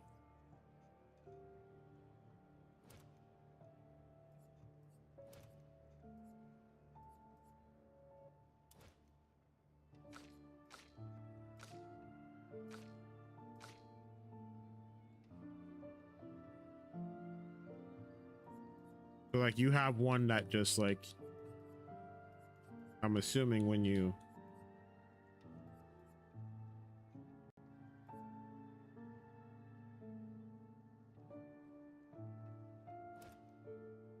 I'm assuming like you'll like if you, hey, I have this hotkey to open up this or open up that. What's kind of like the buffering time on that when you do activate it.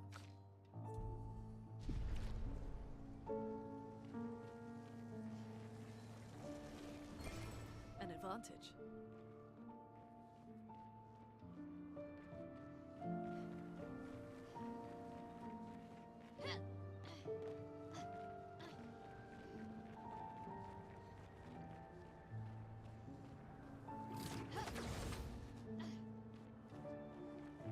Yeah.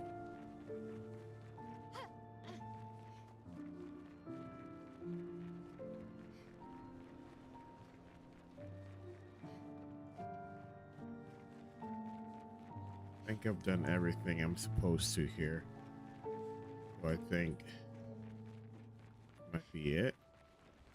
0. This might be it. I guess we're here.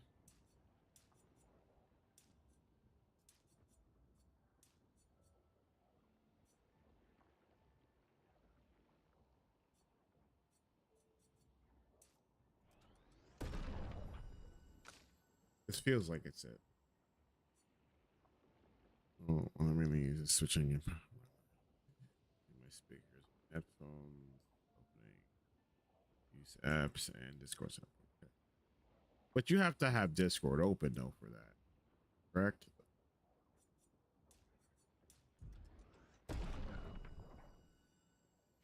At least for the Discord sound. Does it automatically default you into the soundboard, or how does that work?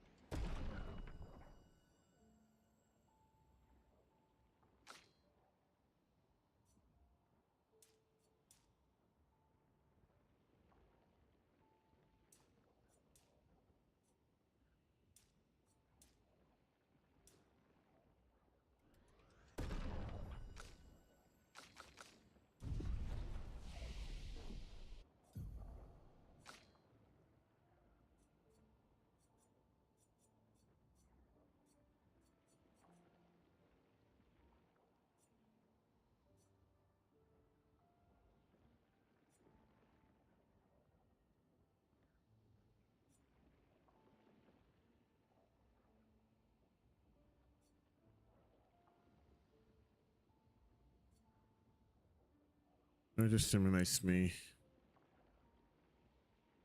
Okay. But you have that hotkeyed in. Okay. That's I want to say that's different. You have that actually hotkeyed in.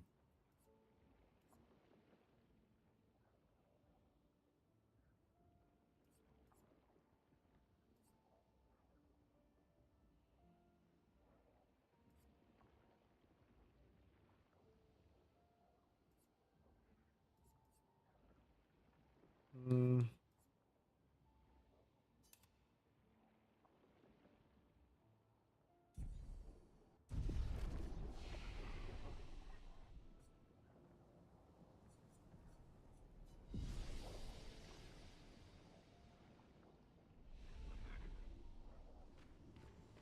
think we're here. Now I turn my headset down. I can't even hear the game.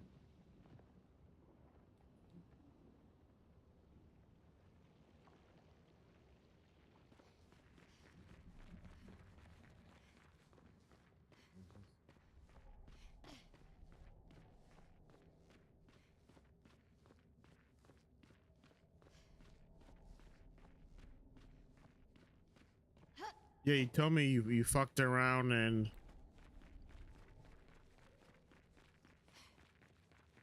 realized that like you had the wrong audio shit.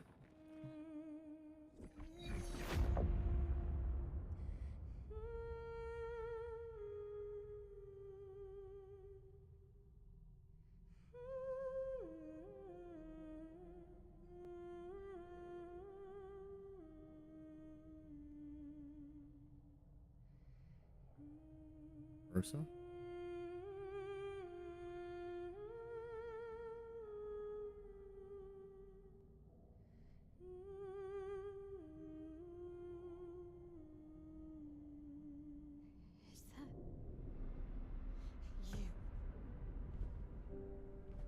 This is Andy Serkis, by the way. I do want to state that for the record. I'm not sure if I've stated it before. That is Andy Serkis.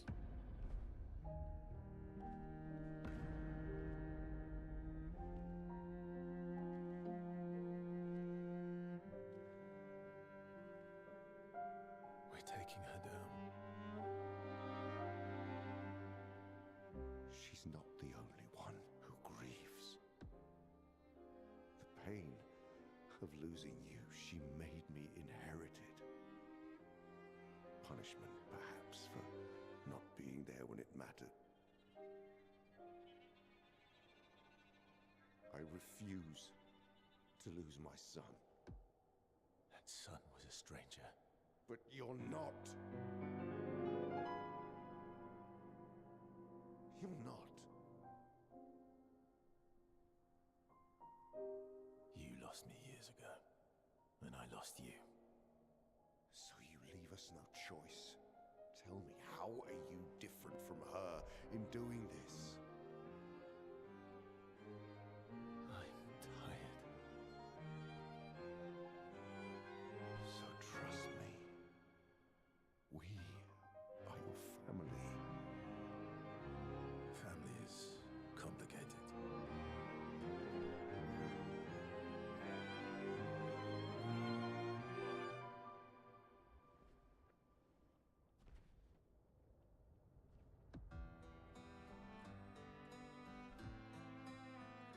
If saving you means losing you, then so be it.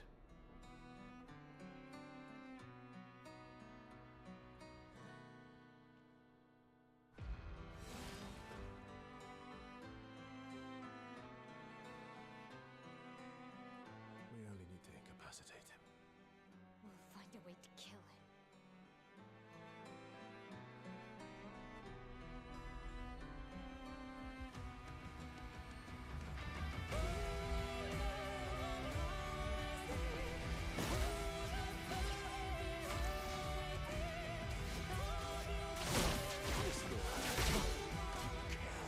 So little.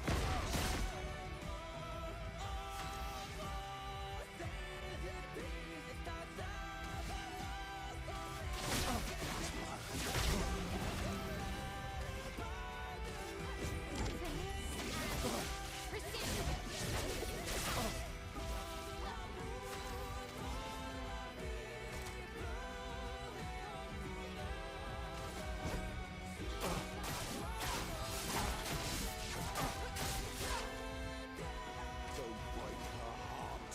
That's better.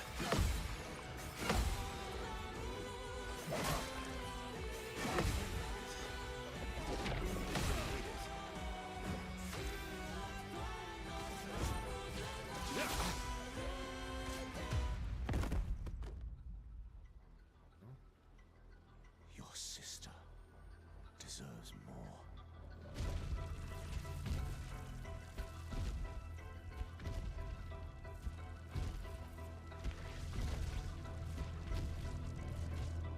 How are you?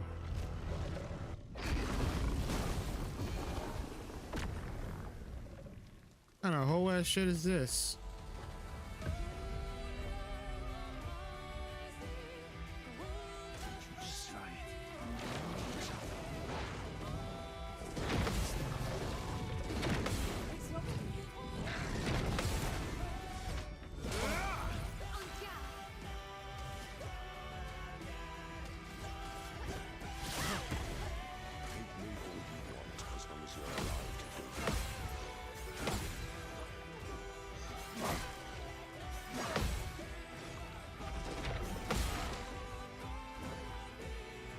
Do you remember what it was like?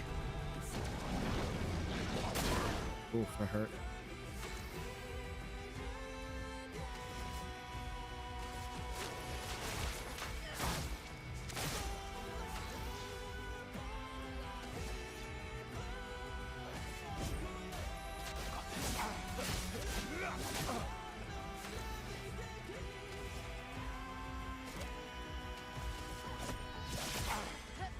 Don't turn away from us.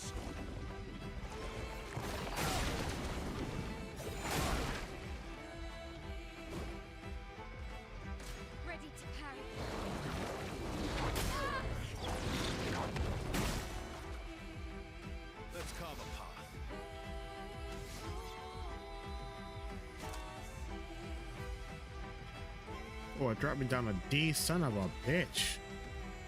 Okay.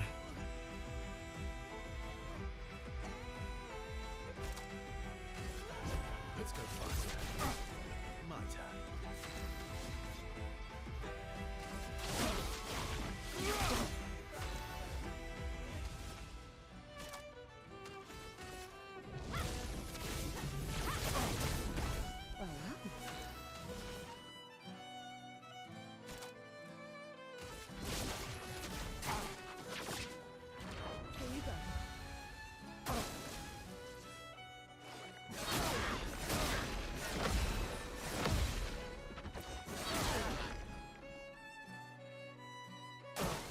Watch out. Oh shit.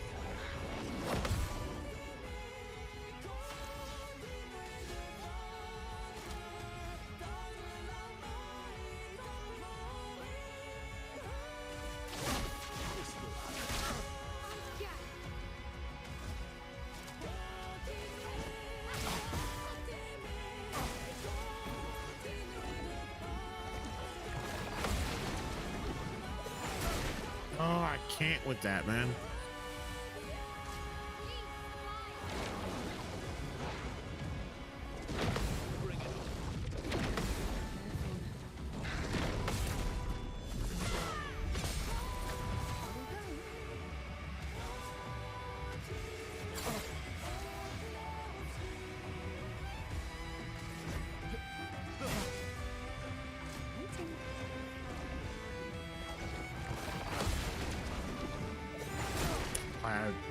I don't know what the pair point is on that.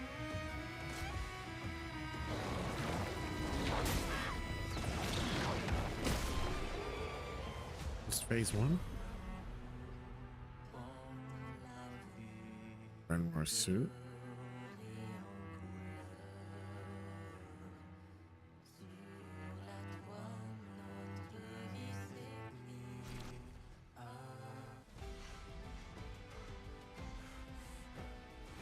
Oh shit.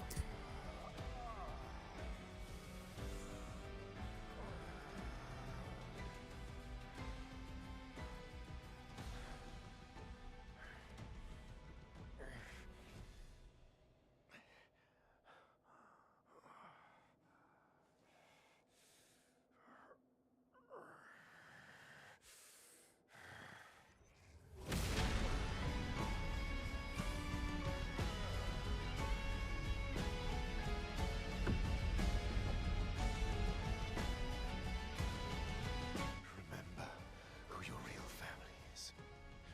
It's not her. It's your sister, your mother, me. We are your family. He would condemn us all to die. For what? Who you really save with your sacrifice? Your sister and your mother? You're too drunk on your own illusions to understand. Then let us celebrate the second destruction of the Descendre family.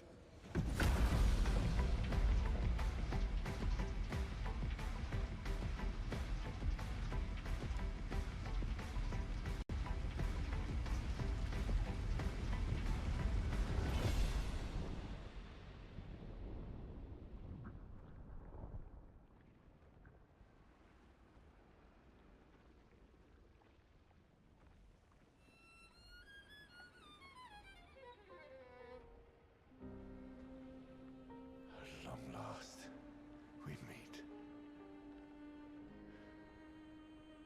This is all you have left of your son. Destroying it won't bring your wife back. It will only destroy the last tie you have to each other.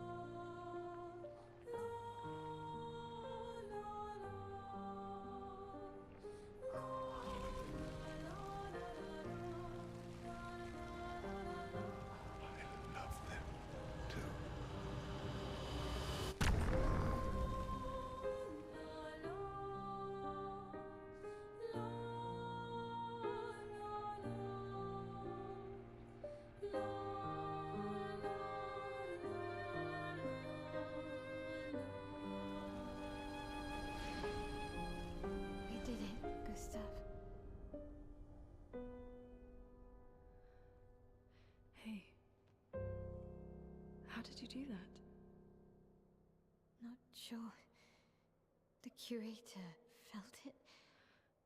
Can you do it again? I don't know. I think so. Yeah. Yeah, I think I can. What did Renoir mean? The things he said to the curator. I'm not sure.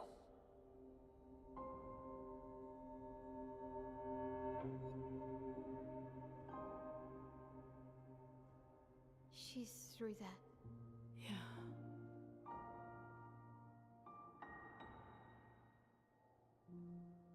Behind this door is the future of Lumiere.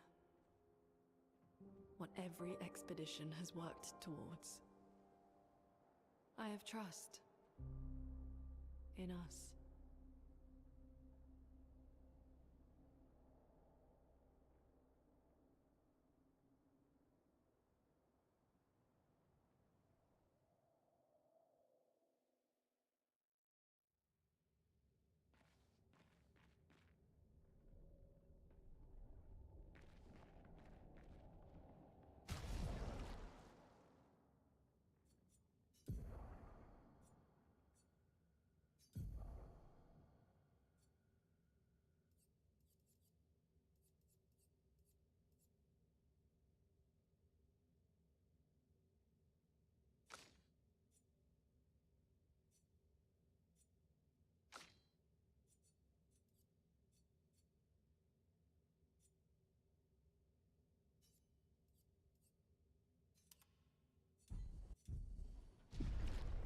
Quick.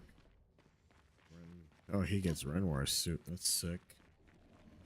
I never had to go. Let's heal.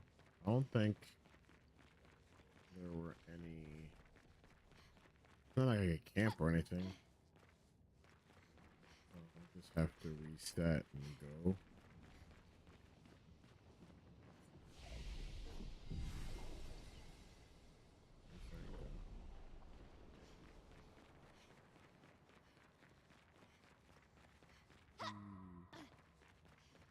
I think we're at the last part. We did the Renoir fight.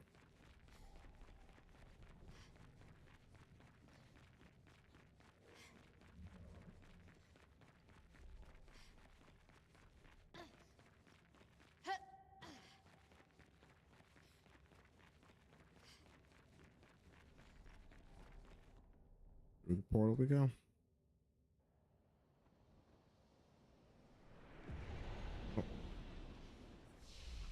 Oh no, there was no point in me having to go back to that one if I knew there was gonna be one here. Fight anything? We're outside. She's there. I can feel her. We need to be as prepared as possible. Once we go up, there's no turning back.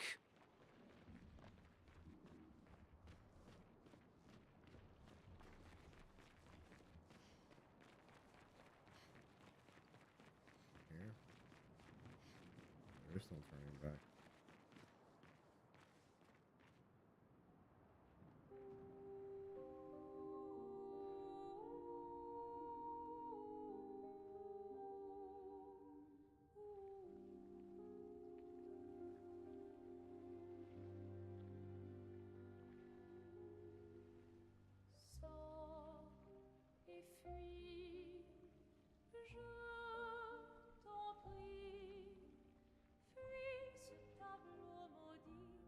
That's her. The Paintress. She looks like the curator. Renoir. He mentioned the curator's wife. She's the Paintress.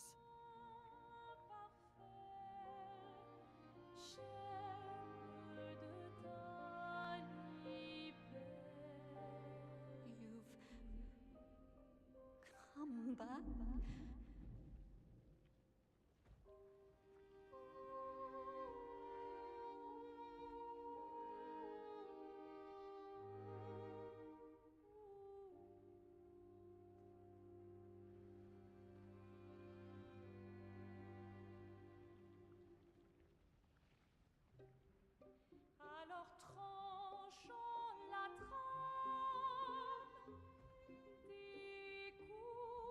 But the fire. Are you really here?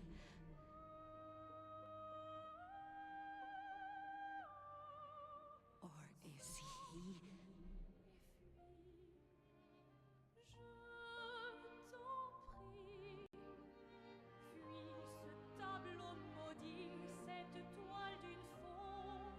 Oh, is he playing tricks again?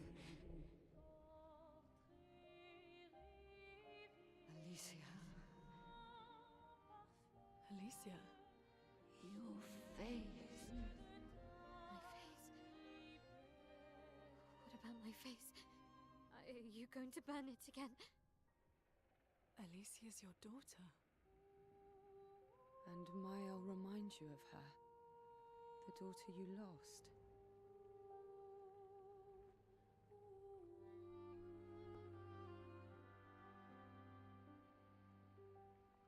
Come along. Let's go home. Yes. You need to go home.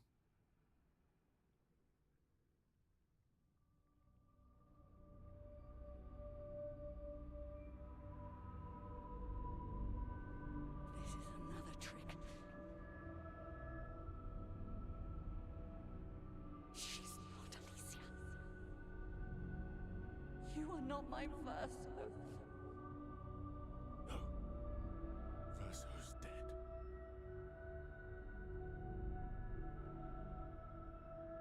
No. No.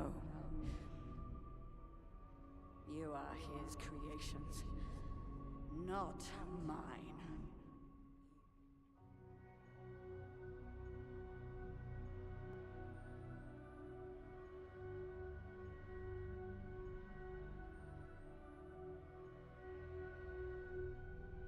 You will not take this canvas from me.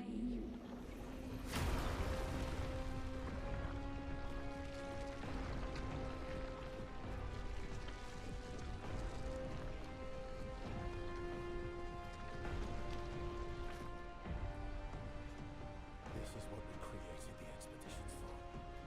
Tomorrow comes.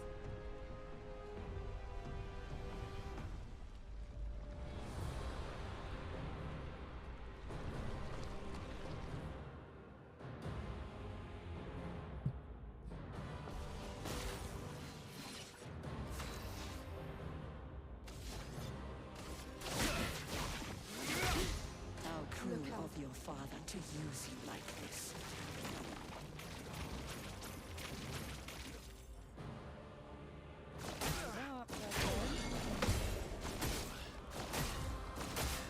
Incoming!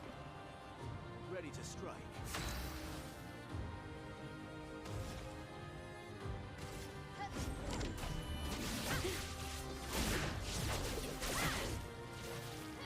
Do you understand what you've done? You killed him! Oh.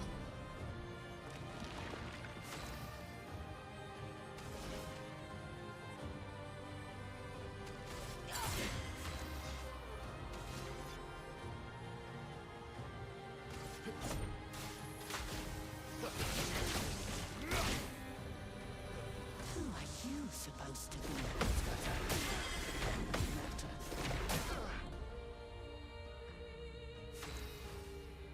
Actually hurts.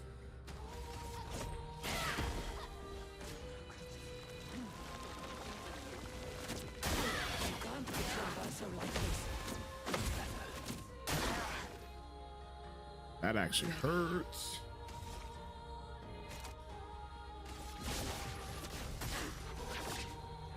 Go strong.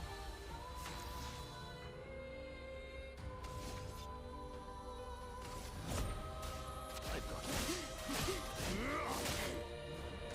It's locked on you.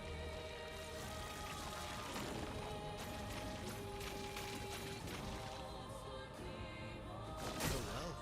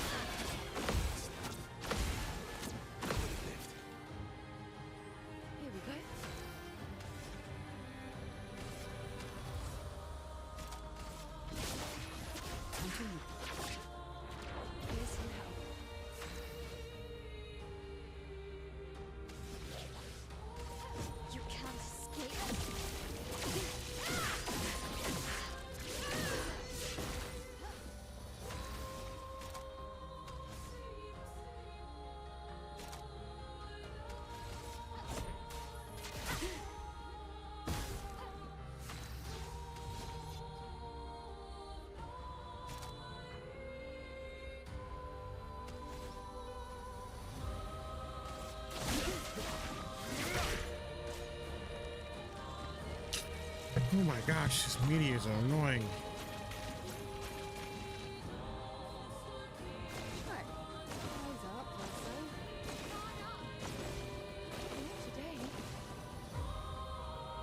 Watch out, my elf.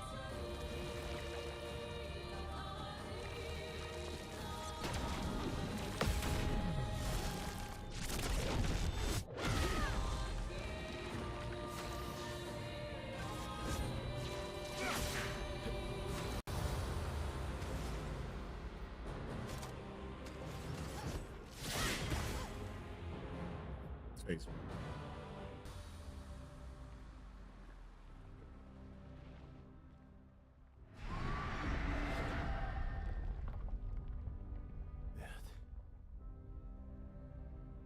I don't like this.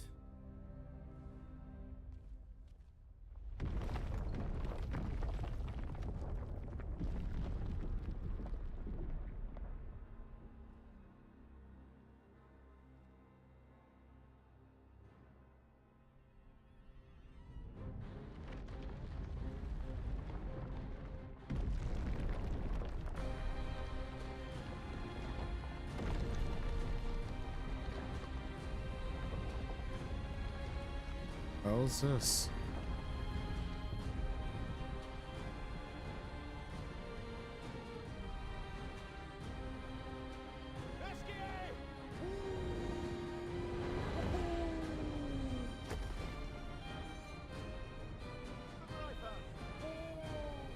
He had it the whole time. He had it the whole time.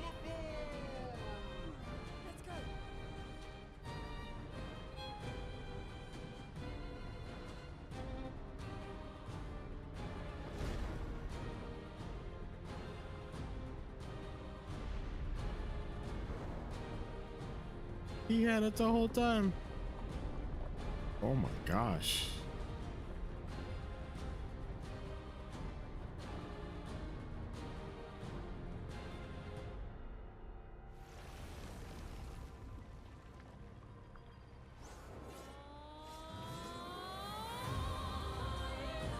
He had that rock the whole. Renoir can grieve however he likes, but I get to grieve my own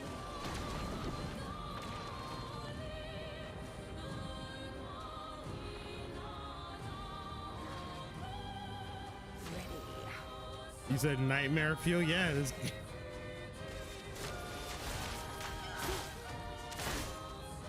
Watch out, my elf. Renoir thinks I would not defend myself if he used your face. How little he understands me.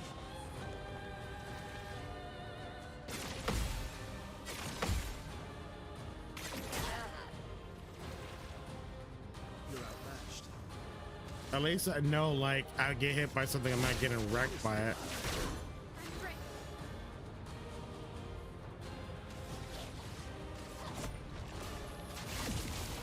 What's crazy? I sleep well at night after this game, by the way. Like, I feel like a fucking baby. Boom, boom. Take your shot. I dream the fire. Is Bertha still alive?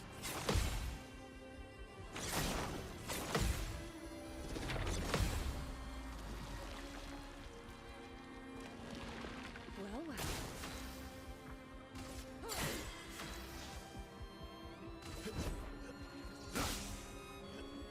Okay.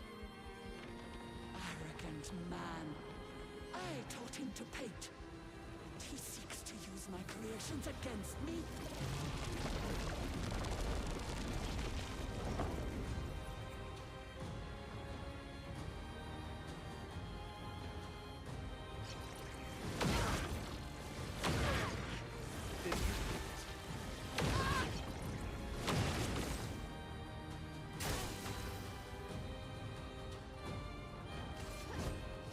Okay. Foolish child, you defied me, and now he's dead.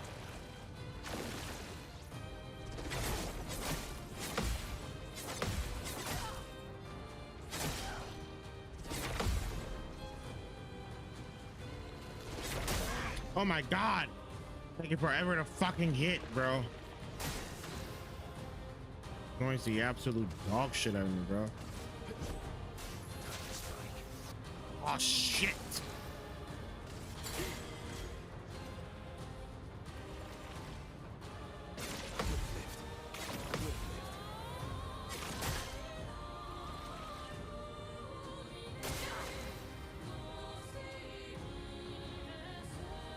Like, ah.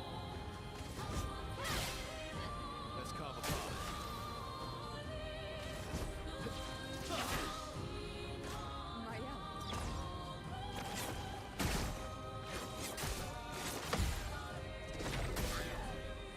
Oh, she got health back off that shit. What the hell? Okay, I'm burning to death, by the way.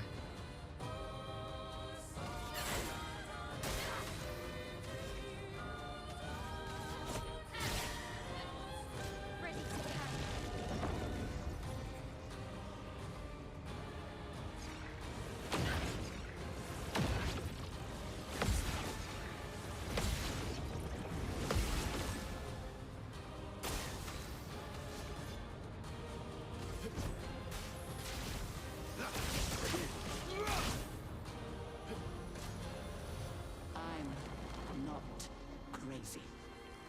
I know exactly what I'm doing.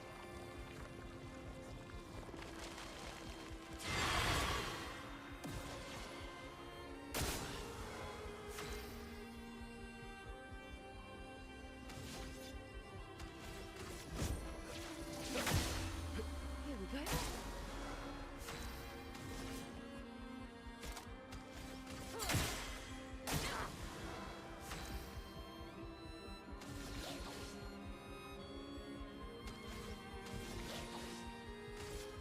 You can't escape.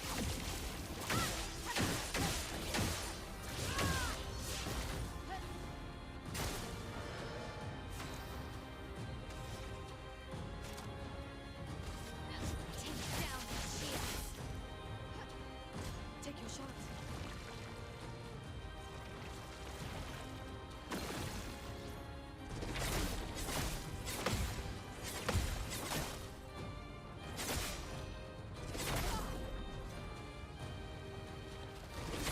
Oh my god, I hate this fucking move. Ready to strike.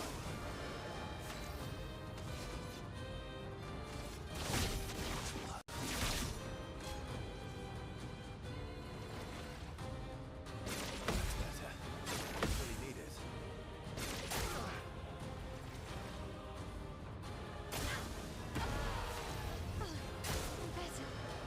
Good.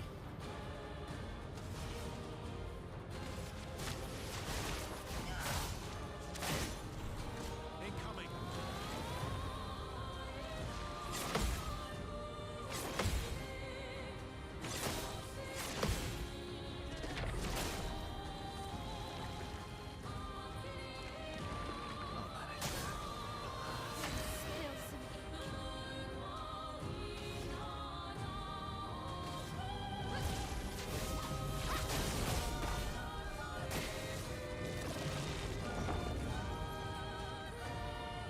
All right, well, listen, I appreciate you stopping by, man.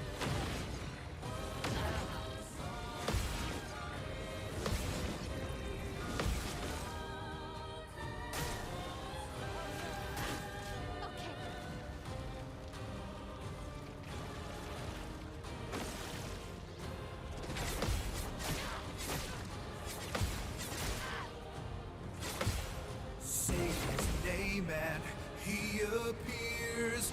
I believe in Joe Hendry. I believe in Joe Hendry.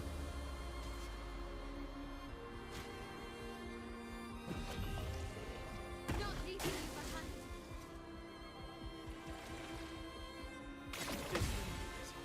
Would have lived.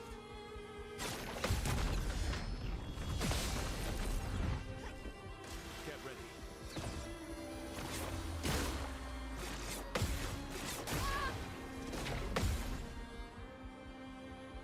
Had to suck that last little bit of health out of me, you fucking little shit. We all believe. We all believe in Joe Henry. Joe Henry. Joe Hendry, excuse me. Well, I'm out of it, bro. I'm losing it. After this, we're ending it.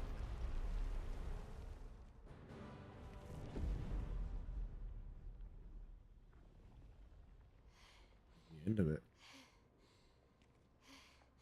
Is it over? Should be. Has to be, bro. I killed it. Oh, I didn't kill it. No, we're not done yet.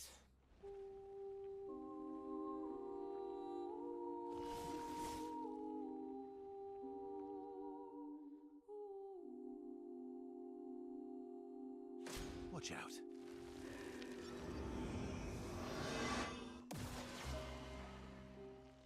Ready to strike. On guard!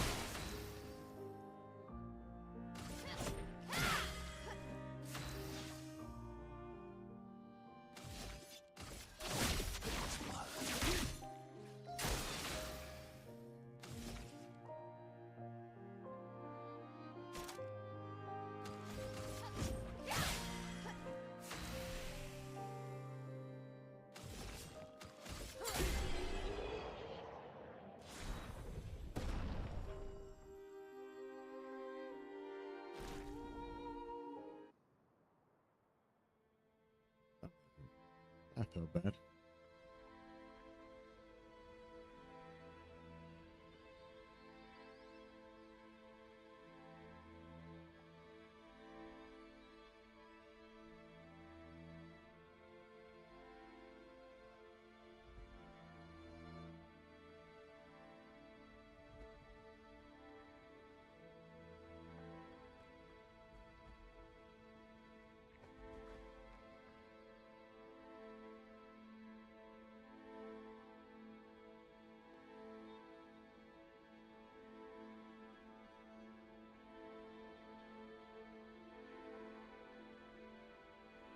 So we did it? Why? Rest now. Things have been better soon.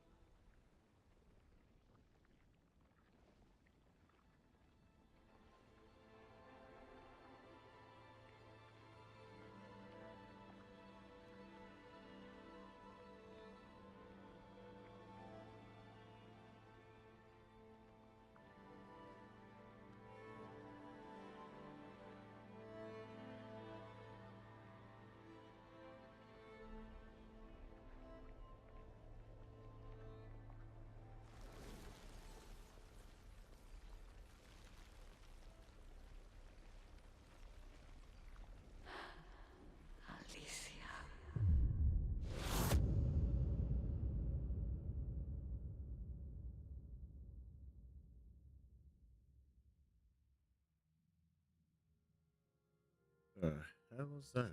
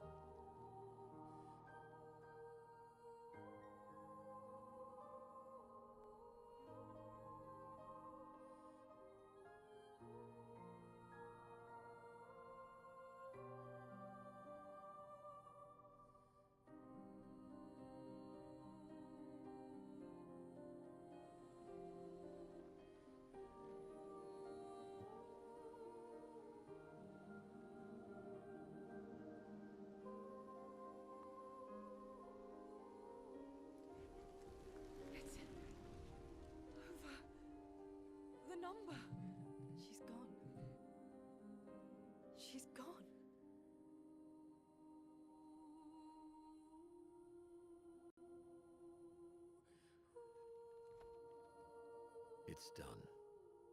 You're free. You are all free.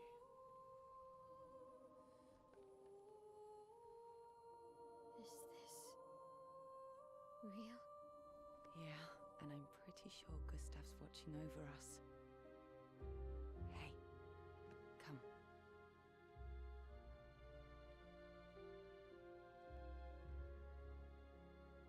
Wanna plant it?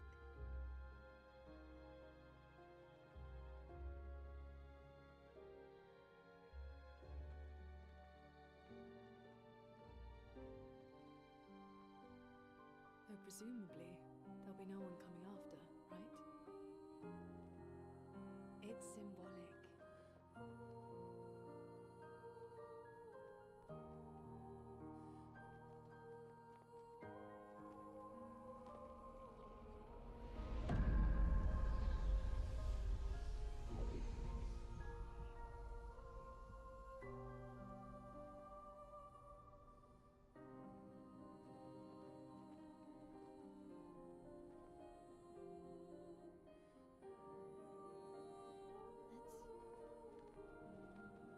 Let's go home.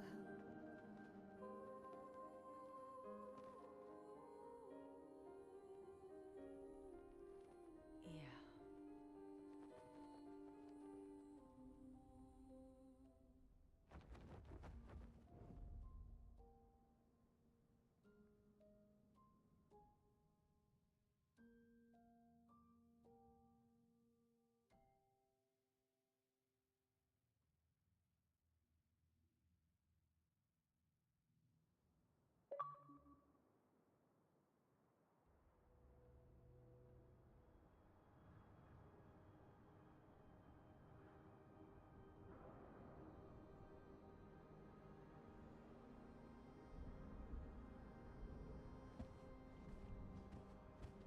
Still feel immortal? Less than yesterday. Shall we test it out? I appreciate the offer. Monoko, you've been extra quiet since we got to the monolith. Have I? What now? We go back to Lumiere and life goes on? Yeah. Decades and decades in front of us. Guess this is how it feels to be immortal.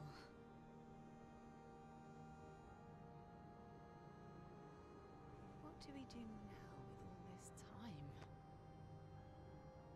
The expedition might be over, but we're not done yet. There are so many questions left to answer.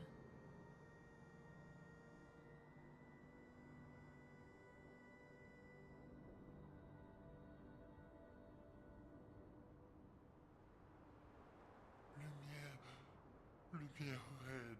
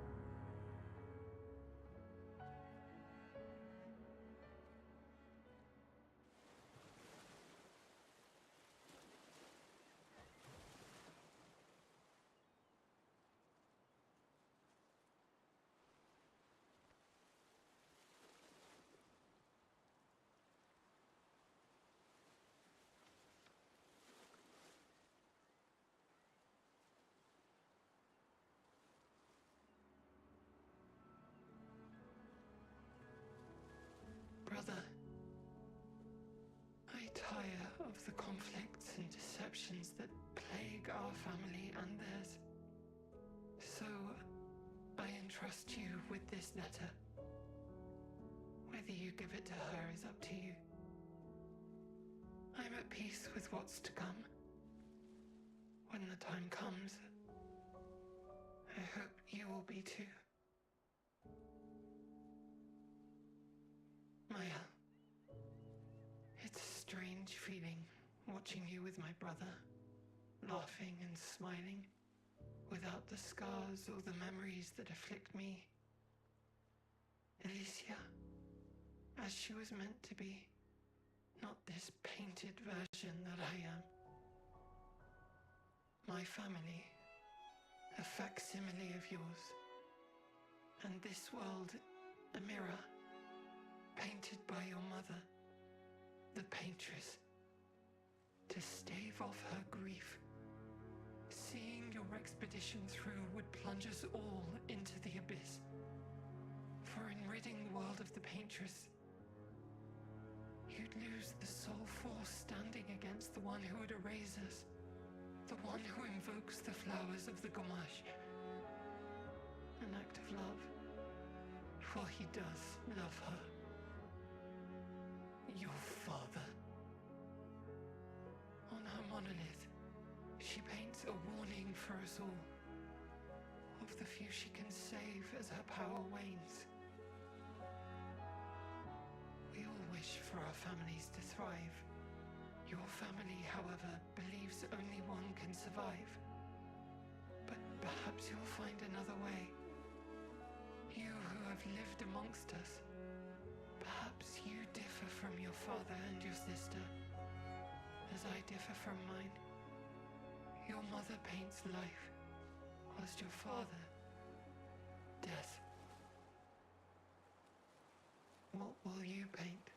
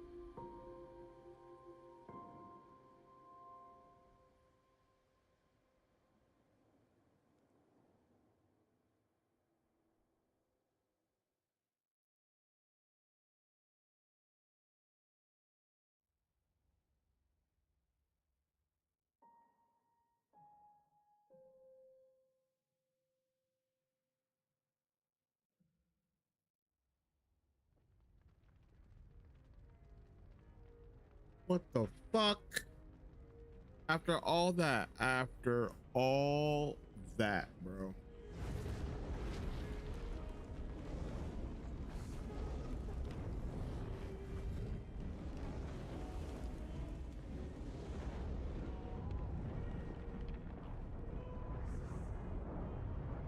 You're okay.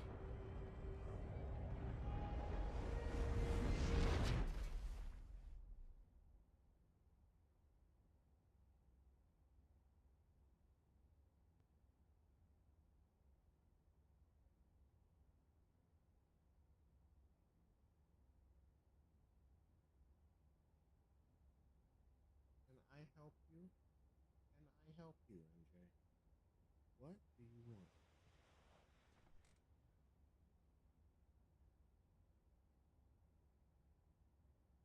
Alicia? Can I just, can you?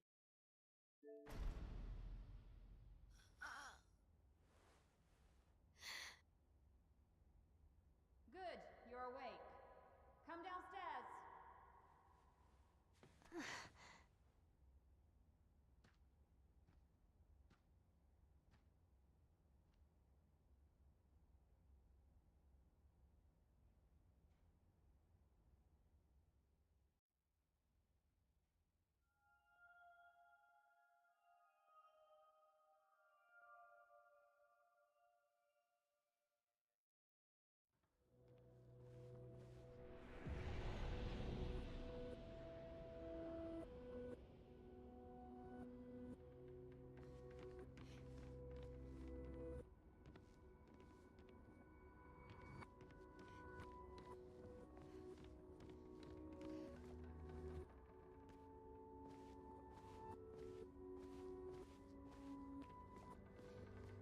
Come along now. I'm in Renoir's atelier.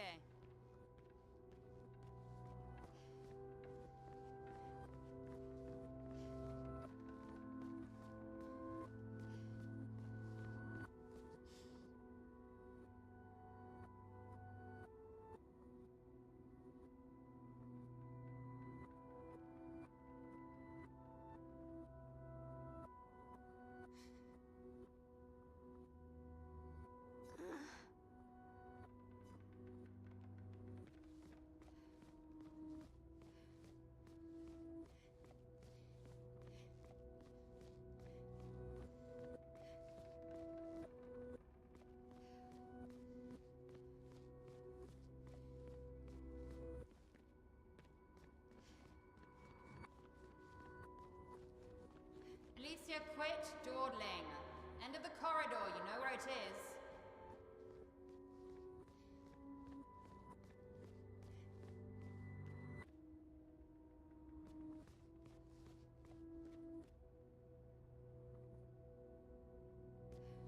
This game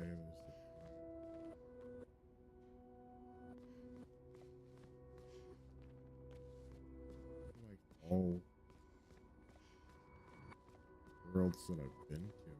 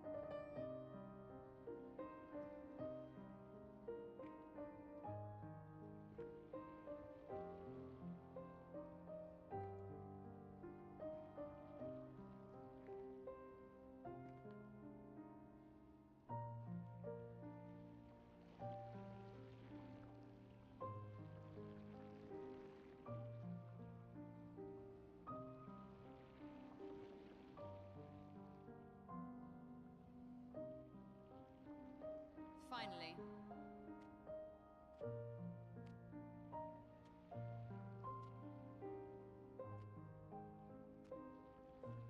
Our little shadow is awake.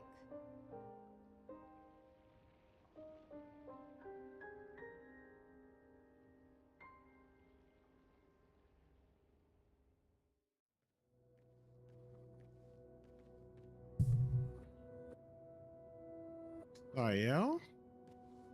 Our parents are quite the stubborn pair. They're still fighting each other inside the canvas. He has her imprisoned at the top of the monolith, and she has him trapped beneath. It's a stalemate.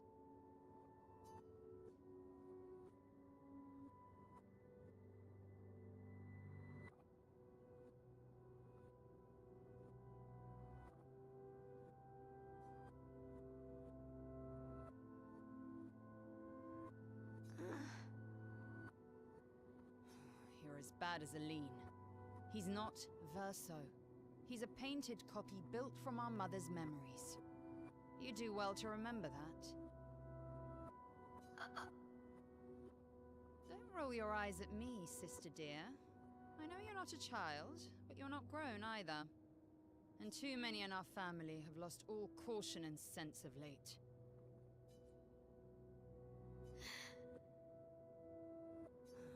They've spent longer than this in other canvases. It's not that dire.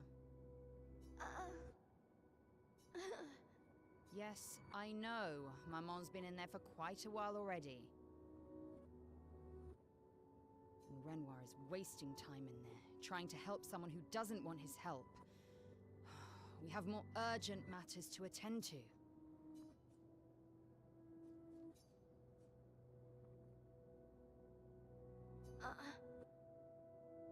Help her do what? Run away and hide? She's already succeeded there. Honestly, if Aline wants to numb herself in the canvas, then let her.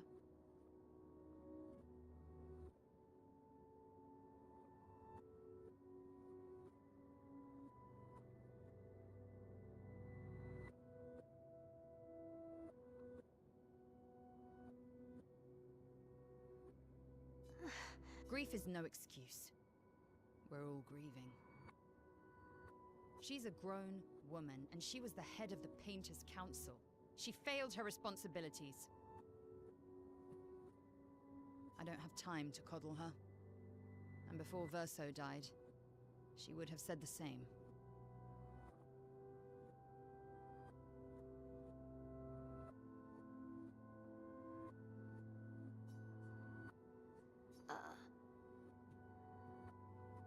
I already have. Aline is more skilled than Renoir, but I've tipped the scales in his favor. I have my pets in place. She who controls chroma controls the canvas. I can't take her chroma, but I can keep it from returning to her. Yes, it's enough. It's just a matter of time. As she weakens, Renoir is able to erase her oldest creations. With the exception of her obscene fake family. She's made them immortal, but luckily, they're also quite useless.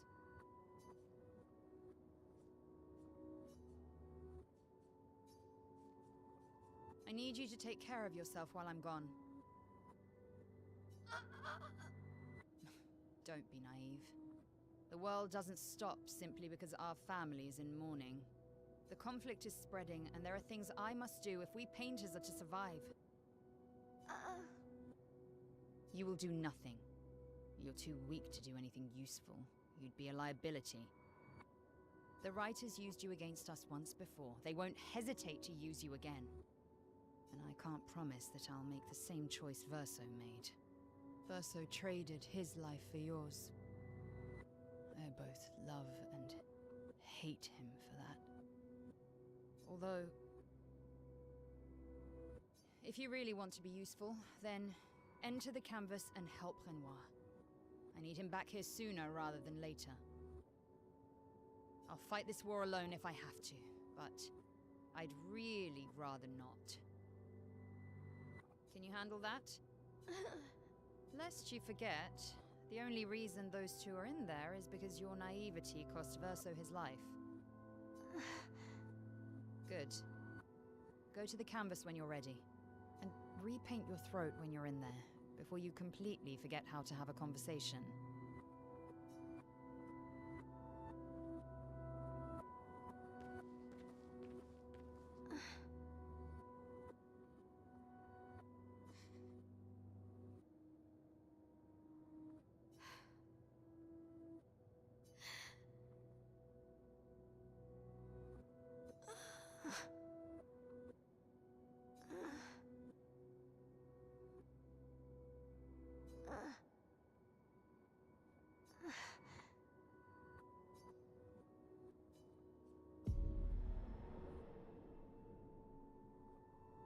fucking confused. If we bring Maman out of the canvas, she'll try to return. We must hide the canvas. Well reasoned. And such a clever hiding spot you've chosen.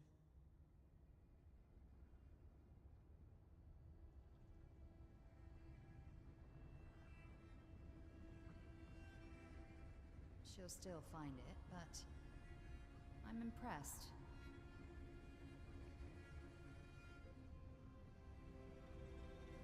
This only truly ends if you destroy the canvas.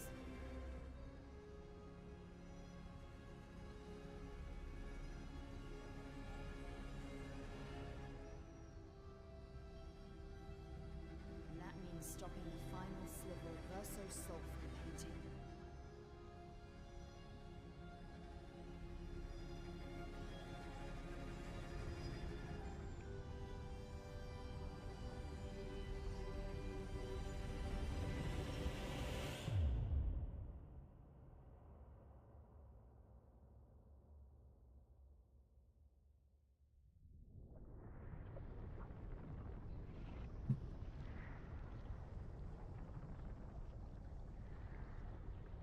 See? That wasn't so hard.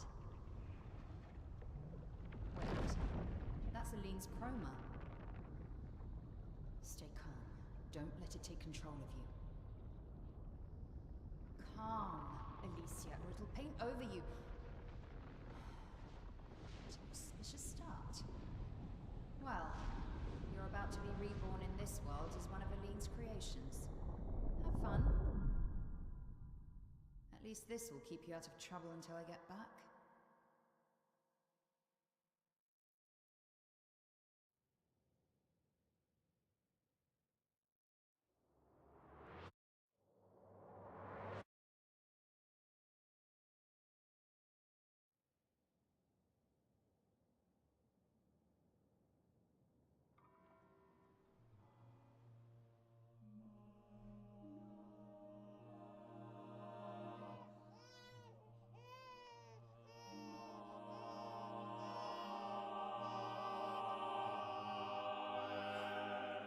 She's a girl. She's a girl. She's beautiful. What a lovely voice. My love, did you decide on a name? Yes. Oh, my darling girl. We have precious little time together. You'll never know us. But I want you to know that you are loved. I want you to know you're not alone. You will always be the beautiful child I held in my arms. You will smile the brightest smile. You will cry iridescent tears. You will know love, and you will know pain. You will know loss all too well, because we live in an unforgiving world. But you are strong, and you will survive. You will struggle, and you will learn. You'll find people to call your own, and you will shine as their guiding light. For you will change the world, and the people around you. You'll forever be our princess. Oh my god, what are you on, bro? What are you on?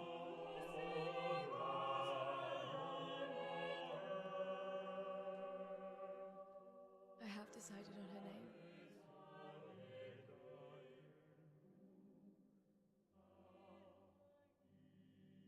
And her name will be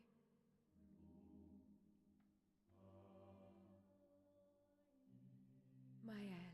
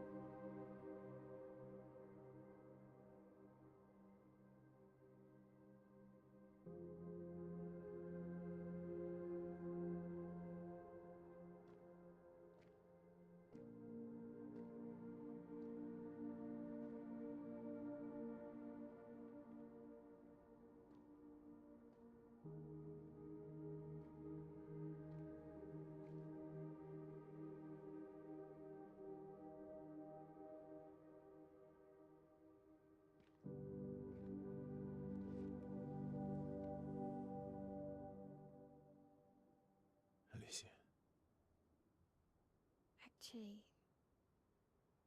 I prefer Mael. I think I do too. But I'm not really Verso, and you're not really Mael, are you? You're not Verso, no. You look and sound just like him, but you're you. I'm still Mael, though.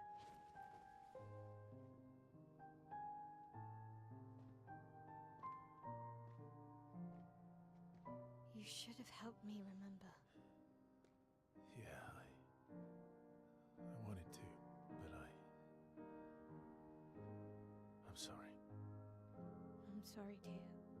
If I'd listened to Mama, if I hadn't trusted the writers, Verso would still be alive and you Wouldn't exist.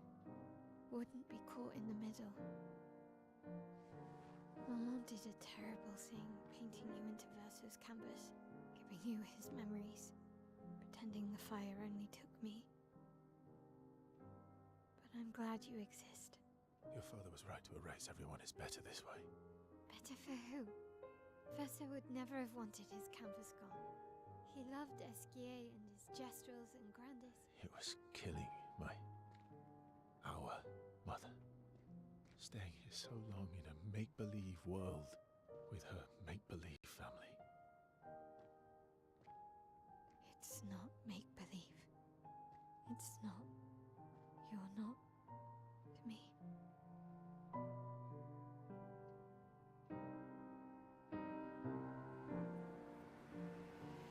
Papa's here. He'll help me fix Lumiere. Will he? Maman painted a rather unflattering portrait of him. He's much warmer than the Renoir, you know. I bet.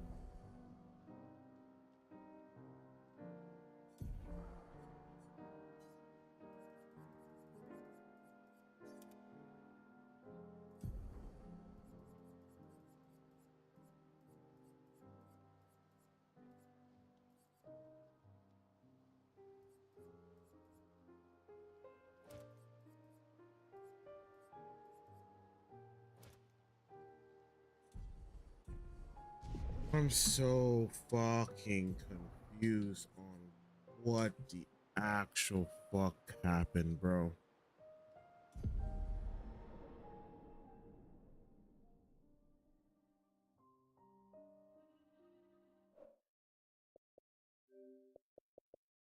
My cat's losing her mind. It is 3 a.m.